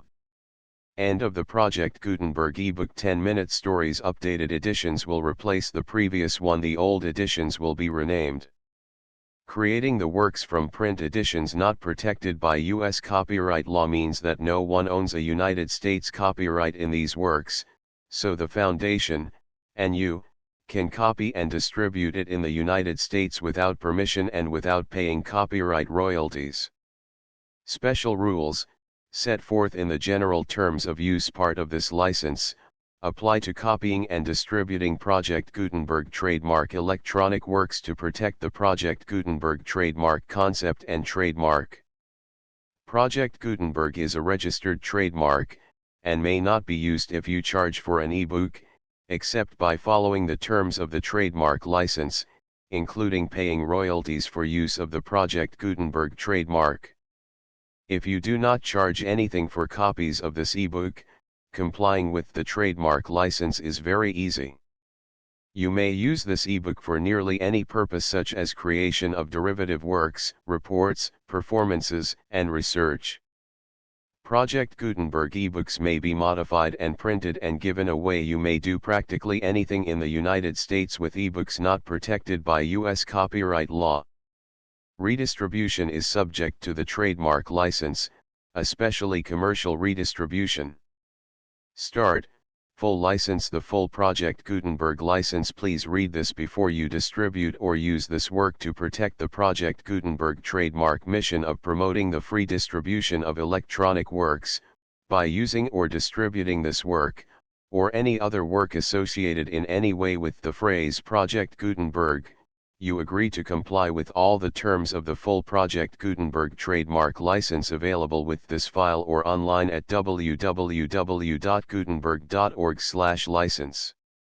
Section 1.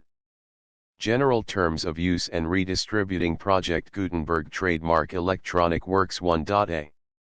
By reading or using any part of this Project Gutenberg trademark electronic work, you indicate that you have read, understand, agree to and accept all the terms of this license and intellectual property, trademark/copyright, agreement.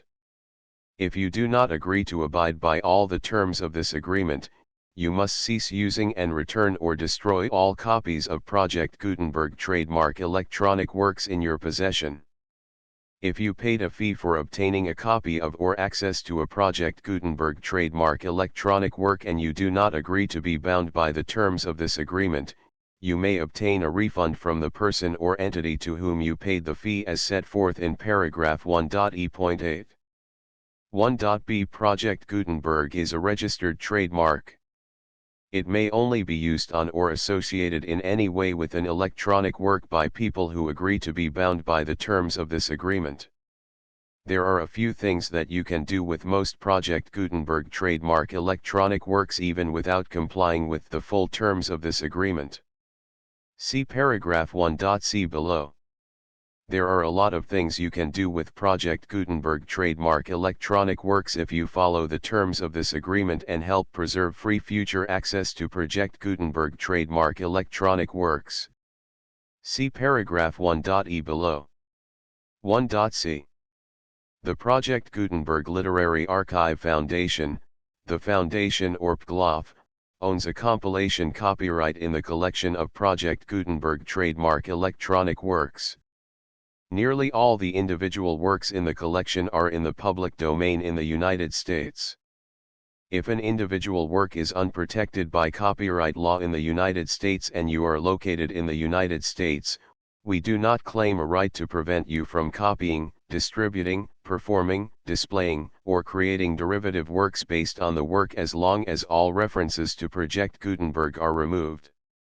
Of course, we hope that you will support the Project Gutenberg trademark mission of promoting free access to electronic works by freely sharing Project Gutenberg trademark works in compliance with the terms of this agreement for keeping the Project Gutenberg trademark name associated with the work.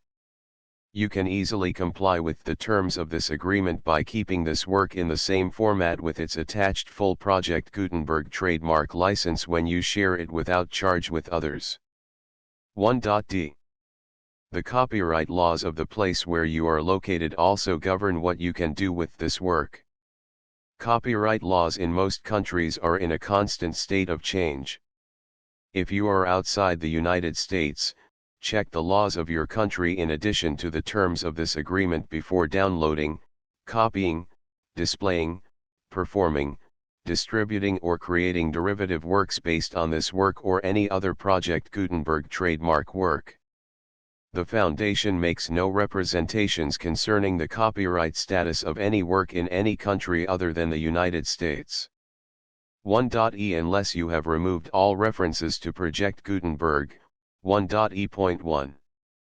The following sentence, with active links to, or other immediate access to, the full Project Gutenberg trademark license must appear prominently whenever any copy of a Project Gutenberg trademark work, any work on which the phrase Project Gutenberg appears, or with which the phrase Project Gutenberg is associated, is accessed, displayed, performed, viewed, copied or distributed. This ebook is for the use of anyone anywhere in the United States and most other parts of the world at no cost and with almost no restrictions whatsoever. You may copy it, give it away or reuse it under the terms of the Project Gutenberg license included with this ebook or online at www.gutenberg.org. If you are not located in the United States, you will have to check the laws of the country where you are located before using this ebook. 1.e.2. If an individual Project Gutenberg trademark electronic work is derived from texts not protected by U.S. copyright law, does not contain a notice indicating that it is posted with permission of the copyright holder, the work can be copied and distributed to anyone in the United States without paying any fees or charges.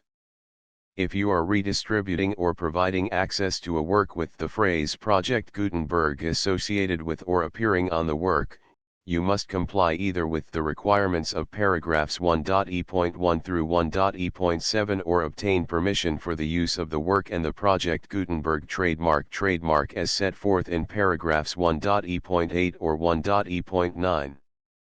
1.e.3.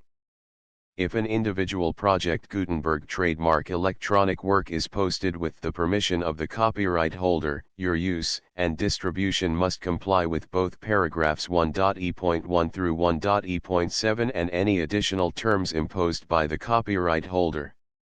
Additional terms will be linked to the Project Gutenberg trademark license for all works posted with the permission of the copyright holder found at the beginning of this work. 1.e.4. Do not unlink or detach or remove the full Project Gutenberg trademark license terms from this work, or any files containing a part of this work or any other work associated with Project Gutenberg trademark. 1.e.5. Do not copy, display, perform, distribute or redistribute this electronic work, or any part of this electronic work, without prominently displaying the sentence set forth in paragraph 1.e.1 with active links or immediate access to the full terms of the Project Gutenberg trademark license. 1.e.6. You may convert to and distribute this work in any binary, compressed, marked up, non-proprietary or proprietary form, including any word processing or hypertext form.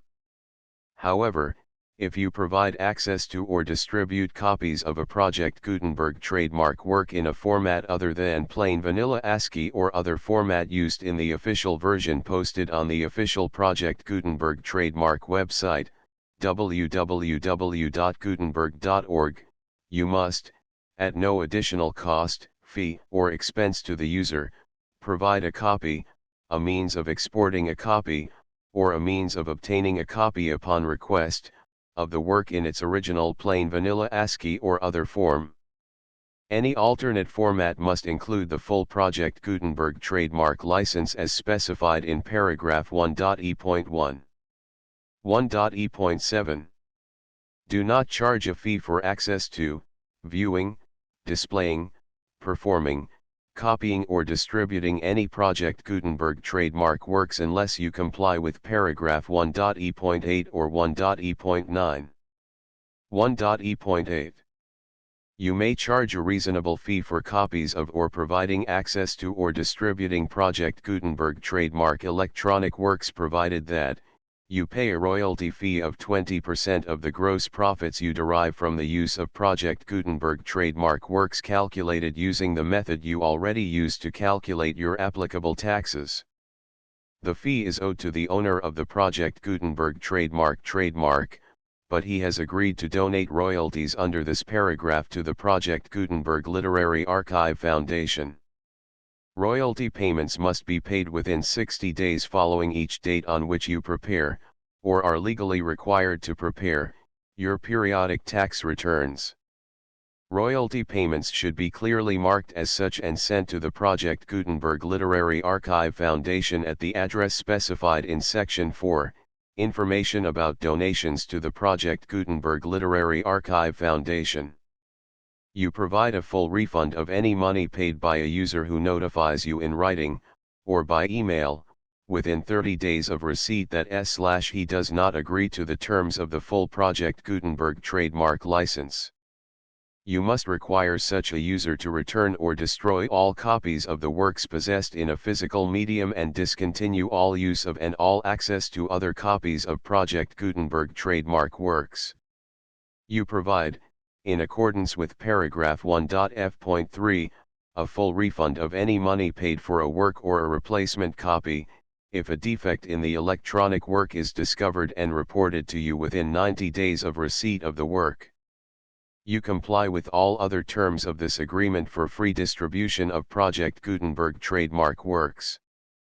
1.e.9. If you wish to charge a fee or distribute a Project Gutenberg trademark electronic work or group of works on different terms than are set forth in this agreement, you must obtain permission in writing from the Project Gutenberg Literary Archive Foundation, the manager of the Project Gutenberg trademark. Contact the Foundation as set forth in Section 3 below. 1.f.1.f.1. Project Gutenberg volunteers and employees expend considerable effort to identify, do copyright research on, transcribe and proofread works not protected by U.S. copyright law in creating the Project Gutenberg trademark collection. Despite these efforts, Project Gutenberg trademark electronic works, and the medium on which they may be stored, may contain defects, such as, but not limited to, incomplete, inaccurate or corrupt data, transcription errors, a copyright or other intellectual property infringement, a defective or damaged disk or other medium, a computer virus, or computer codes that damage or cannot be read by your equipment. 1.f.2. Limited warranty, disclaimer of damages, except for the right of replacement or refund described in paragraph 1.f.3, the Project Gutenberg Literary Archive Foundation, the owner of the Project Gutenberg trademark, and any other party distributing a Project Gutenberg trademark electronic work under this agreement, disclaim all liability to you for damages, costs, and expenses, including legal fees. You agree that you have no remedies for negligence, strict liability, breach of warranty or breach of contract except those provided in paragraph 1.f.3. You agree that the foundation, the trademark owner, and any distributor under this agreement will not be liable to you for actual, direct, indirect, consequential, punitive, or incidental damages even if you give notice of the possibility of such damage. 1.f.3. Limited right of replacement or refund. If you discover a defect in this electronic work within 90 days of receiving it, you can receive a refund of the money, if any, you paid for it by sending a written explanation to the person you received the work from. If you received the work on a physical medium, you must return the medium with your written explanation. The person or entity that provided you with the defective work may elect to provide a replacement copy in lieu of a refund. If you received the work electronically, the person or entity providing it to you may choose to give you a second opportunity to receive the work electronically in lieu of a refund. If the second copy is also defective, you may demand a refund in writing without further opportunities to fix the problem. 1.f.4. Except for the limited right of replacement or refund set forth in paragraph 1.f.3, this work is provided to you as is, with no other warranties of any kind, express or implied, including but not limited to warranties of merchantability or fitness for any purpose. 1.f.5. Some states do not allow disclaimers of certain implied warranties or the exclusion or limitation of certain types of damages.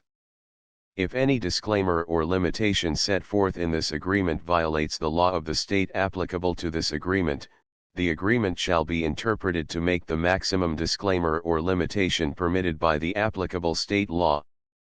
The invalidity or unenforceability of any provision of this agreement shall not void the remaining provisions.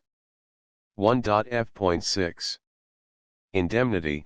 You agree to indemnify and hold the foundation, the trademark owner, any agent or employee of the foundation, anyone providing copies of Project Gutenberg trademark electronic works in accordance with this agreement, and any volunteers associated with the production, promotion, and distribution of Project Gutenberg trademark electronic works, harmless from all liability, costs, and expenses, including legal fees, that arise directly or indirectly from any of the following which you do or cause to occur. A. Distribution of this or any Project Gutenberg trademark work. B.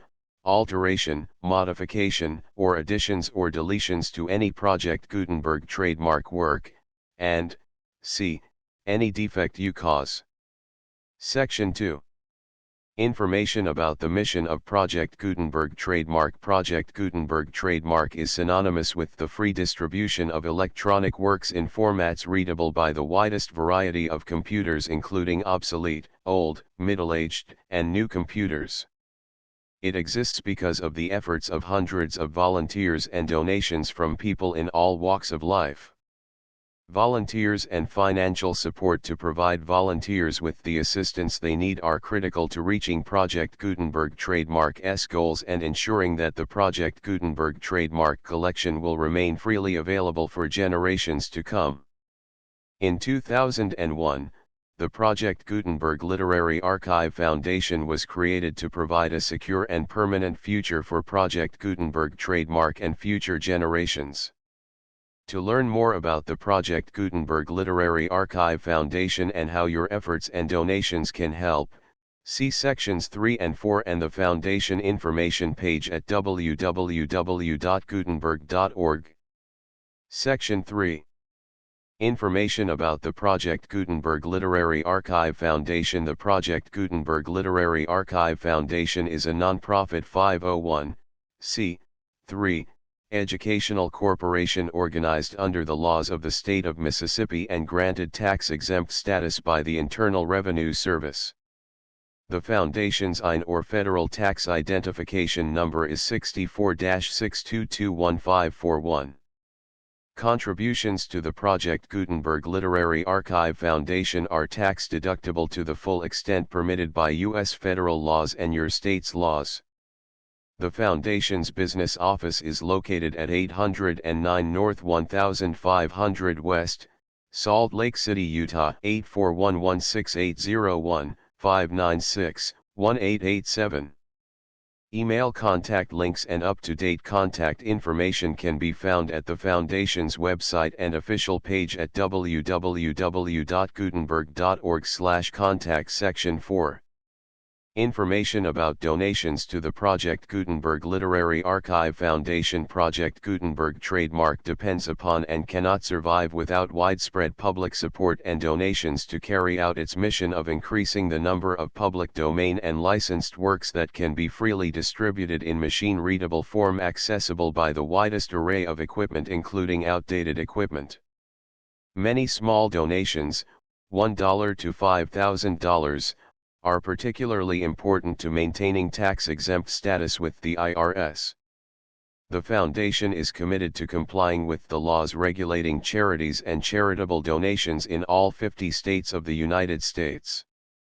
Compliance requirements are not uniform and it takes a considerable effort, much paperwork, and many fees to meet and keep up with these requirements.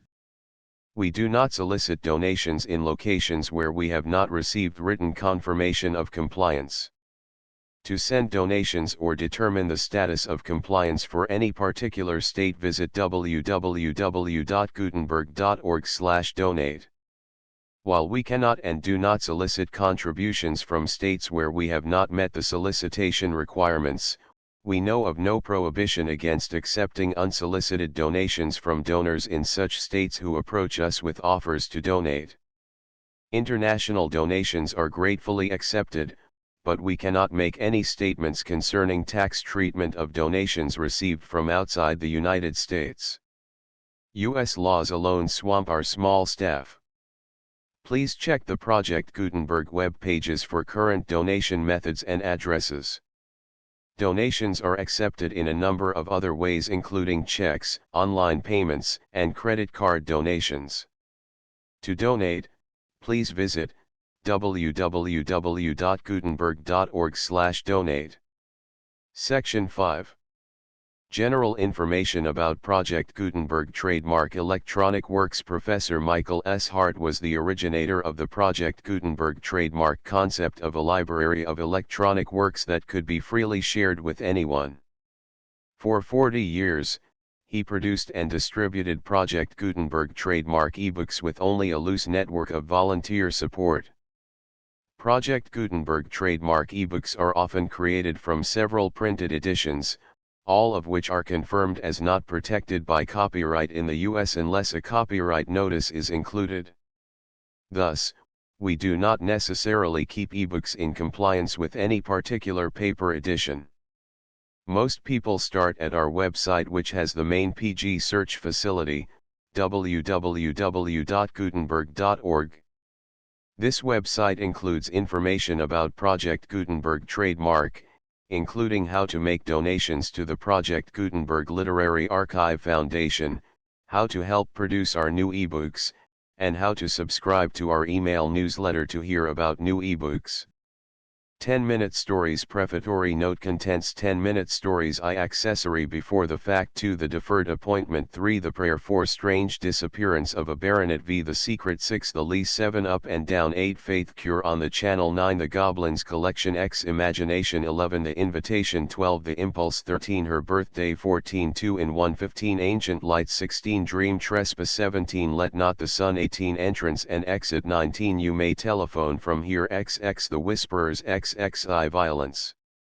XXII The House of the Past XXII Jimbo's Longest Day XXIV If the Cap Fits XXV News V Nourishment XXVI Wind XXVII Pines XXVII The Winter Alps XXIX The Second Generation The Full Project Gutenberg License 1 2 3 4 5 6 7 8 9 10 11 12 13 14 15 16 17 18 19 20 21 22 23 24 25 26 27 28 29 30 31 32 33 34 35 36 37 38 39 40 42 43 44 45 46 47 48 49 50 51 52 53 54 55 56 57 58 59 60 61 62 63 64 65 66 67 68 70 71 72 73 74 75 76 78 79 80 81 82 83 84 85 86 87 88 89 90 91 92 93 94 95 96 97 98 99 100 101 102 103 104 105 106 107 108 109 110 112 113 114 115 116 117 118 119 120 121 122 123 124 125 126 127 128 129 130 131 132 133 134 135 136 137 138 139 140 141 142 143 145 146 147 148 149 150 151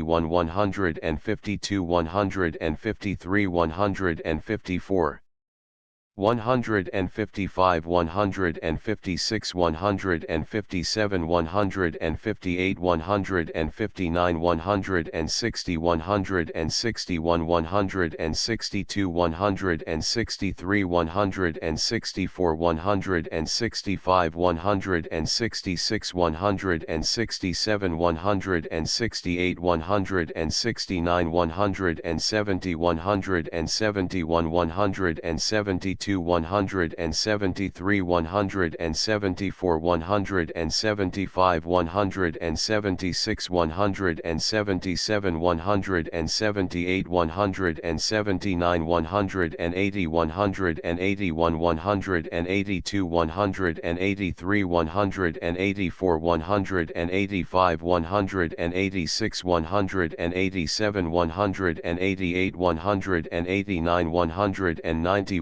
191 192 193 194 195 196 197 198 199 200 201 203 204 205 206 207 209 210 211 212 213 214 215 216 217 218 219 220 221 222 223 224 226 227 228 229 230 231 232 233 234 235 236 237 238 240 241